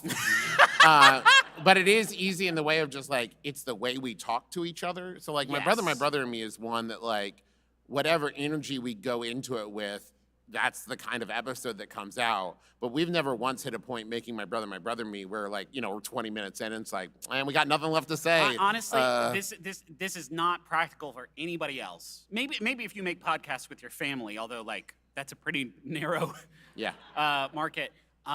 Whenever the most burnt out, I won't say the most burnt out that like I get was honestly, it was in the middle of Amnesty. It was right after Balance, and after Balance, we had started writing the graphic novels, which is great. Like, we have loved making those books and are so proud of them. TheAdventureZoneComic.com, please pre-order the next one. It comes out in February. And it's very good. It's very good. We're really proud of it. But we also felt like the first season grew so fast, and we were unaccustomed to the level of attention and opportunity that sort of brought to us. And we're very, I'm not complaining. We're extremely fortunate to have gotten that. But at the same time, it was hard to fight the impulse of like, well, now we can go out, now that we've like established ourselves in podcasts, now we can go out and do real media, which like we've had to fight that urge a lot because we really like making the podcast, and it's only when, specifically for My Brother and Me, that we focus back in on the core stuff that we do that it gets fun again. Yeah. Like we will hit times where we will feel super burnt out, and then we'll realize it's because we are too head down on this one project, and we're not doing the stuff that we find fun, and we're not putting the time and energy into that stuff.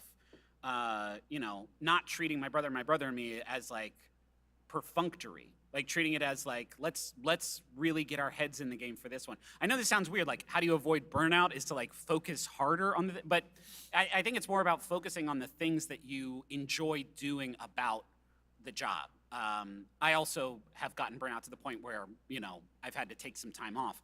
Luckily, whenever you have a child, you don't work for a little bit, and it's easy street, It's baby. so great. Kids for the first 4 months, smooth sailing. Smooth as butter.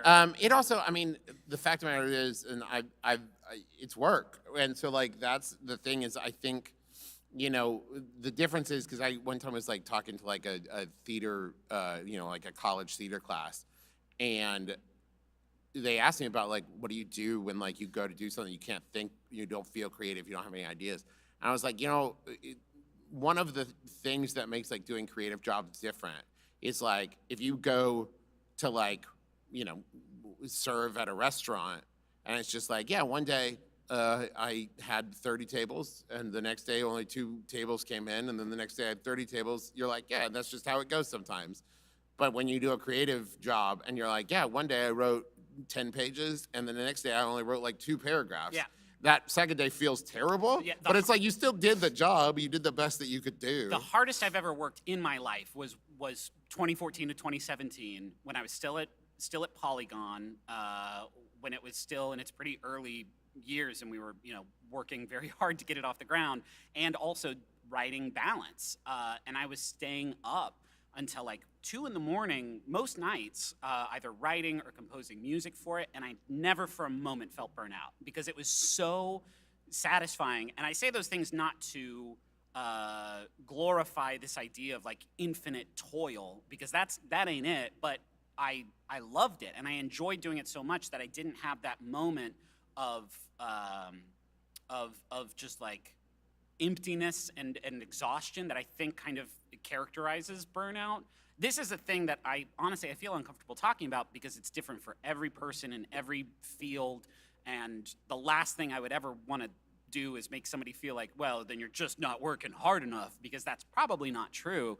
But it is a sliding scale, and I think just like giving yourself some grace and take naps. Lots of naps. Wow, that's so important. So many naps. Take a shower. If you can't think of anything, take a shower. You'll think of something. Yeah. That's my experience. The opposite is true for me. Is I'm sitting there and like it'll be like, oh, I'm writing, I'm working, oh no, nothing's there. What? And it's just like, okay, time to let your brain disperse for a little bit. Yeah. Like take the dogs on a walk, take a shower, whatever. Go knead some bread.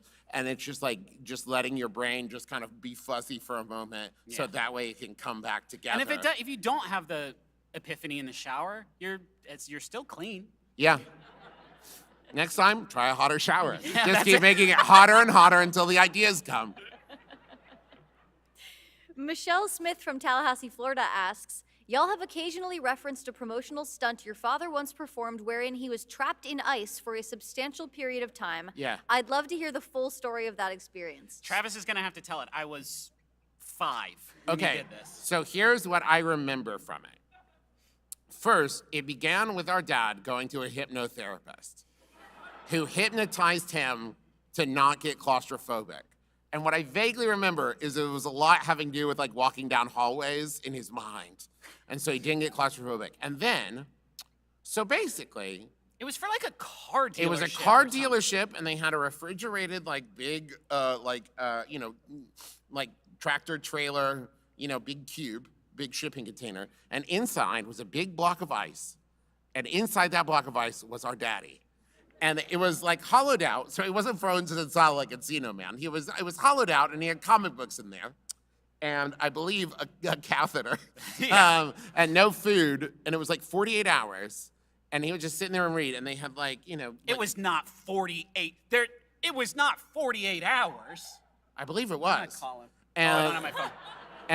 And you could look through like little viewing glasses to see him inside there, just like reading That's it. comic books. It is traumatizing for me. I was so young, I didn't understand what was happening. The only memory I have in my mind is looking down through this very small porthole and seeing my frozen dad. And then like 25 years later, like like David Blaine did it as a stunt. I was like, who cares? Like my dad did it Everybody think of the amount of money you would have to be paid to be frozen in ice for apparently 2 straight calendar days. I guarantee you the amount of money Clint was paid by this car dealership was much less Also, than that. don't get it twisted when David Blaine tries to pretend like it's a hard thing. The ice is so thick that they can pump warm air into it, and they did for that. So, like, you're not uncomfortable in there. You're fine. You just can't. fine. You can't poop. You got to pee in a bag. You can't eat. It's fine. And also, I got free hot dogs while I was there, which was a pretty choice. Yeah. Dad said, "How long were you frozen in ice?" 47 hours. So I think it was probably going to be 48, but he had an appointment he had to get to. Okay, Dumple Cubblestein from Herkimer, New York asks, what's the worst part of a fruit salad? Yeah, sure. Well, the worst part. Sometimes they put, I love banana. It's not wet in the same way that everything else in the fruit salad is It also wet. seems to give up faster than the other fruits. It has a sort of like textural weakness to it that when it is exposed to this, maybe the citrus of the other things, it becomes a sort of plasmoid. Yeah, a non-Newtonian liquid for It's sure. unpleasant to the mouth. For me, the worst part of a fruit salad is not any individual piece, but rather it's a timeline of like best version of fruit salad is like the 20 minutes right after it like comes out of the refrigerator. And then the worst part is any time after that and you try to eat just even room temperature fruit salad is unpleasant, right? It's just viscerally like, How much no. fruit salad are you eating? A lot. Really? Yeah, we love it. We do breakfast for dinner a lot. And fruit salad goes in there because you don't have vegetables with breakfast. Grow up. Okay, that's fine. Or don't grow up. We'll have fruit in the house, and I'll eat the fruit, but seldom am I like, what if I did a mix them up? It's honestly, fruit salad exists for the same reason mixed nuts exist, which is like we got to get rid of this filler fruit. Yeah, I guess so. Like no one's touching this fruit. I know. We'll put some cherries in there, and then they'll have to eat it. Yeah. That's the best part. Cherries are the best part. I'm really glad somebody asked us Green about grapes fruit might salad. be the worst part. They're the lesser version of grapes, and I don't care who you are. I'll fight you all about this. I'll take a red seedless any day of the week. Yeah, thank you. We're gonna split into 2 groups. I'm gonna prove that. I'm mostly just stunned that neither of you mentioned honeydew, which I think we all know is the Yeah, I worst. mean that. Oh, sorry. That goes without saying. Yeah, it's a styrofoam fruit that's there to fill it up to make it look like more. Oh, also strawberries are great. Thanks, Travis. Just wanted to get that in there in case they were listening. Okay, Alex Garamone from Seattle asks, you've been playing role-play games as a family for years together using different arcs, campaigns, and game mechanics. But how do you keep it fresh and engaging as players? I know considering the listeners is super important, but how do you as the DM/player make the sessions feel engaging and important? So as a player, one of the things that I find really engaging and really like invigorating is clear-cut goals. Clear-cut, like, this is what you are trying to achieve. Yeah. But with a very open-ended, like, pathway to get there. It's something that, as we've mentioned, like, in Steeplechase has been a kind of ever-present feeling. Because then it's like, I know what the goal is. So, like, I'm not doing the, like, yeah, but what are we trying to do? Like, how do we know if we've done it right? It's like, no. I know exactly what the win condition is. Yeah. There's just no, like, then everything up to that is up to me, and that is like, okay, so what? This is the dorky thing now. I know mixed in with a bunch of other dorky things, but that we all grew up doing like theater stuff, and so a lot of the stuff that makes it feel really engaging is like thinking about the character you're playing and how they would do it and how they would approach the different thing. And it's like, well, I see a clear path, but that's not what they would see it as. They would see it as this. And like, there will be times where one of us will say like, well, I don't want to do this, but it's what they do. So he goes smashing through the wall or whatever. And it's just like that kind of thing of like really trying to think about what would they do in this scenario. I think that the best of us at this is Justin. And the thing that he does that is so great that I think anybody could sort of aspire to playing any role-playing game is to like come up with a character premise that makes a pretty big, outlandish like promise, and then work constantly without betraying that promise to fulfill it. My favorite character in any season was in Graduation. It was Justin's character. He played a fearbolg who didn't have a name, who talked like this the whole, like had like a voice that I know was just shredding his throat. But the conceit for his character is that he couldn't lie. And that's just a simple thing. That's like a simple promise that he made when he came up with that character. And then sure enough, there were so many instances every episode where that came up, and it was so fascinating to watch him kind of like walk that line. I see. It's why I also love Duck.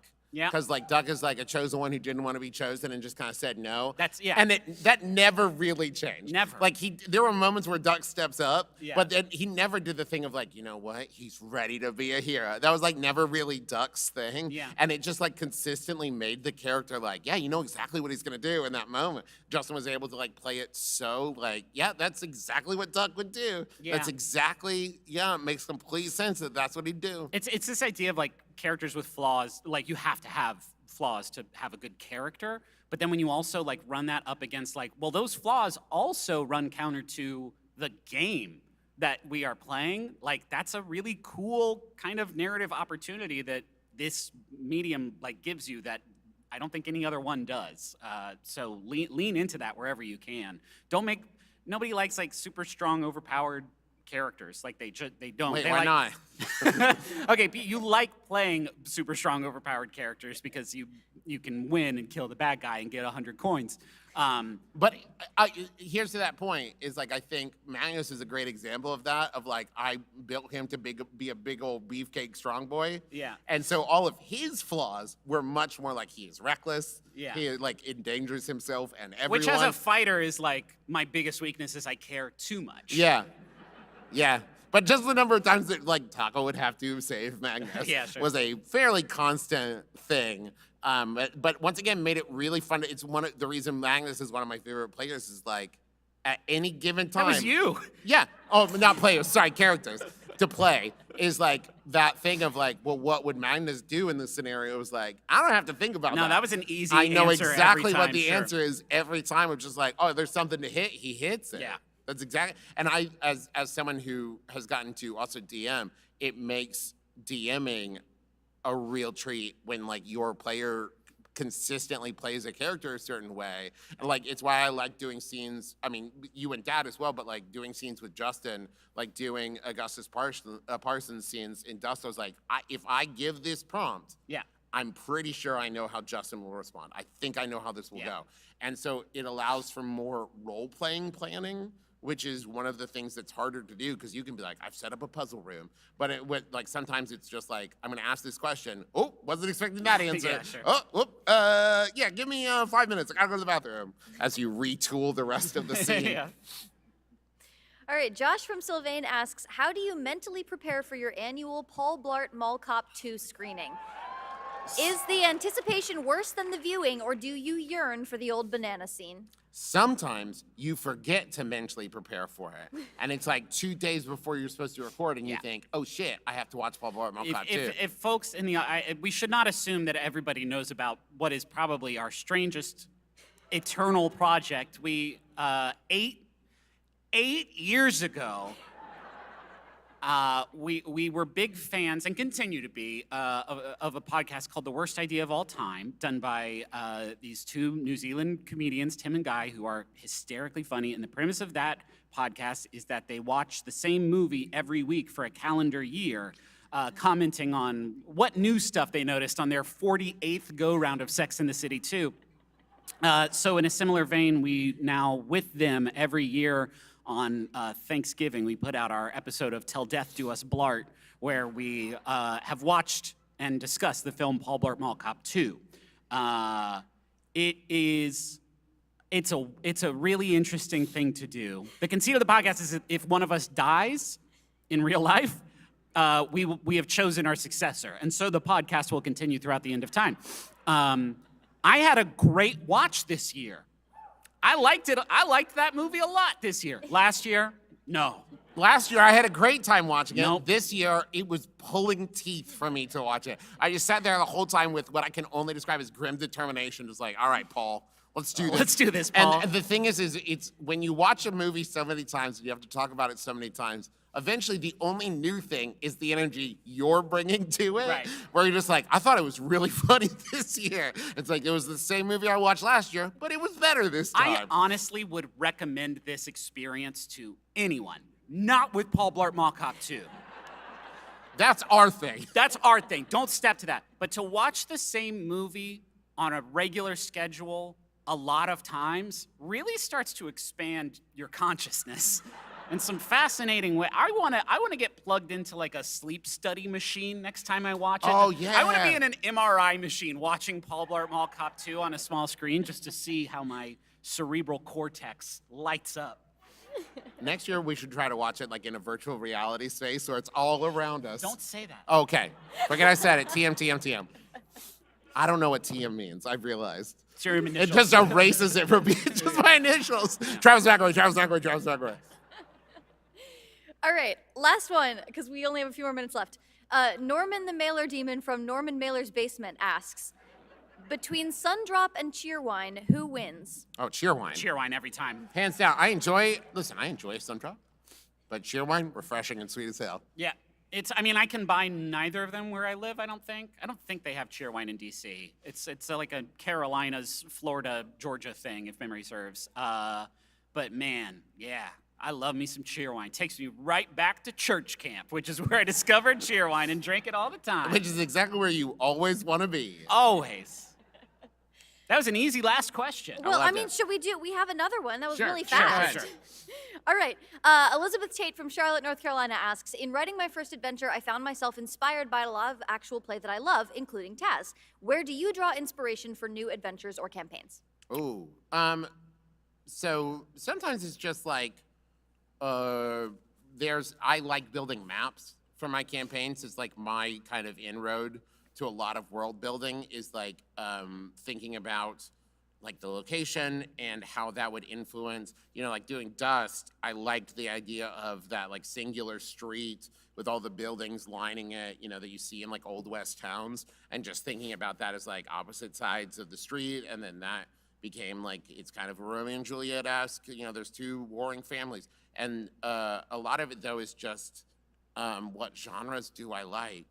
And how does that, what do I want that story to kind of feel like within that genre? I would caution against doing this to a certain extreme. For me, the best we have done at sort of a setting is Ethersea, was because I wanted to do something in ships. Like, that's it. I wanted to do a space opera, but then I was like, well, if it was ocean instead of space, that's about the extent, that's about as far as I got with the idea before. Which is also as far as they got with Sequest. Yeah. It was like, it's like Star Trek, but in water. In water. A wet Star Trek was the name of that show originally. But then and I would recommend this to anyone for any campaign you ever want to run. We played A Quiet Year by Avery Alder, which is a map drawing, world building game, and we played that completely collaborative. Completely collaborative, and you answer prompts that come up, and the game moves in like seasons, and you are drawing things, and then at the end of that, we had our setting for the game, and it was in episode 1. Like, we all knew where we were, how everything worked there. Not everything, but like we had a really, really good idea, which is going to work for you so much more often. The buy-in is so quick. Yeah, as opposed to like, okay, well, here is a world where everyone is a robot, and your cyber chips, well, those are handled by the Bureau of Cyber Chips. Now, you need to understand the 5 laws of cyber chips before, like, don't do that. Because that's Griffin's game that he's building. That's my thing that I'm doing is cyber chips. It's the next season of Adventure Zone. You all are here for the big announcement. Yeah. Now, the weird thing is we're just calling it Adventure Zone Cyber Chips. Yeah, sure. We've teamed up with Frito-Lay for a really exciting...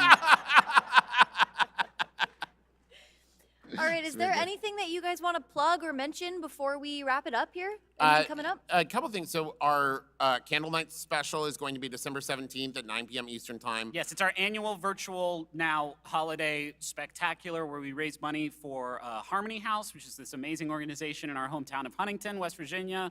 And it's amazing every year, and this year it's a lot of fun. I forget where bit.ly/candlenights2022, I think, is the link where you can go. It's $5, and then you can name your own price after that. And it all goes to charity, and it's great. And Griffin already mentioned a graphic novel coming out. Coming out December 20th. February 20th. February. That's what I meant. Yeah. February 20th. You can get that at theadventurezonecomic.com. Yep. That's it. Also our podcasts, but we've said the names of those about 100 times up here. So we do check out Bake On, where Teresa and I talk about Great British Bake Off. It's really fun, and I love it. Check out Wonderful. It's a show where me and my wife talk about everything. I mean, I also do Schmanners with my wife, but Bake On is kind of where my heart's I also at. do the Besties, which is a video game podcast. That's it. I think we've gone two for two. That's it. Thank you all Wait, for how coming. about you plug? You plug some stuff, Jenny. Oh, I am on YouTube. If you watch my videos, that'd be great. Where can they find you on YouTube? Is it just... It's just youtube.com/JennyD. There you go. Thank you for moderating so for much. us. You did a very Thank you, good job. Jenny. And thank you all for coming. Have a great Thank night. you. Bye.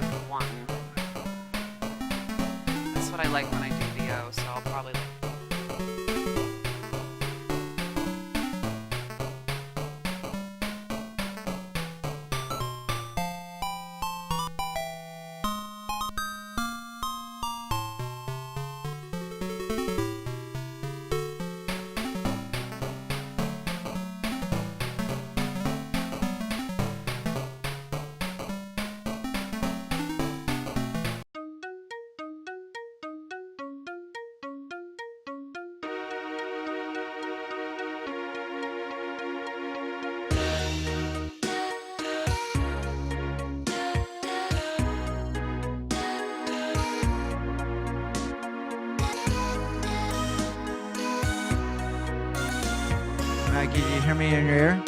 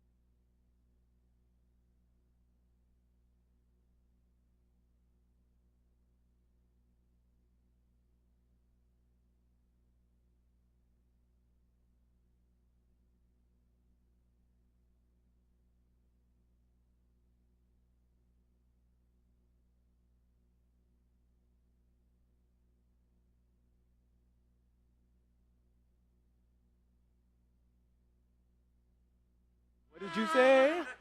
Oh, perfect. Thank you so much. Yeah, I can hear.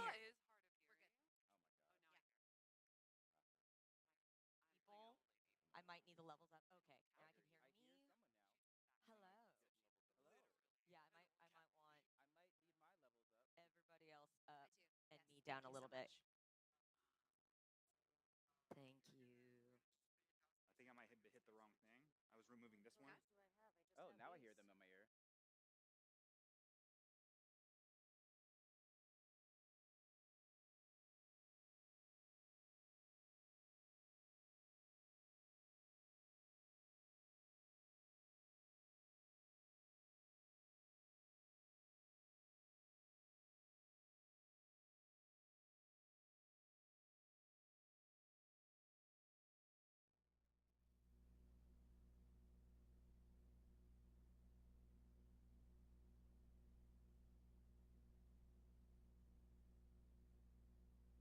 Yeah, don't worry about Okay, it. I can hear it now. Good energy, good energy. Break legs, break legs, break legs, break legs. Hey, you're all incredible.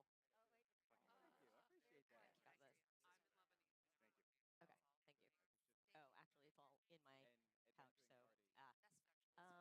Is it possible to turn me down a little bit? If that's okay. Hello, hello. This is me. This is yes.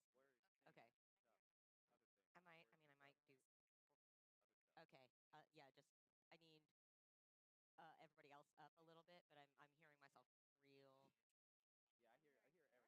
Yes, you're coming in good. Yeah. Can you hear me? I hear everybody else is a little quiet, and I'm a little loud. Yes. Okay. Can everybody hear? Okay. Well, I guess I gotta be a little quieter, but it's still hearing myself a lot, but I think everybody else needs to be turned up in my ear a little bit, if possible. Thank you. I appreciate it. I'll just sit very quiet, but it's okay. Okay. Thank you. Yeet.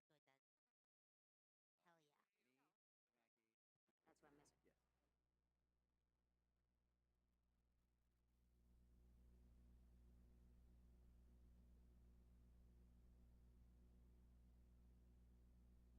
I think we're good here. Okay. All right. Awesome.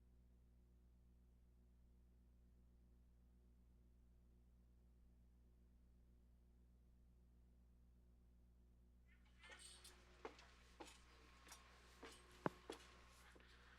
Hello, hello, hello.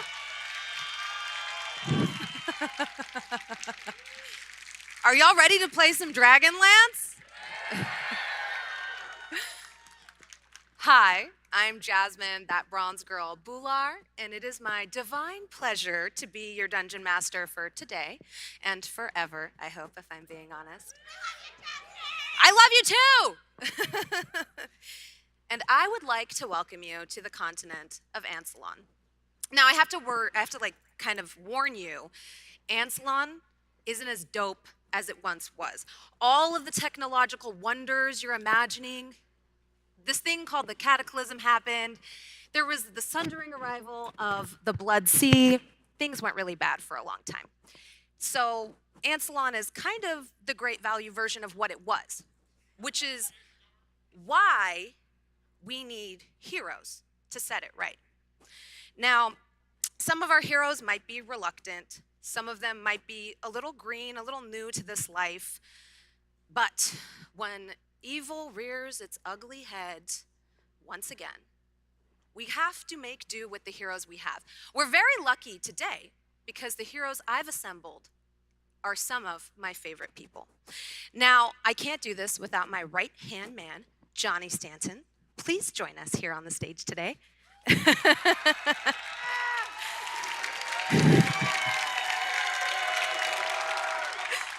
You ready to take your places, my Let's do it. man? Let's do it. Let's do run it. it.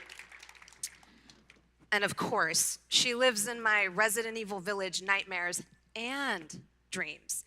Maggie Robertson, come on out. My favorite big lady. Look at this. We didn't plan this. This just happened. My favorite chaos gargoyle, Erica Ishii.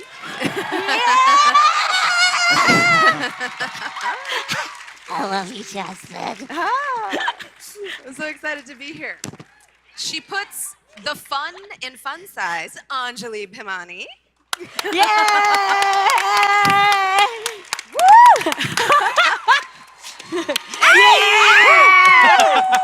Oh my God.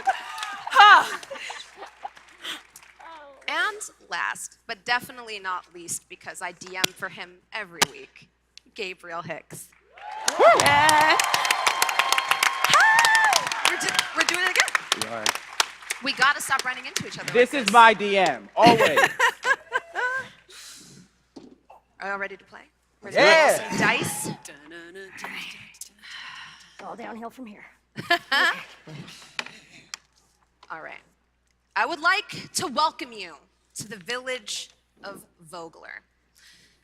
It lays sleepily on a small spit of land, reaching out with longing into the Vingard River. Tucked in on one side by wooded cliffs, this is a cozy village, one with humble wooden buildings, all kind of in concentric circles around the village center. An incomplete stone bridge, a testament to the technology and might of ages past, juts out, half completed, never to be finished by knowledge no longer possessed by the likes of you, reaching towards a far bank it will never touch. It's kind of sad. But today's not a sad day. Today's a happy day because it's the Kingfisher Festival. Woo. Oh. Kingfisher! It's the Kingfisher Festival. I'm sure y'all have heard of it. I mean, Happy Kingfisher Who hasn't Festival heard Day of to it? you, and to you, and to you. To all who celebrate. Regardless of what holiday you celebrate, here in this room, we celebrate the Kingfisher Festival.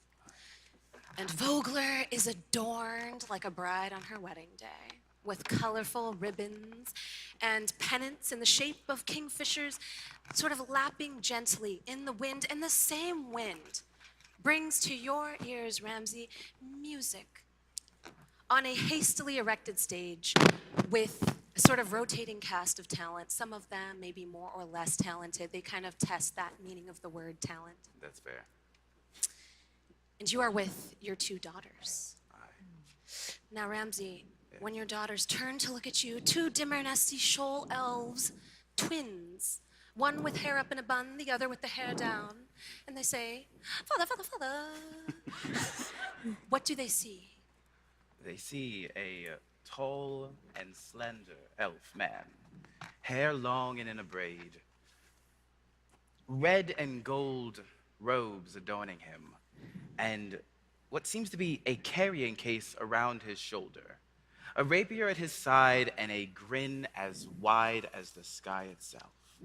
Soft skin like you are staring at an oak, and two eyes that see nothing but his world before him. The amount of fanfic you just spawned, Yes, good. You're welcome.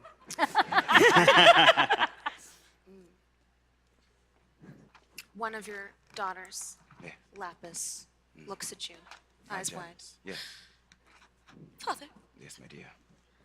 Lazuli says Thornwall Keep is not nice anymore, and there's no point in us going here. Well, if we go there, it will be nice again, my dear. If you have two I've heard gems, Thornwall Keep is nowhere close to the glory it used to have. I've heard it's all broken. well, if you put two gems in a case, then it becomes beauty. And you take them out on lovely strolls and shine them whenever need be, and never let anyone touch them. This is why I'm the elven equivalent of 25 and well, have never had a boyfriend. No, that's because you have standards. Standards are for battle, Father. Daughter, love is a battlefield. And I was made for war. I'm not ready to have that talk yet.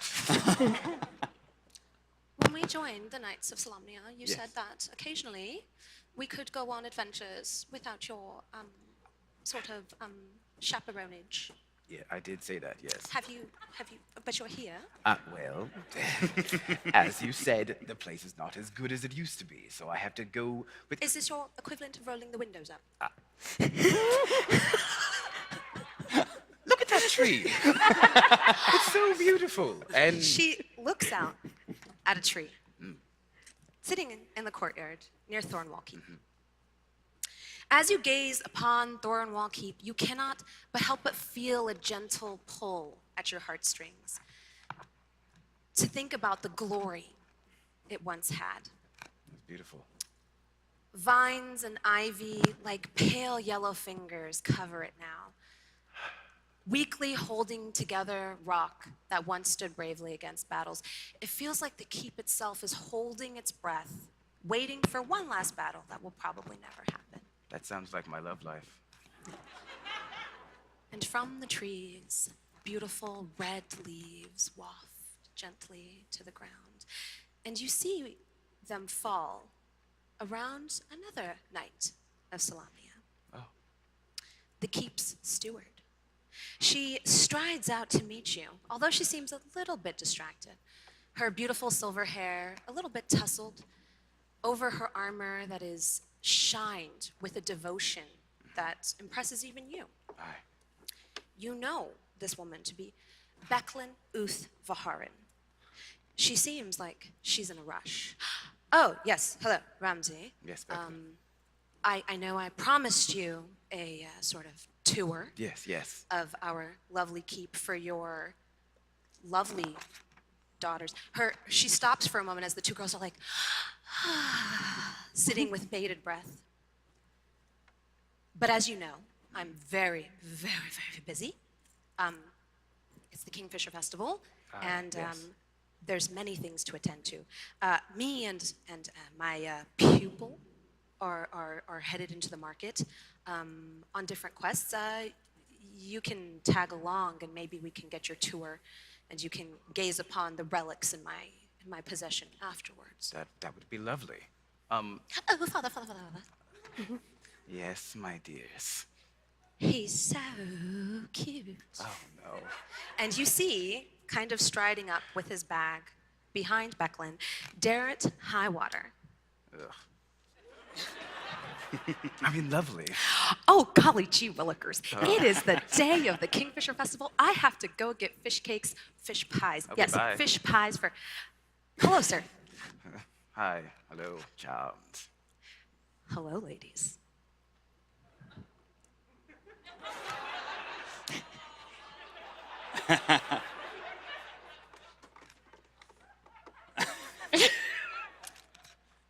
Will you accompany me to the, to like, get fish pies? Why was that so hard for you to say? Fish pies. Make a intimidation Oh, check. deal. First roll, first roll. I am a father. You think I'm not proficient?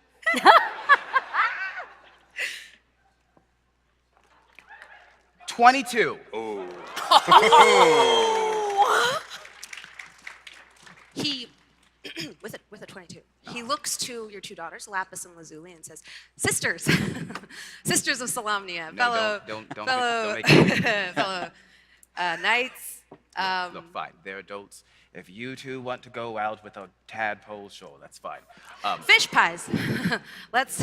If I trust you to take care of them, they are also adults and have their own sense of agency. If they This tell is a lot. Oh. If they tell me to hurt you, though, I will. But it's their choice. Right. Fish pies? Fish pies. Yeah. And he hastily grabs his bag and heads towards the village center. I taught you well, so if something goes wrong, bury it.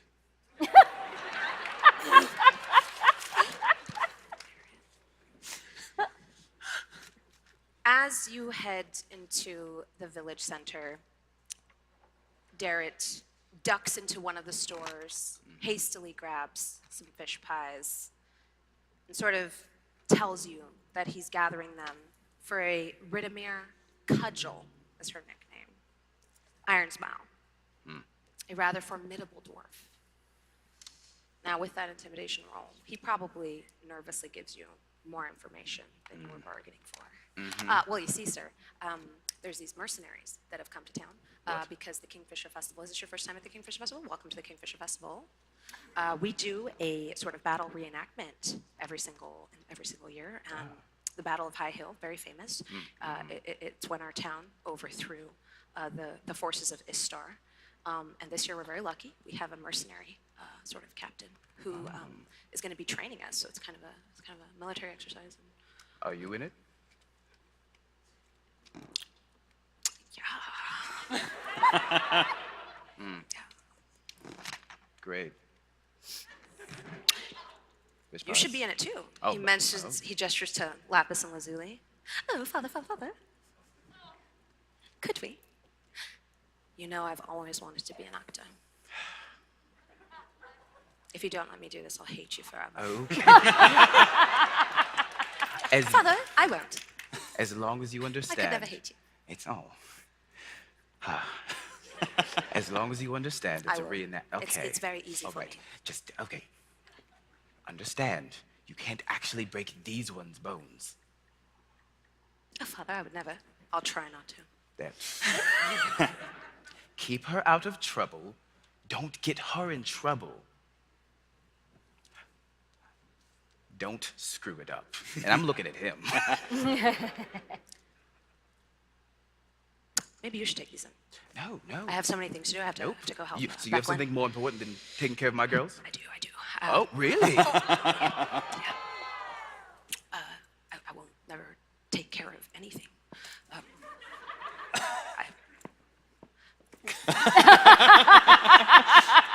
I'm a half elf.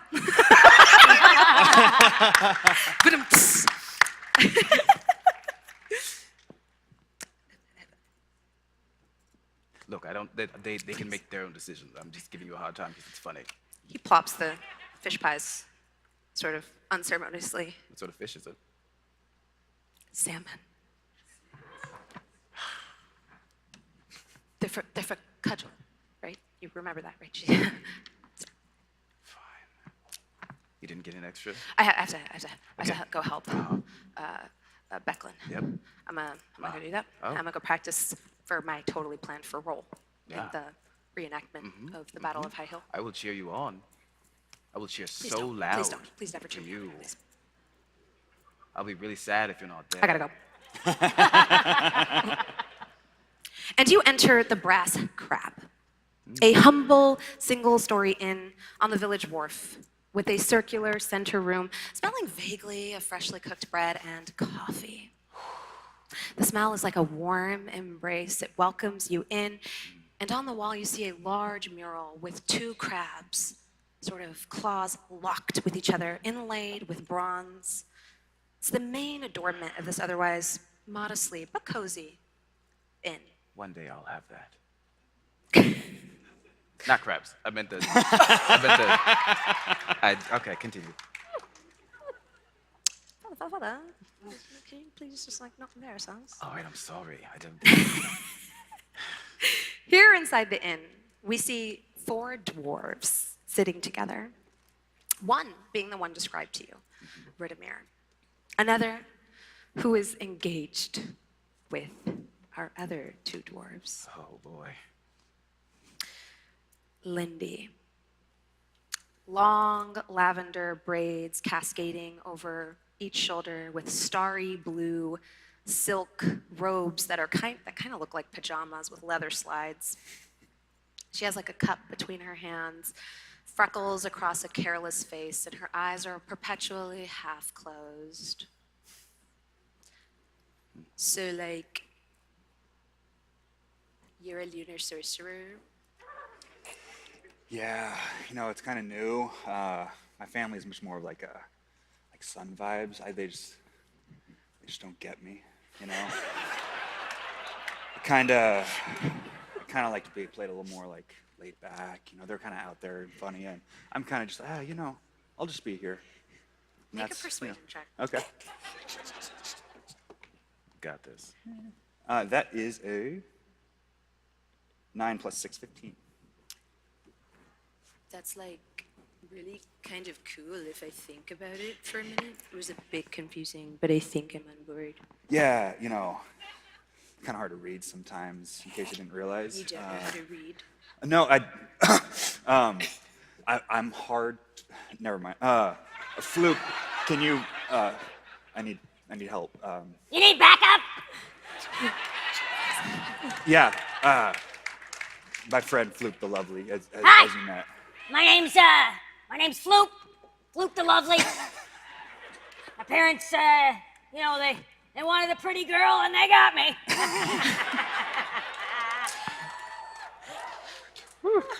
Are you also a lunar sorcerer? Am I that's what? Lunar. So, it's a really weird thing. I wanted to be a singer, but my parents told me that I didn't have what it takes, like talent or a personality that anyone wants to be around for very long. But you have that lovely rasp to your voice. That's like what a great, I thought, dude. Yeah, they're looking for that sound. I don't get why they. I don't get. See, our parents really don't get Our us. parents It's both don't of get us. us, They don't. you know. They don't get us. But yeah, we go way back. We go way back. We go way back. We both entered the Tower of High Sorcery, the Red Tower, together, and Floop wanted to go White Robes because her parents. I mean, it's good. You got to be good in the world. You got to do good. You have to do good.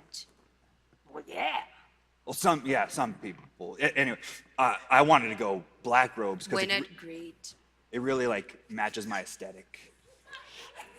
It matches your aesthetic. Yeah, because I got this whole black on black thing going. So Have you not noticed he's kind of like the brooding type? Yeah. So we decided to compromise on Red Robes. Ta-da! But we couldn't separate because we grew up together. Yeah. I'm also a mage of the Red Robes. Oh, I knew that. I saw your insignia. That's why I decided to deign to come sit with you. Also, I have communed with the powers that be. She pulls out a beautiful orb from a pocket indiscernible to you, because it looks like the pajamas she's wearing doesn't have pockets. I knew that you were going to be here, and I need your help for something. But I've also foreseen that strange brooding fellow in the doorway, and her eyes fall on you, Ramsey. Brooding? What?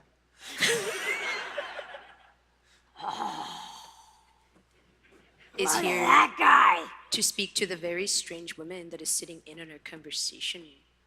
She looks over at Ridimir.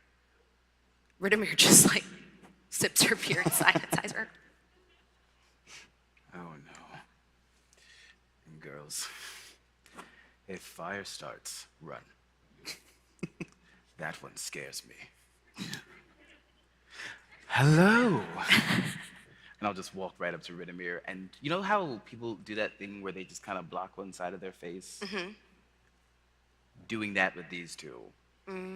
They're lovely. Their personalities are great. So, you're the one I was looking for. I am assuming those are my fish pies. They are. They came from a little skitterish tadpole. What was his name, girls? Dare it. Dare it? Listen, I'm very interested in what you have to say, but I've got to see what's about to happen here. Can I join you? Of course. I've been sitting here listening to them for about 2 hours and they haven't noticed. Most entertainment I've had in a while. The one has the voice of, what's the word? Accordion. Dying frog. Dying Was- frog. What is... I think they're talking about And the us. other one is as cute as a button, I thought that was a poodle. but acts like he's some kind of necromancer.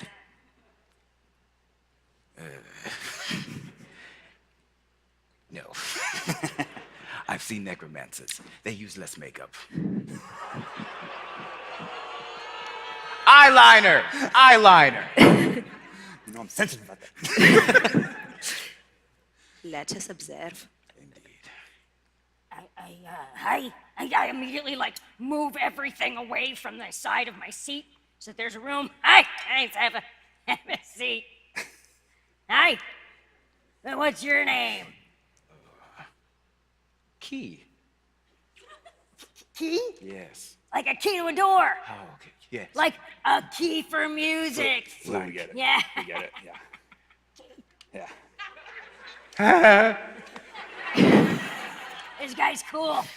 I like him. No, Yeah, I'm he's terrible. cool. He's whatever. That's okay. Envy does not pursue you. This guy just look. We're both kind of want to match your like style. I just met you. Look, I'm sorry. It's fast. I know. I'm Gerhana. This is Floop. You already met her. Lovely. What's your key? What are you doing here? I'm here to deliver fish pies. You're a delivery guy. You're a lot for a delivery guy. I've heard that before. Why are you two here out of? They are here to see my portent, but it's like really important. That these two are here for important business. You heard her. No, for like an important portent. Important. That's a lot. That's a rhyme. You should write that down. I'm gonna use that sometime in a song. Important portents. It's a band name. It's a band name. It's the third one you come up with today, and I I haven't liked know. any of them. I'm so good at this. Guys, you have to be like kind of cool about this, please.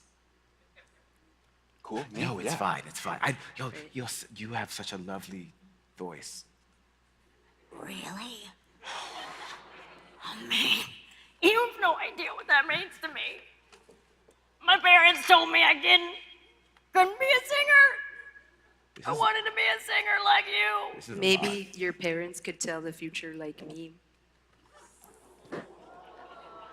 Let's look at this crystal ball. Ooh, wow! Come here. It's okay. Come here. I'm coming. Hey, someone has to think you're lovely. Well, yeah, that's my name. Oh, Flute the Lovely. is it a family name? Yeah.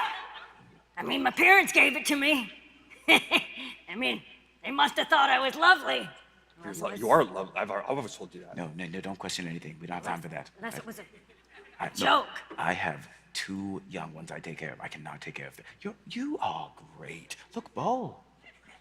Yes, look, Ball? ball, Crystal ball. It's like spherical. crystal ball.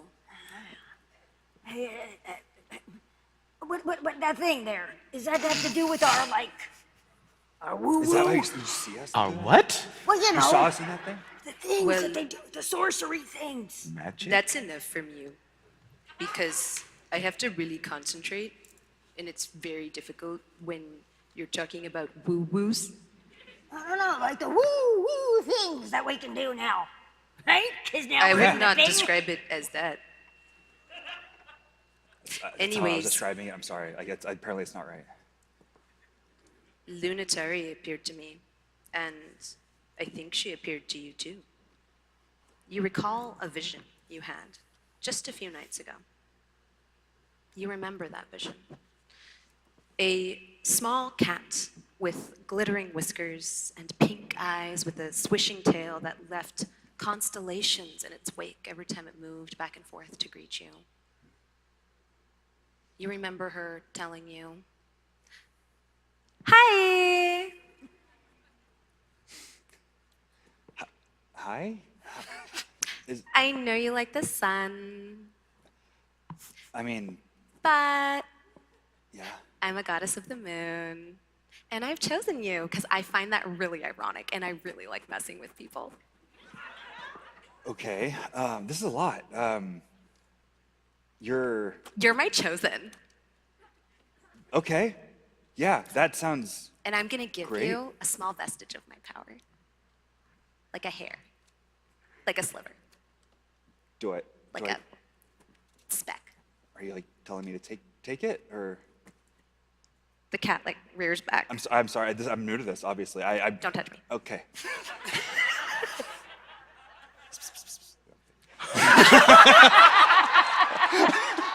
No, I'm sorry. I was just. Never mind. My bad. I will cut you. Did I ruin it? No. Go to Vogler. There lies your destiny.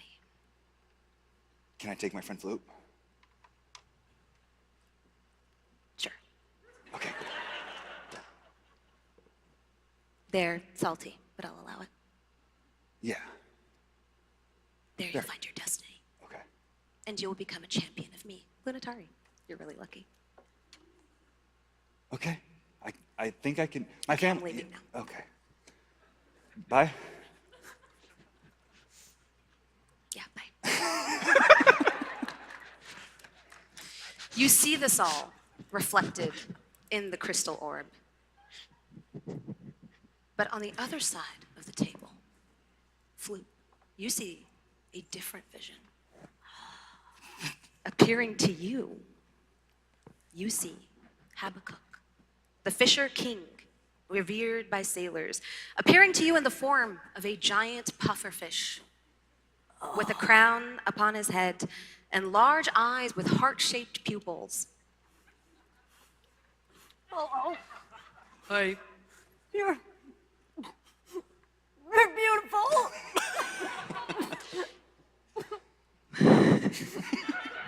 Huh.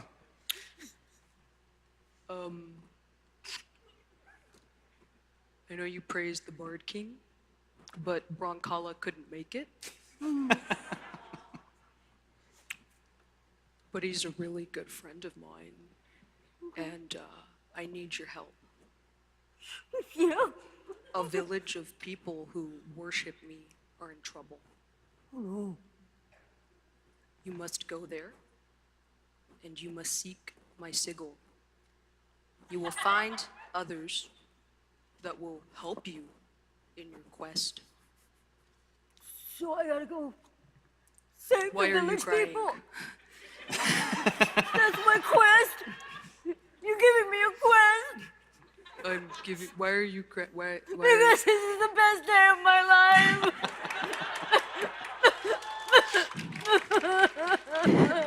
Habakkuk deflates. Oh no. Two no. little fins come out and pat you gently. Oh. One of them wipes the tear from your eye. Do not cry. But you are very cute when you cry. Hold bravery in your heart, I will. and I'll always be with you. Okay. I'm gonna do right by you. You watch. Touches you lightly on the shoulder and leaves, almost like a small, formed of freckles, heart there. And you gain inspiration. We're looking at the crystal ball, right? Yeah. Flip, I don't think I've ever seen you cry before. Shut up, man. You're crying again. Stop it. Shut up. I'm not crying. It's something in my eye. Okay. Should we do something? Oh my She'll be god, alright. we have to get that sigil. Yeah. Or sigil. He said sigil, but I think it's sigil. I'm gonna look at my daughters and just say, this is gonna take a while. You can just. As you turn around, you notice your daughters are gone. Oh, hell. We're gonna have to move again. And your passive perception was not high enough to see them slinking away. They stuck away? That's my girls.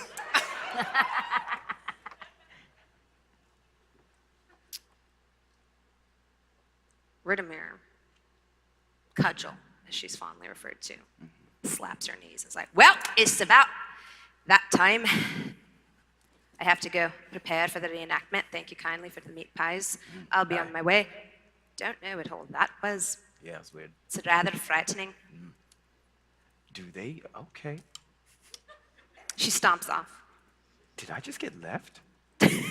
On red. Did I just get. On tread as she makes. Did I get pulled into babysitting? Hell yeah. Lindy looks around at the fellow dwarves. Not really at you. Oh, You're not part of the dwarf club. whatever. I'm gorgeous. Listen, I've seen that symbol before. They give it to the one who wins the fishing competition. And I think we can rig it because I have a ringer. Can rig it? Yes. Okay. I have a ringer. Rig it for the ringer. Okay. I know somebody. Oh, I thought you meant as a ringer, like someone to put the rings on. That's kind of what I thought. That's too. what I was what's really a ringer. confused. A ring. Shh, this is something new. So I'm sorry. I'm focusing. Follow me. You leave the inn in formation. Roll a dexterity saving throw to see if you can maintain the formation she's trying to do as badass music plays in the background. That is not good. Dexterity, you said? Yes. 19. Natural 20. Hey. Let's go!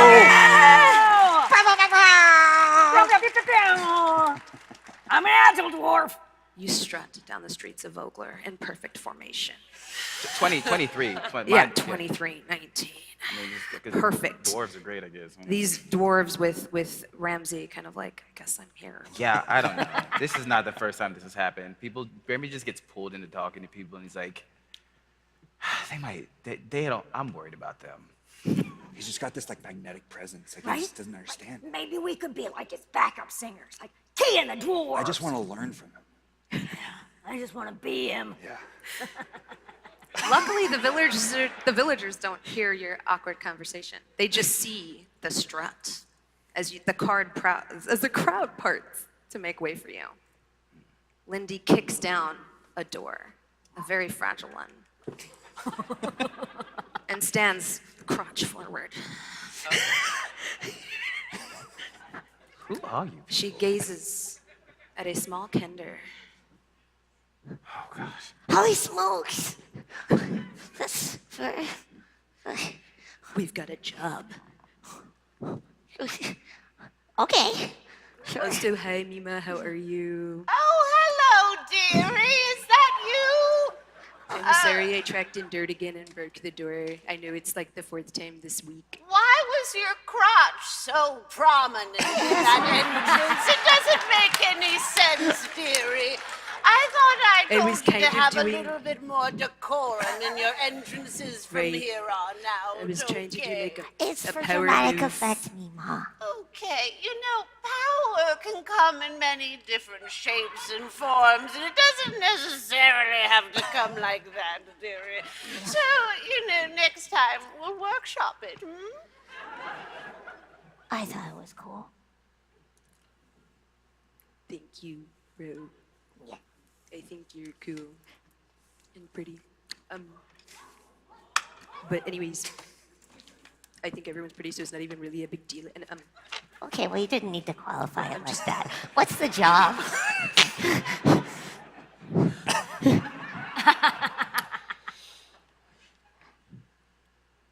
we want to rig the fishing competition. Oh, and you need a ringer. We A need what? A ringer. A what? A ringer. A ringer. A ringer for the rigging the fishing competition. Remember, we're doing the fishing competition. A little bit today, of Mima. a whoopsie daisy, you know? Is that what we're doing? This is going to make a great song. I know you're good at fishing. Yes. She's the best at fishing. Taught her everything I know. You look up on the wall, and there is like covered in like mounted fish. But they've all been crocheted. Yes. By me! It's really good work. Oh, thank you. Yeah. Who are you? I'm Gerhana. Gerhana. Yeah. I've never heard of you. That's it. I'm not from around here. Oh. You know, I'm just passing through. Where are you from, dearie? Floop, where are we from? It's like, Oh, good heavens! What are you? How did you get here? How long have you been standing there? I don't know, cat lady. I've been standing here the whole time. How'd you not see me? Well, I'm blind blind in this eye. You have to stand on my good side. Okay. Mima has a hard time seeing people. You should describe yourselves for her. Meanwhile, I'm like this dwarf, kind of dark hair with kind of swooped over one eye, with one bleached strand. Oh. A trimmed beard, but with a long mustache straight, kind of going down to his chest. I'm not gonna lie, I'm very surprised that you can grow facial hair at all. It's the dwarven heritage. Oh. Yeah. Oh. I But like it's her. cool. And I got all black except for the red robe. Trying to make a statement with your wardrobe. How are you, I dearie? mean, and then I have a one crescent moon tattoo that don't tell my parents. It's actually temporary, but I want them to think that it's like that I'm really hard, like that I'm changed. They don't get me anymore. You seem so changed and so You- gritty, if I yeah. may say so. If you only knew me before. Oh.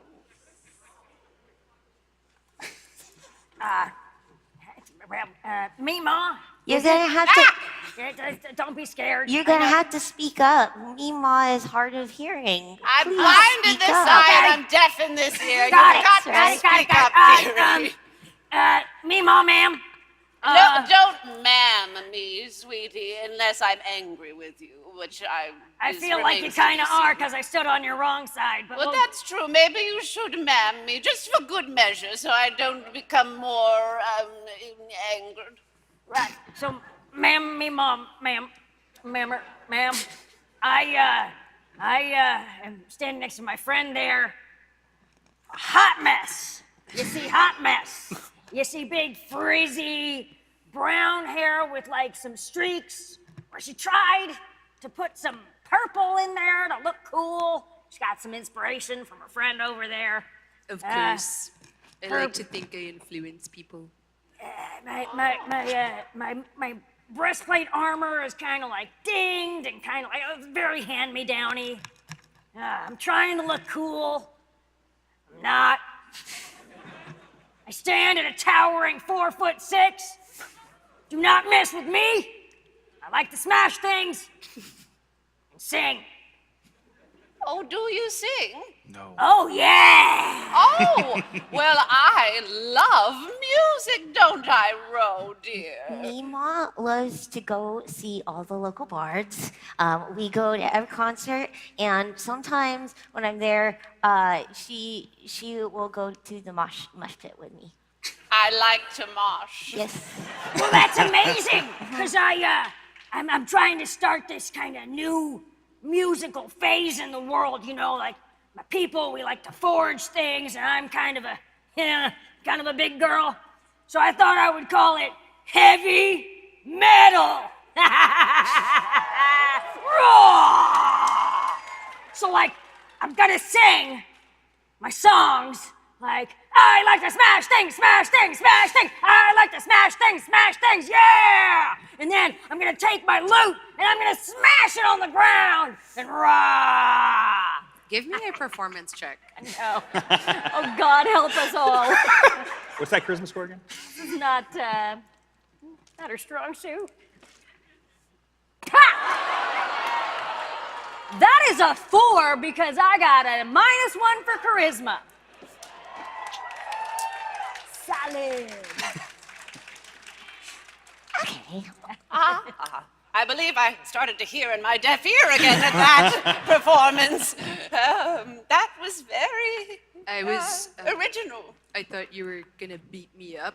I didn't feel like you were performing so much as you were thrashing and doing this motion. I had to duck a few times. Thankfully, I made my dexterity saves. Floop. So Floop just kind of like shrinks a little bit. Floop. Yeah, that's why my parents wouldn't let me be a singer. It's your best one yet. I promise. You're getting better. Thanks, man. You're always there for me. I'll always be there for you. It's, the only direction's up at this point. Yeah. Yeah. Yeah. Right. Just look at it like that. Yeah, you really hit rock bottom. Oh, that But was like in a very good way. clever. I like There's a that good way? joke. I like you. Oh, give me a high paw. She regards you. Ooh. What does she see? Well, dearie, what you see before you is a literal old cat lady. She is a tabaxi, and she is 94. I see your hands in the air, dearie. Wave them around like you just don't care. She looks like one would look, a cat would look, if a cat walked into a spirit Halloween and came out with an old lady costume. She is wearing an aggressive amount of floral, objectively too much floral. And she has a little apron around her waist that has a nice pocket. And one must have aprons with pockets, my dear. There's simply no other way. And this pocket holds a collection of handy items, mostly teacups. I'm looking you directly in the eye, and I don't know why. But you needed to know that she holds many a teacup. Would she like company for tea? Oh, dearie. Oh, my. He has that effect on people, doesn't he? There's life in these old bones yet.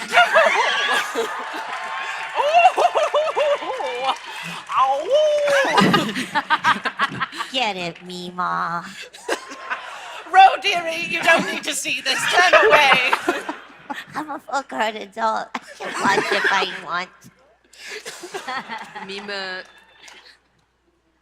you told me you were on your 9th life. Are you sure that you would be able to handle such a young, spirited fellow? Oh, Like dearie, fire don't bellows tell from his me what I eyes. can and cannot handle. I've been handling young, spirited...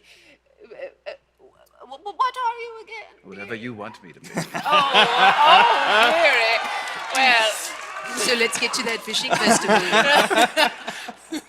I'm eager to fish. Are you ready? Oh yeah. You see a very small Kender, East Asian features with close-cropped hair and a cloak that has shifted into red to match our guests. But when you came in, it was just kind of gray. And then, but it's, oops, I'm all pockets. Me too! Yes. Well, I got them from Mima. Mima course, knitted me dearie. a lot of pockets. In this family, our motto is never go without a But pocket. out of pocket, yes, that's correct. And out of the pocket of my back, I pull a large fishing pole, and I'm like, let's do this thing. Why are we fixing a fishing competition? No, but yes. Well, I guess technically we're not fixing it. We're You're just rigging it. kind of my ace in the hole. ringing We're it. Ringing We're it. ringing We're it. ringing it. We're ringing We got a the rigger to ring. We're ring-a-ring it. Yeah. Ring-a-ding-ding. Ring-a-ding-ding-ding. I can't handle much more of this. I'm just here. I just can't. I'm so happy you're here, Ro. Thank you. You Hero. say that you're happy, but it doesn't sound like you're happy all the time. This is just how I talk. Oh, I kind of just am always in one key. oh. Well, that's nice, dearie. And she kind of pats you on the head. I'm also really depressed, but we won't talk about that right now. Oh, you know, I bet it would be good if you externalized some of those emotions through things like song. But that would involve emotional vulnerability, and Lindy don't do that. You know, I always say some emotional vulnerability goes well with a nice cup of tea. And she pulls out the fully teapot and a full cup and saucer, and she hands them out to everyone. That was in your Tea, pocket? dearie. Tea, Yeah, dearie. yeah. Tea, dearie. Biscuits. I'll go for pocket Coolest tea thing I've any ever day of the seen. week. Yeah. Like I Now, Wow. you I just don't take care. a sip of It's that so there cool. tea, and you let it out, dearie. Yes. Make a survival check. Oh my gosh. Oh. That's the What- So hot tell and me it's just in your how. pocket. Right. So This is my first game of D&D ever! I love being people's first. gosh. First Roll, first roll, This first roll, first roll, first. is a I'm so nervous. D20. And this is every D&D player's favorite thing. Okay. And I'm gonna You're gonna always roll take that. this. This is gonna be the main thing you roll, especially for skill and ability checks. You're gonna roll this die. You're gonna pray to whatever gods you find sacred. And then you're going to add this modifier here, right next to wisdom, survival, a +1. Nice. You're only kind of good at that. You have some +4s in here. There's some things you're really bad at. I'm good at some things and I'm Yeah. not good at others. Yeah, but this one's decent. As all we all. May God be with you. Thank you. Okay. Well, All that's right, a 15, all right. dearie, plus one modification. That's a 16, Yes, dearie. it is. Open up your heart. 16. Not a bad first roll. Lindy drinks the tea. Thankfully, it's not made from anything poisonous. Thus the survival check. Ooh. Instead, it's made from a rather playful little mushroom that lulls you all into a feeling of coziness and safeness. And you all get advantage on Constitution saving throws for the rest of this session. The power of tea. We're gonna pretend that Ramsey didn't toss his over his shoulder out of fear. You didn't No, you don't want get to it. drink All right, my that's fair. tea.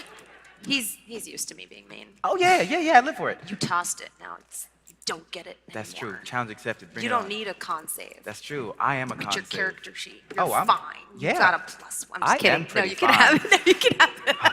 You can have the advantage. Sorry, Mima. My You Fair. didn't drink the tea, it fell because I'm clumsy. Hey, you look at me. You look at me. Mima tells you to drink the tea. You drink the damn tea. You got it? I drink the tea, dude. Here, have some of mine. Thanks. She's holding that fishing pole. It's tasty tea, isn't it? Is the answer yes? Yes, the answer is yes. Yes. Just do what the little one says. Great. Would you like a biscuit?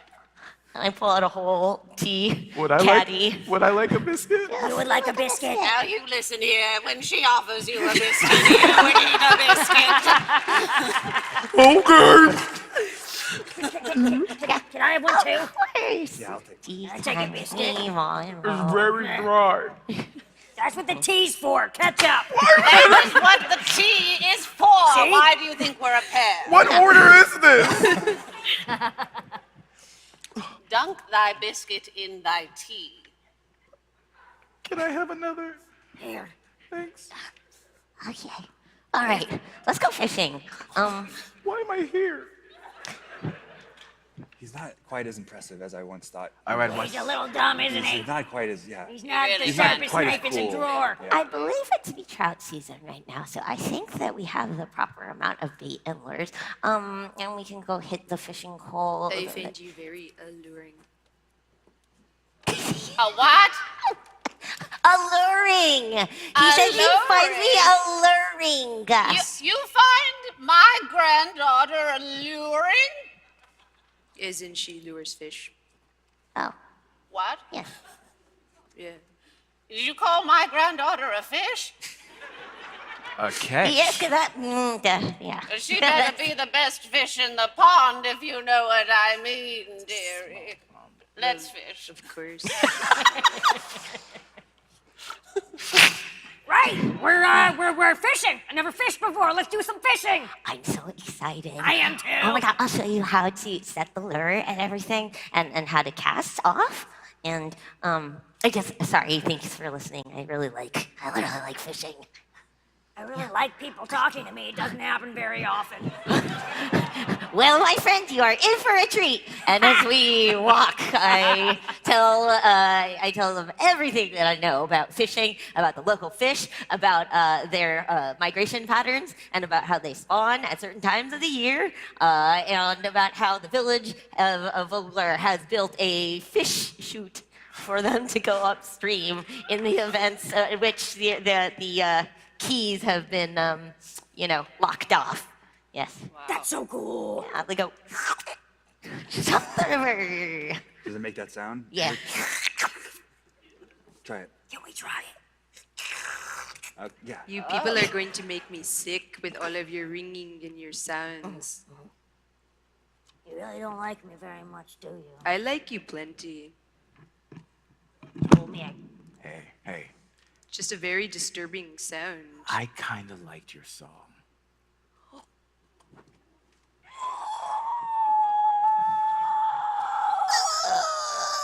You don't know what you just did. Oh, like, No, like I her think fa- I Her do. face, like red, bright red, just rolls all the way up from her like neck all the way up to her head. I may be here a while, but you like singing lessons? Yes, please, sir. Yes, please, That's sir. like Sir, yes, offering I would. someone Yes, a I breath would, sir, mint. please. Usually when you offer them singing lessons, it's because they can't sing. I would say that what he said was more passive-aggressive than what I said. Just saying. I think it's nice that he wants to help me, and I you think we should shouldn't be fish so because mean. the competition's gonna start, and people have been standing here making weird sounds in Mima's house for 15 minutes. All right, fine. Let's go fish. Stop saying mean things to me. Come on, let's go. So, Ro, which fishing rod are you bringing with you? Oh, Are I'll you bring- bringing Lady Oh. or Midnight? Oh, yeah. You know Okay. a lot about your fishing Testing. rods. It's time of the year. I think we're gonna go with Maverick. That's a very good name for a fishing rod, my dear. Maverick. Yeah. You all come to the area of the village square near the wharf where the fishing competition takes place. Mayor Raven is there. She explains the rules. You have 30 minutes and 3 casts. The angler who manages to get the most fish, end to end, measured in feet, technicalities, wins. Are you ready? Yeah, let's do it. All right. I'm gonna roll to see if you get a nibble.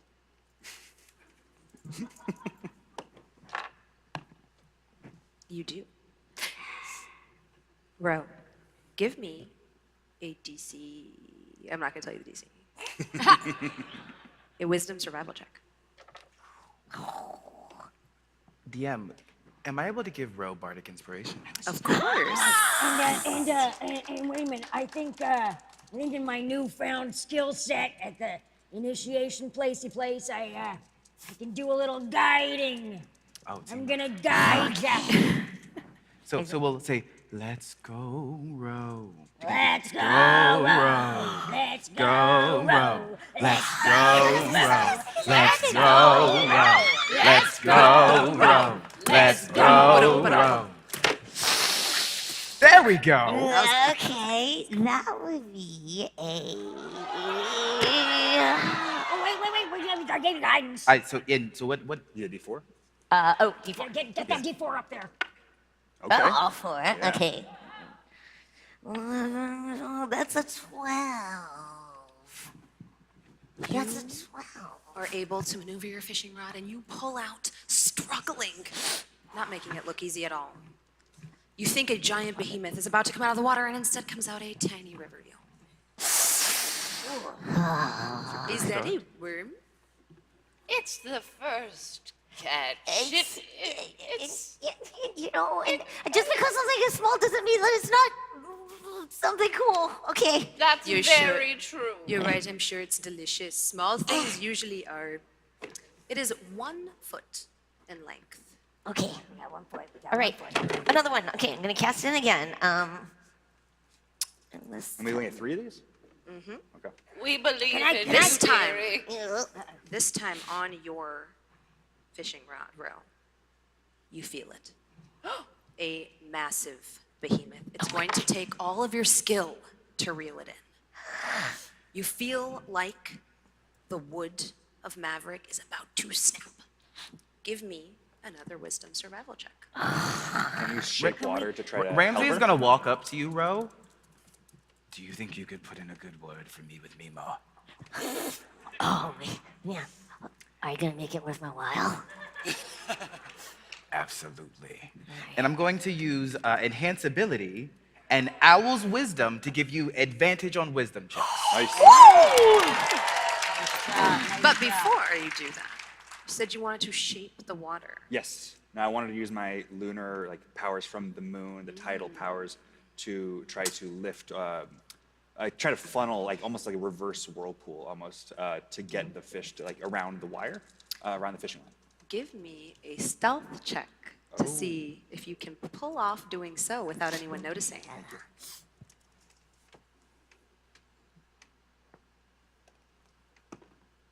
It'd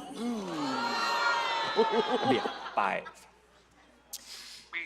You see a stern-looking woman, hair slicked down into a low bun, parted down the middle, grabs you by the ear and says, "That's against the rules. Are you cheating? Are you a cheater? Absolutely. You like cheating? Not. Look, we weren't told those were the rules. You're coming with me." Hey, listen, you know, we're not from around here. We didn't know about things, ma'am. Sir, ma'am.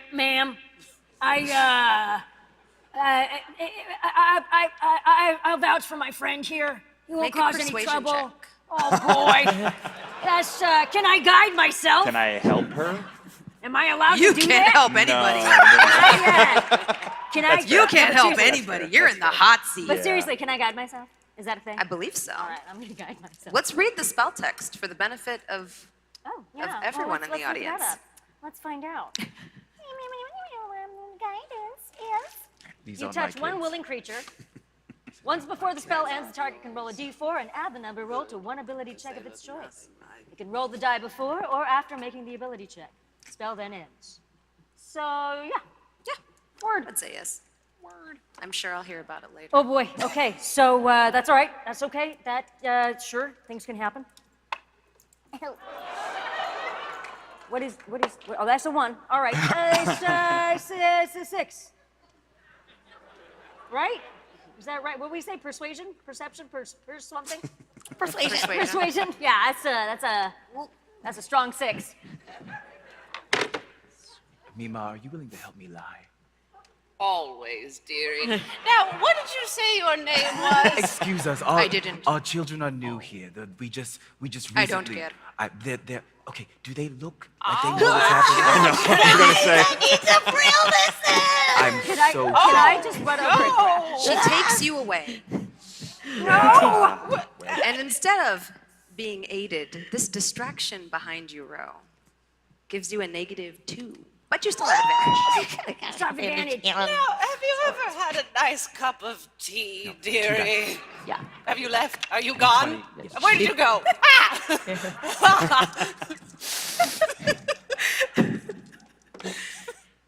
Oh, let's go.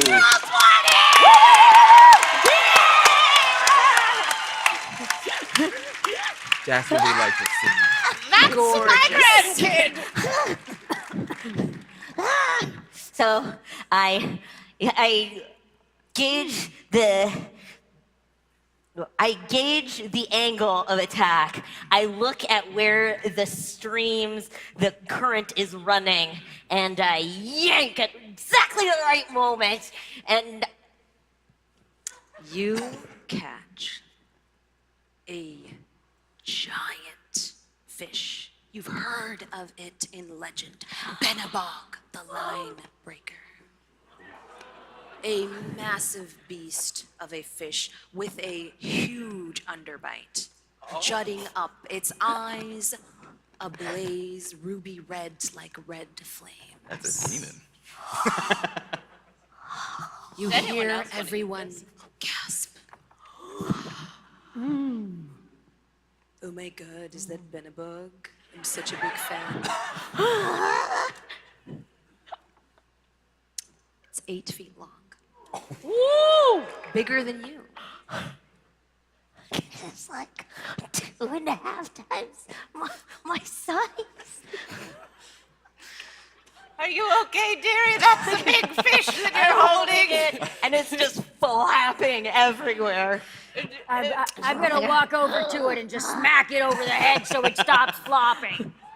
I The want to two help smallest her. people are I going don't, to catch this big fish. I'm a little worried How that it's big gonna are you? flop into our girl Rose's face. Our Rose face. You see is how this they learn. beautiful beast of legend, the lord of the Vingard River, fabled Its beautiful golden scales undulating, catching the You know, light. you didn't and tell you me it looked like walk that. over I'm just gonna like punch it.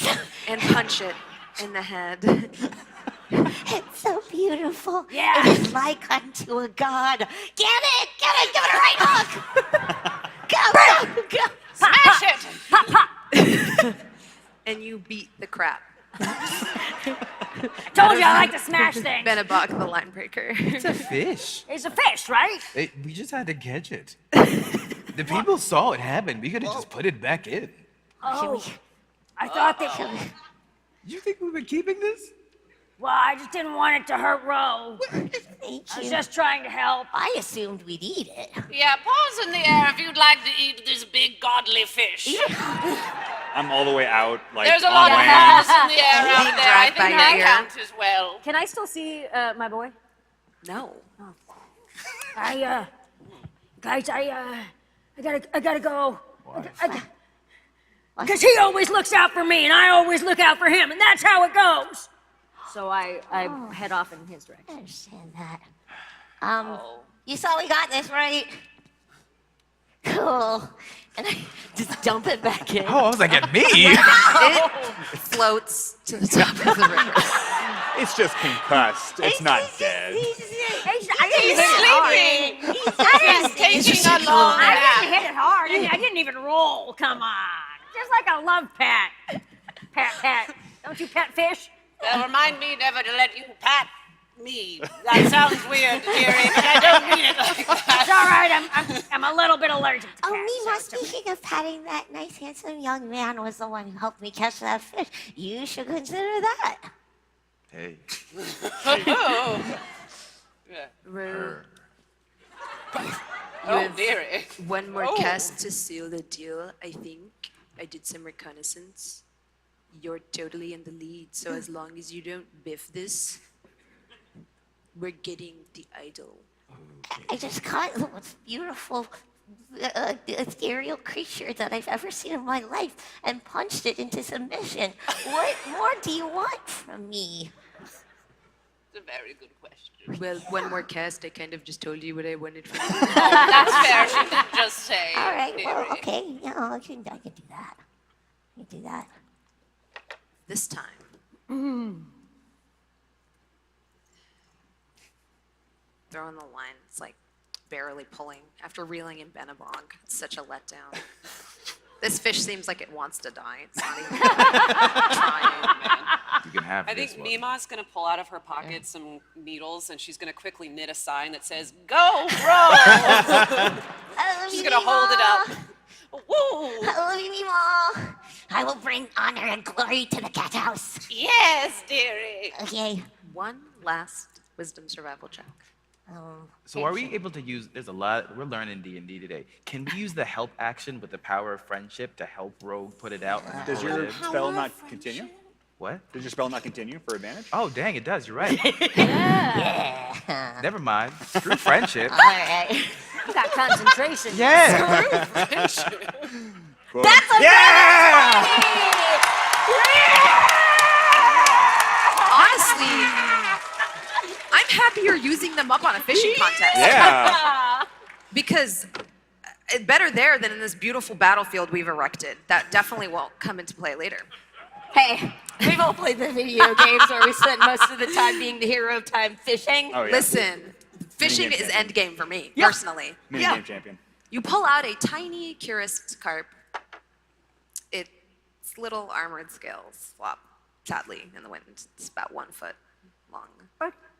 Woo. As you pull it up, it's almost as his eyes are looking at you saying, "I'm sorry. I'm not Benabog." It's okay.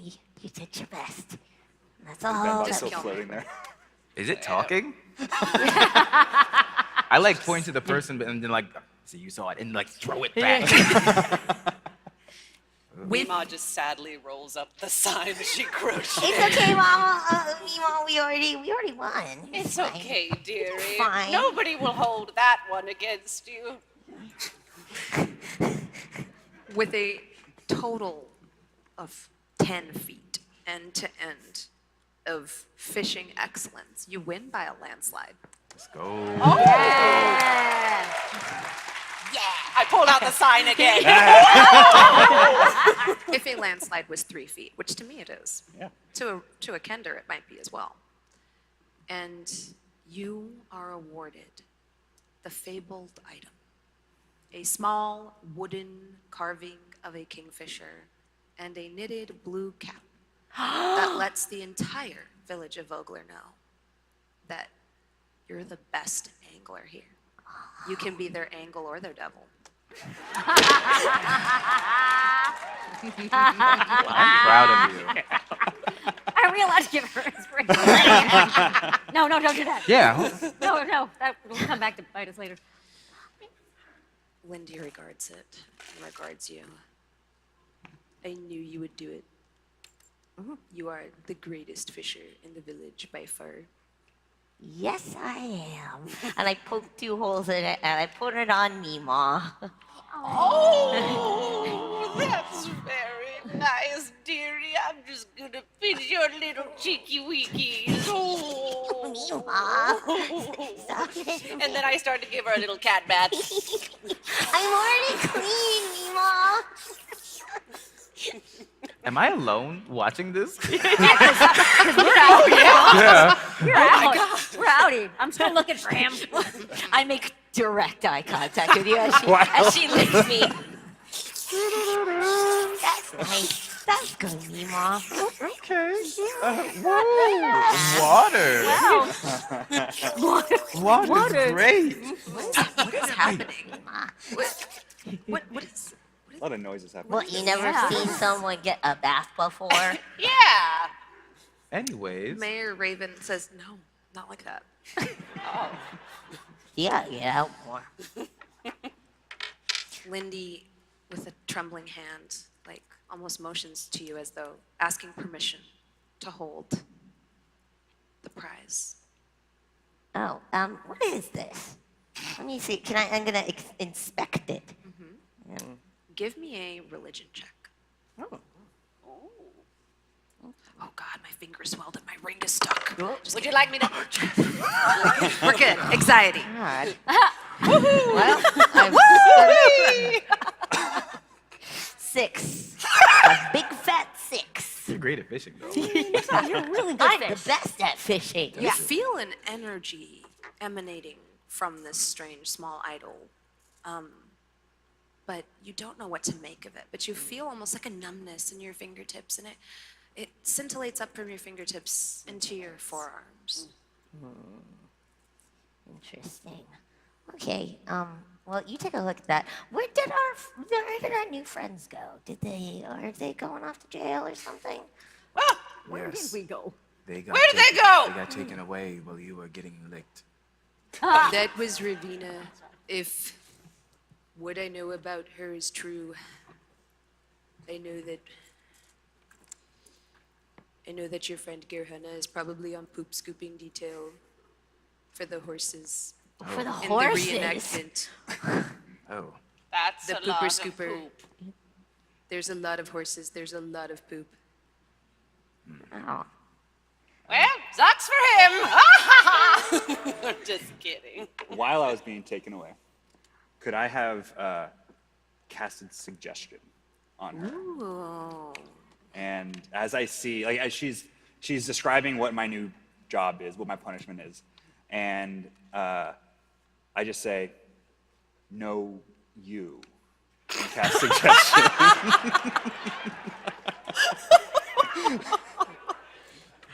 You say Yes. no, Oh my God, you? please. I say, "No, you."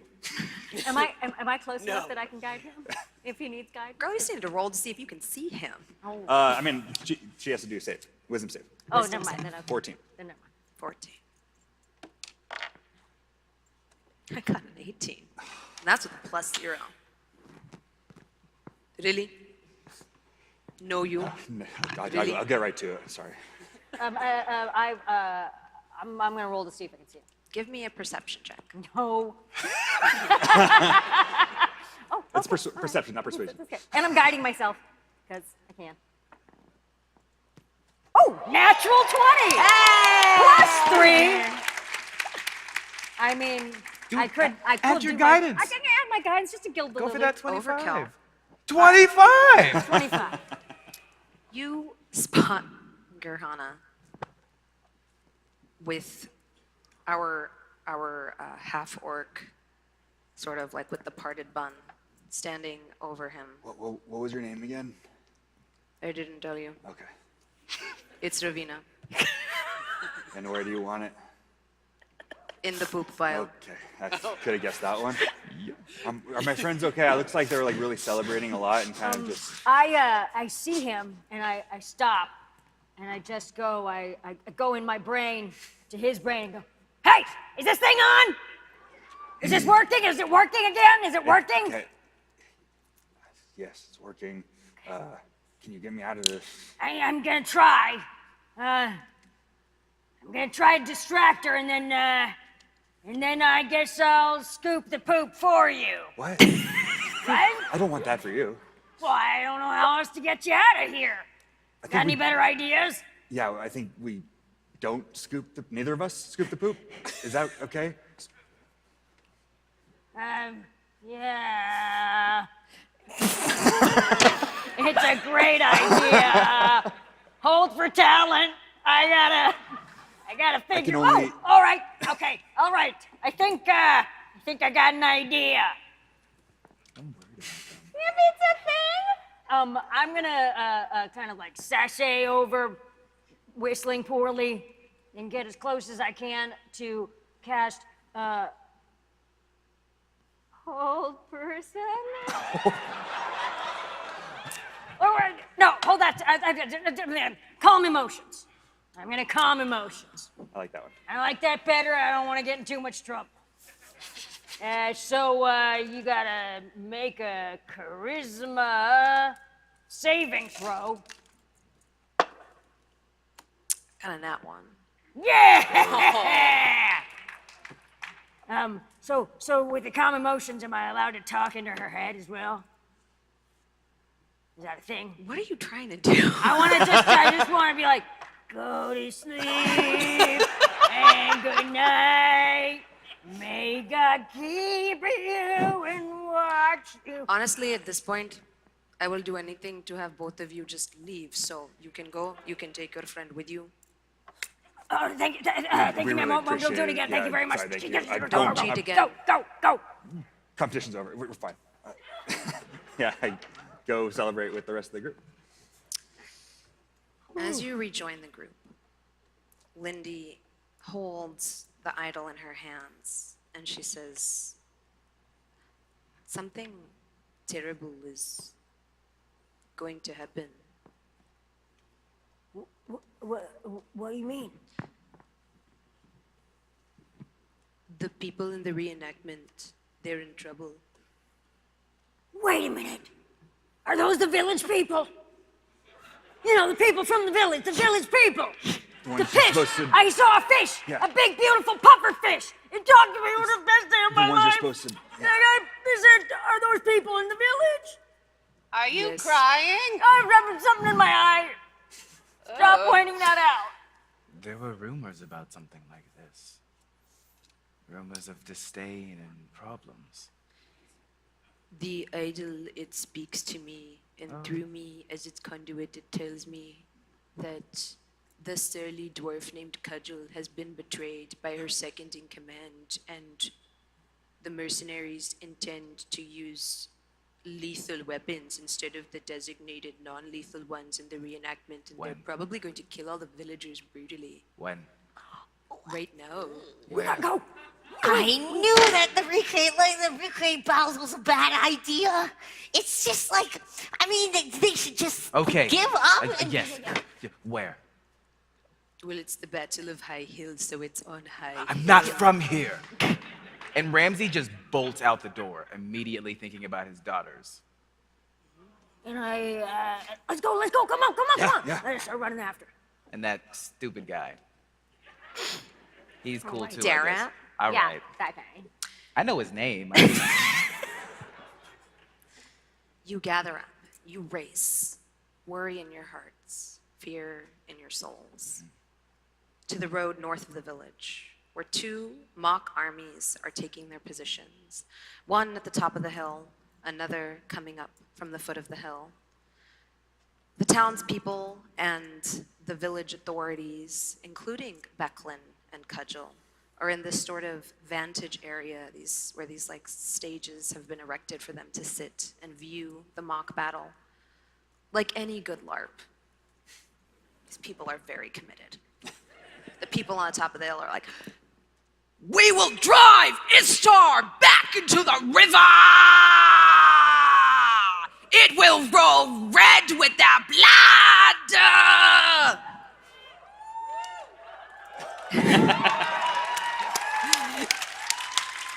And the people coming up are like, "For Ishtar!" And as that spear goes up, who amongst you has the highest perception?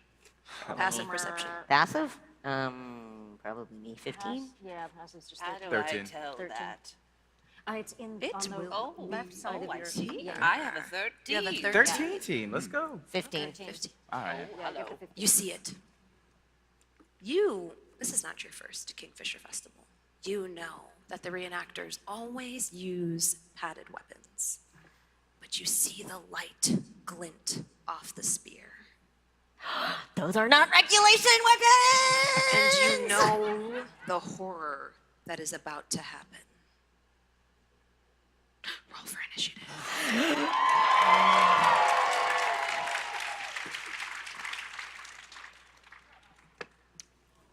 All right, so you're gonna roll your d20. That's an 11 for me. Awesome. You're doing great. That's actually better for me. That's fair. I'm gonna steal this. Go for it.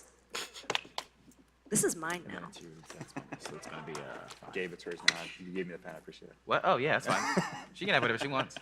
She's my DM, like I do. I play with her Tuesdays. I know what I'm doing. All right. I got a 5. A 5. Thank you. First initiative ever. 23. That's that fatherhood, I'm telling you. Yeah. 21! Ooh! Them's those long legs! Okay. 23. That's that daddy. Yeah, okay. Here for it. Twinning, I 11. guess. 11.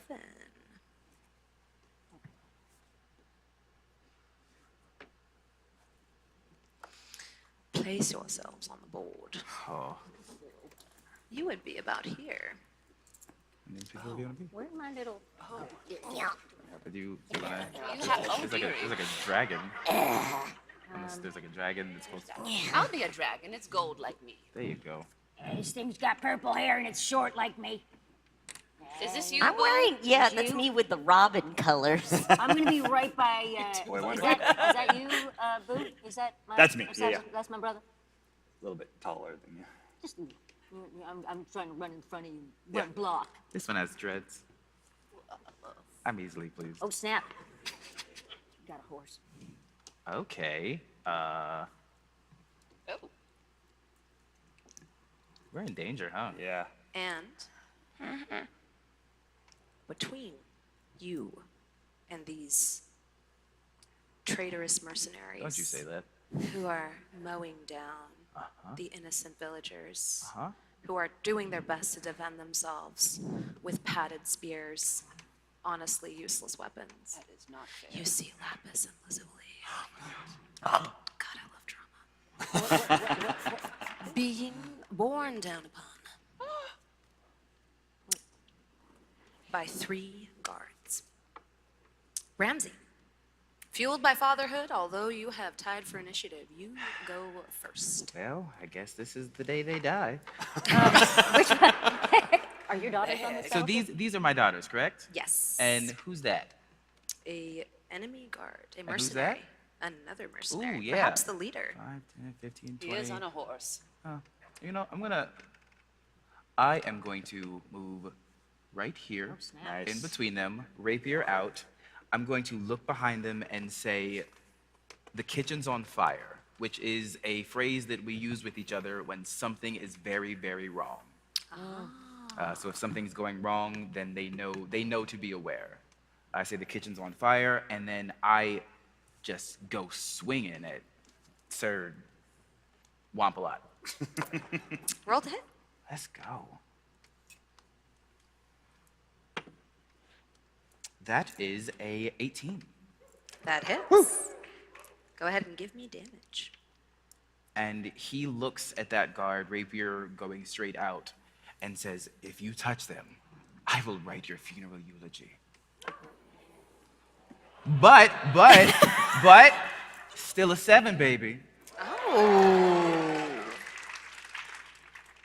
You deal a mighty blow to this mercenary.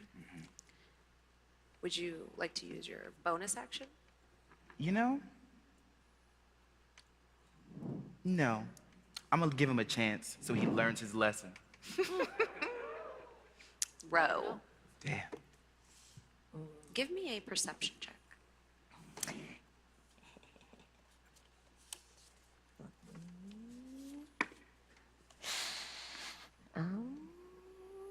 That is a 14. You notice an injured member of Vogler's militia. An individual you recognize, probably as one of your neighbors, crawling near the tree. He looks mostly dead, and you see the horse about to trample him. The horse what this guy's riding? Yes. Okay. Well, I'm going to move up behind the woodpile.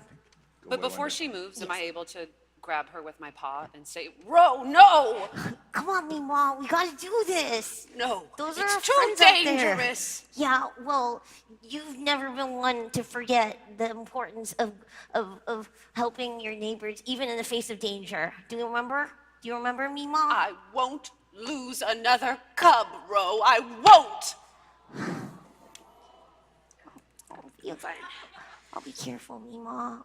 I love you. And I go and I Cutting break onions away. behind the DM Yeah, screen. no, everything's fine. There's onions back here.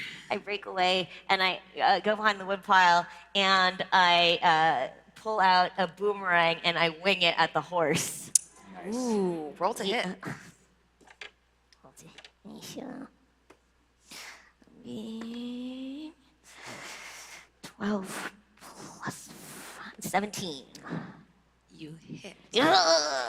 Amazing. The mercenary is going to make a save to see if he can stay on the rearing horse as you wallop it in the head with a ringing boomerang. He gets bucked. Yeah! Get bucked! Get bucked! Get bucked. The horse flees in terror, dropping this poor gentleman. Good. Man down! And I also add, I call out from behind the woodpile to the bucked mercenary, you, sir, do not understand boundaries and consent, which is so important for recreation battles, and you are here for the band from this recreation battle. Get in your uniform! Let him know, Ro. And now he has disadvantage on targeting anybody that is not me. Ah. You're using your Kender. My Kender taunt. Perfect. Yes. That's a DC 13 saving throw. My rolls today.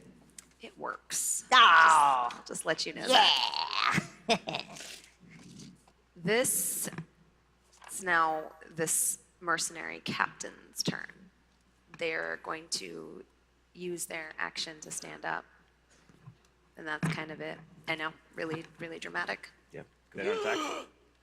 He stands up, he looks you in the eyes, Ramsey, and you see murder.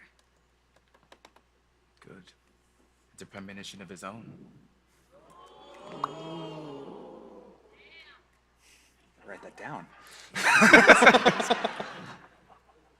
That's a great band name!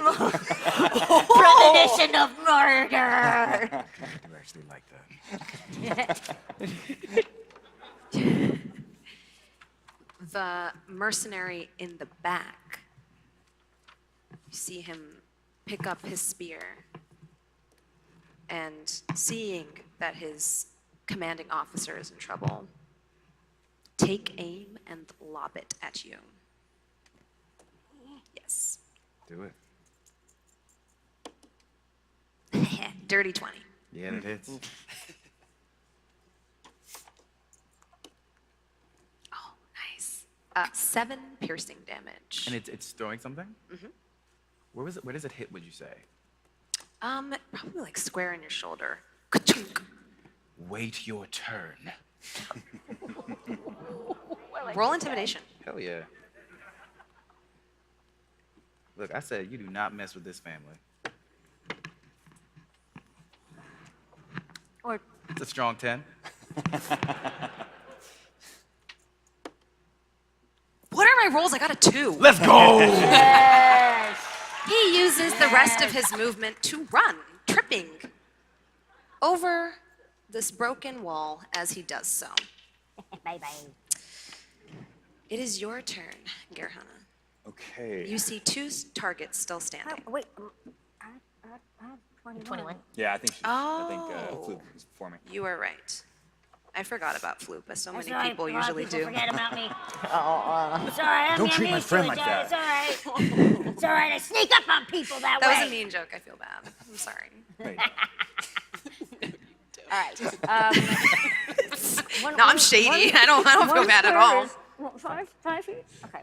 I think I'm going to go up to Duder in the red. You want me to do it? Yeah. Yeah, I got you. So that's what? 5, 10, Get that 15. dude. 15. Yep. All right. And I am.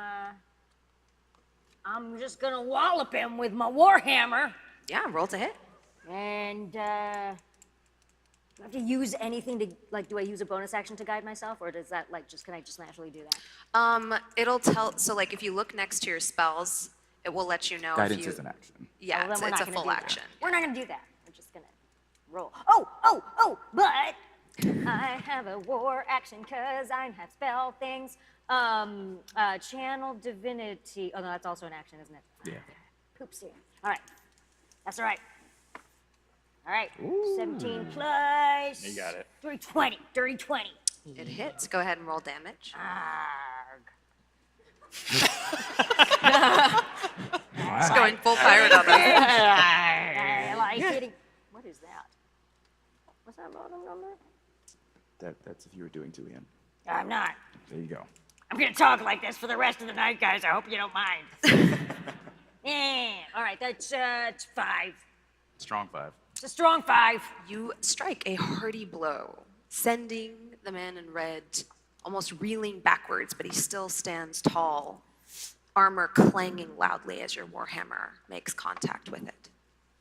Roar! Get To him, scare Fluke. him while I scream at him. And then for my bonus action, why am I still talking like this? For my bonus action, I would like to cast spiritual weapon. Yes. Does a spiritual weapon have to look like? Can I make it look like anything? Yes. Awesome. Role play, So baby. I hold my breath, and puff out my cheeks, and you see this glowing puffer fish in front of me, just kind of like flapping, staring the dude down. I'm coming for you, man. Arr! Amazing. That's it. It's ready to roll. You're scary. I do have some more movement. Did I knock him over? I have 10 No. more no? He was just mad? Okay. He's just mad. Where's the spiritual weapon? It's like right next to him? It's like right in front of me. Okay. Like it's literally like I'm short. It is right above my head. Perfect. So both staring him down. All right. Gerhana, it is now your turn. All right. I'm gonna try to combo off my girl Floop, and I like twirl my hands using the hair that Lunatari granted me, and you see the puffer fish. Its eyes start to glow red. The red of Lunatari's glow, and fires basically like laser beams down, sacred flaming the guy right in front of Floop. I love it. That's awesome. That's so good. God. He's really good at that. Hey, I believe they roll a dex save. Yes. It's a strong 6. Let's go. That's not going to save. Seven flame. 1d8. That is a 5. They fall, knocked out from the force of your blow, no longer a threat to anyone. That was all you, Floop. Now, I do have a bit of a game question because I've never played a cleric before. It says that I can actually attack when I conjure that weapon. Yes. Is that something I can now use on someone else? You would have to move it, since your spiritual weapon spawned on your spot. It can move. When you cast a spell, you can make a melee spell attack against the creature within 5 feet of the weapon on the hit. Bonus action, meow, meow, meow. Okay. Meow. Meow, no. This is what you get for not knowing the rules, children. Learn from my mistakes. Normally, I would have helped you, but I was just eager to not hear that voice anymore. Yeah, a lot of people have that problem. She's spicy. Speaking of meow, meow, meow. Yes. Mima. I know. You see your child in danger, and you see another version of yourself, a much younger Tabaxi, lithe, with eyes that remind you of the color of sand dunes and the burning heat of the sun. And she says to you, "You're not gonna let it happen again." Oh. Mima starts to like Finish pace. it. Finish it. Oh, You I know swore what to never do. again. I swore. You know what to do. She kind of looks over at Ro and, oh. And then she's gonna go into a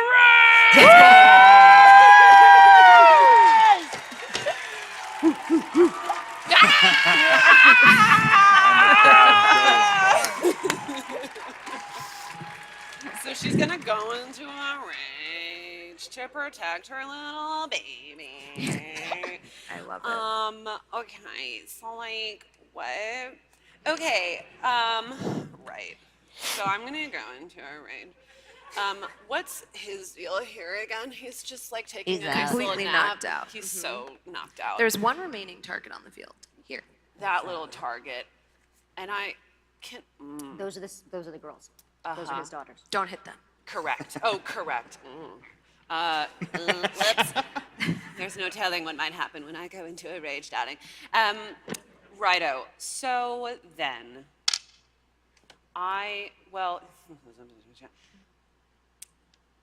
can I do this? Can I move Ro to a safer location? Can I move her behind these I'm gonna keep it a little buck. I mounds? need you to kill that guy. Fine! I will! Okay, I will! Then I'm gonna move to him. You're a barbarian. I'm a fucking fudging barbarian! You got one! Wow. We got one! You need to hit stuff. I need to hit stuff. You're so You're right. wasted on evacuation Past me. duty. Yeah. I have to focus on evacuation duty. No, you need to hit that guy. I'm gonna hit that guy. This That is was your my first D&D idea, game. I and need I you to- actually, I I need think I'm you to gonna hit hit something. that guy. Yes. Do it. Yes. I'm gonna go Do hit that it. Yes. guy. So what I'm gonna do is I'm gonna move towards him. Yes. Well, she kind of like takes a few cautious steps. By the way, she has a cane. I didn't say that before, but she has a cane, and she kind of takes a few grumbly steps, and then she springs and is fast as a cat. I don't know. And she's gonna like bound forward with a feral. Oh, that is not what a cat sounds like. What the? I mean, It is now. That's a raging cat. And she's gonna go smack that guy. The head of her cane is like a nice little ball, but then it has like really cool spikes sticking out of it. It's like very not grandmotherly. That's her flail, FYI. I love it. So she's gonna like take her little flail and just like whap that mother fudger. And I have self-control, and I'm exhibiting it Roll here. to hit. I will. This one. Yeah. That is a 12 plus 5. 17. That's a 17. It hits. Go ahead and roll damage. I will. Now we get to learn Get how it. to Oh roll my gosh, damage. great. So that's you gonna get be 1d8, which is This this is little that guy one. here. Oh, hello. And then I'm Get gonna him, roll this damage. So that's a 4 plus. You get to add a 3. That's 7. 2. And you're raged. Very good. Yeah. I'm so proud of you. See, that's why I wanted you to hit him. I hit him real good, right? You do. As the rounded, sort of like barbed knob of your walking stick strikes against the mercenary guard's helmet, it rings with a loud, resounding sound, and he falls to the ground, And defeated. she's gonna say, "Let that be a lesson, dearie. Don't you attack unarmed civilians or my granddaughter." And just as you say this, you hear a voice in the distance. The Red Dragon Army! The Red Dragon Army! Run! Run! We're all going to die! Oh. And you realize all of this was but a distraction. In the distance, you see smoke start to wisp up towards the zenith of the sky. And you realize, with horror in your hearts, that the village of Vogler is on fire. The village people! We gotta go back! That was impressive. No. That was impressive, by the And way. Oh, thank you, dearie. Wasn't my first time knocking a man on the head, if you know what I mean.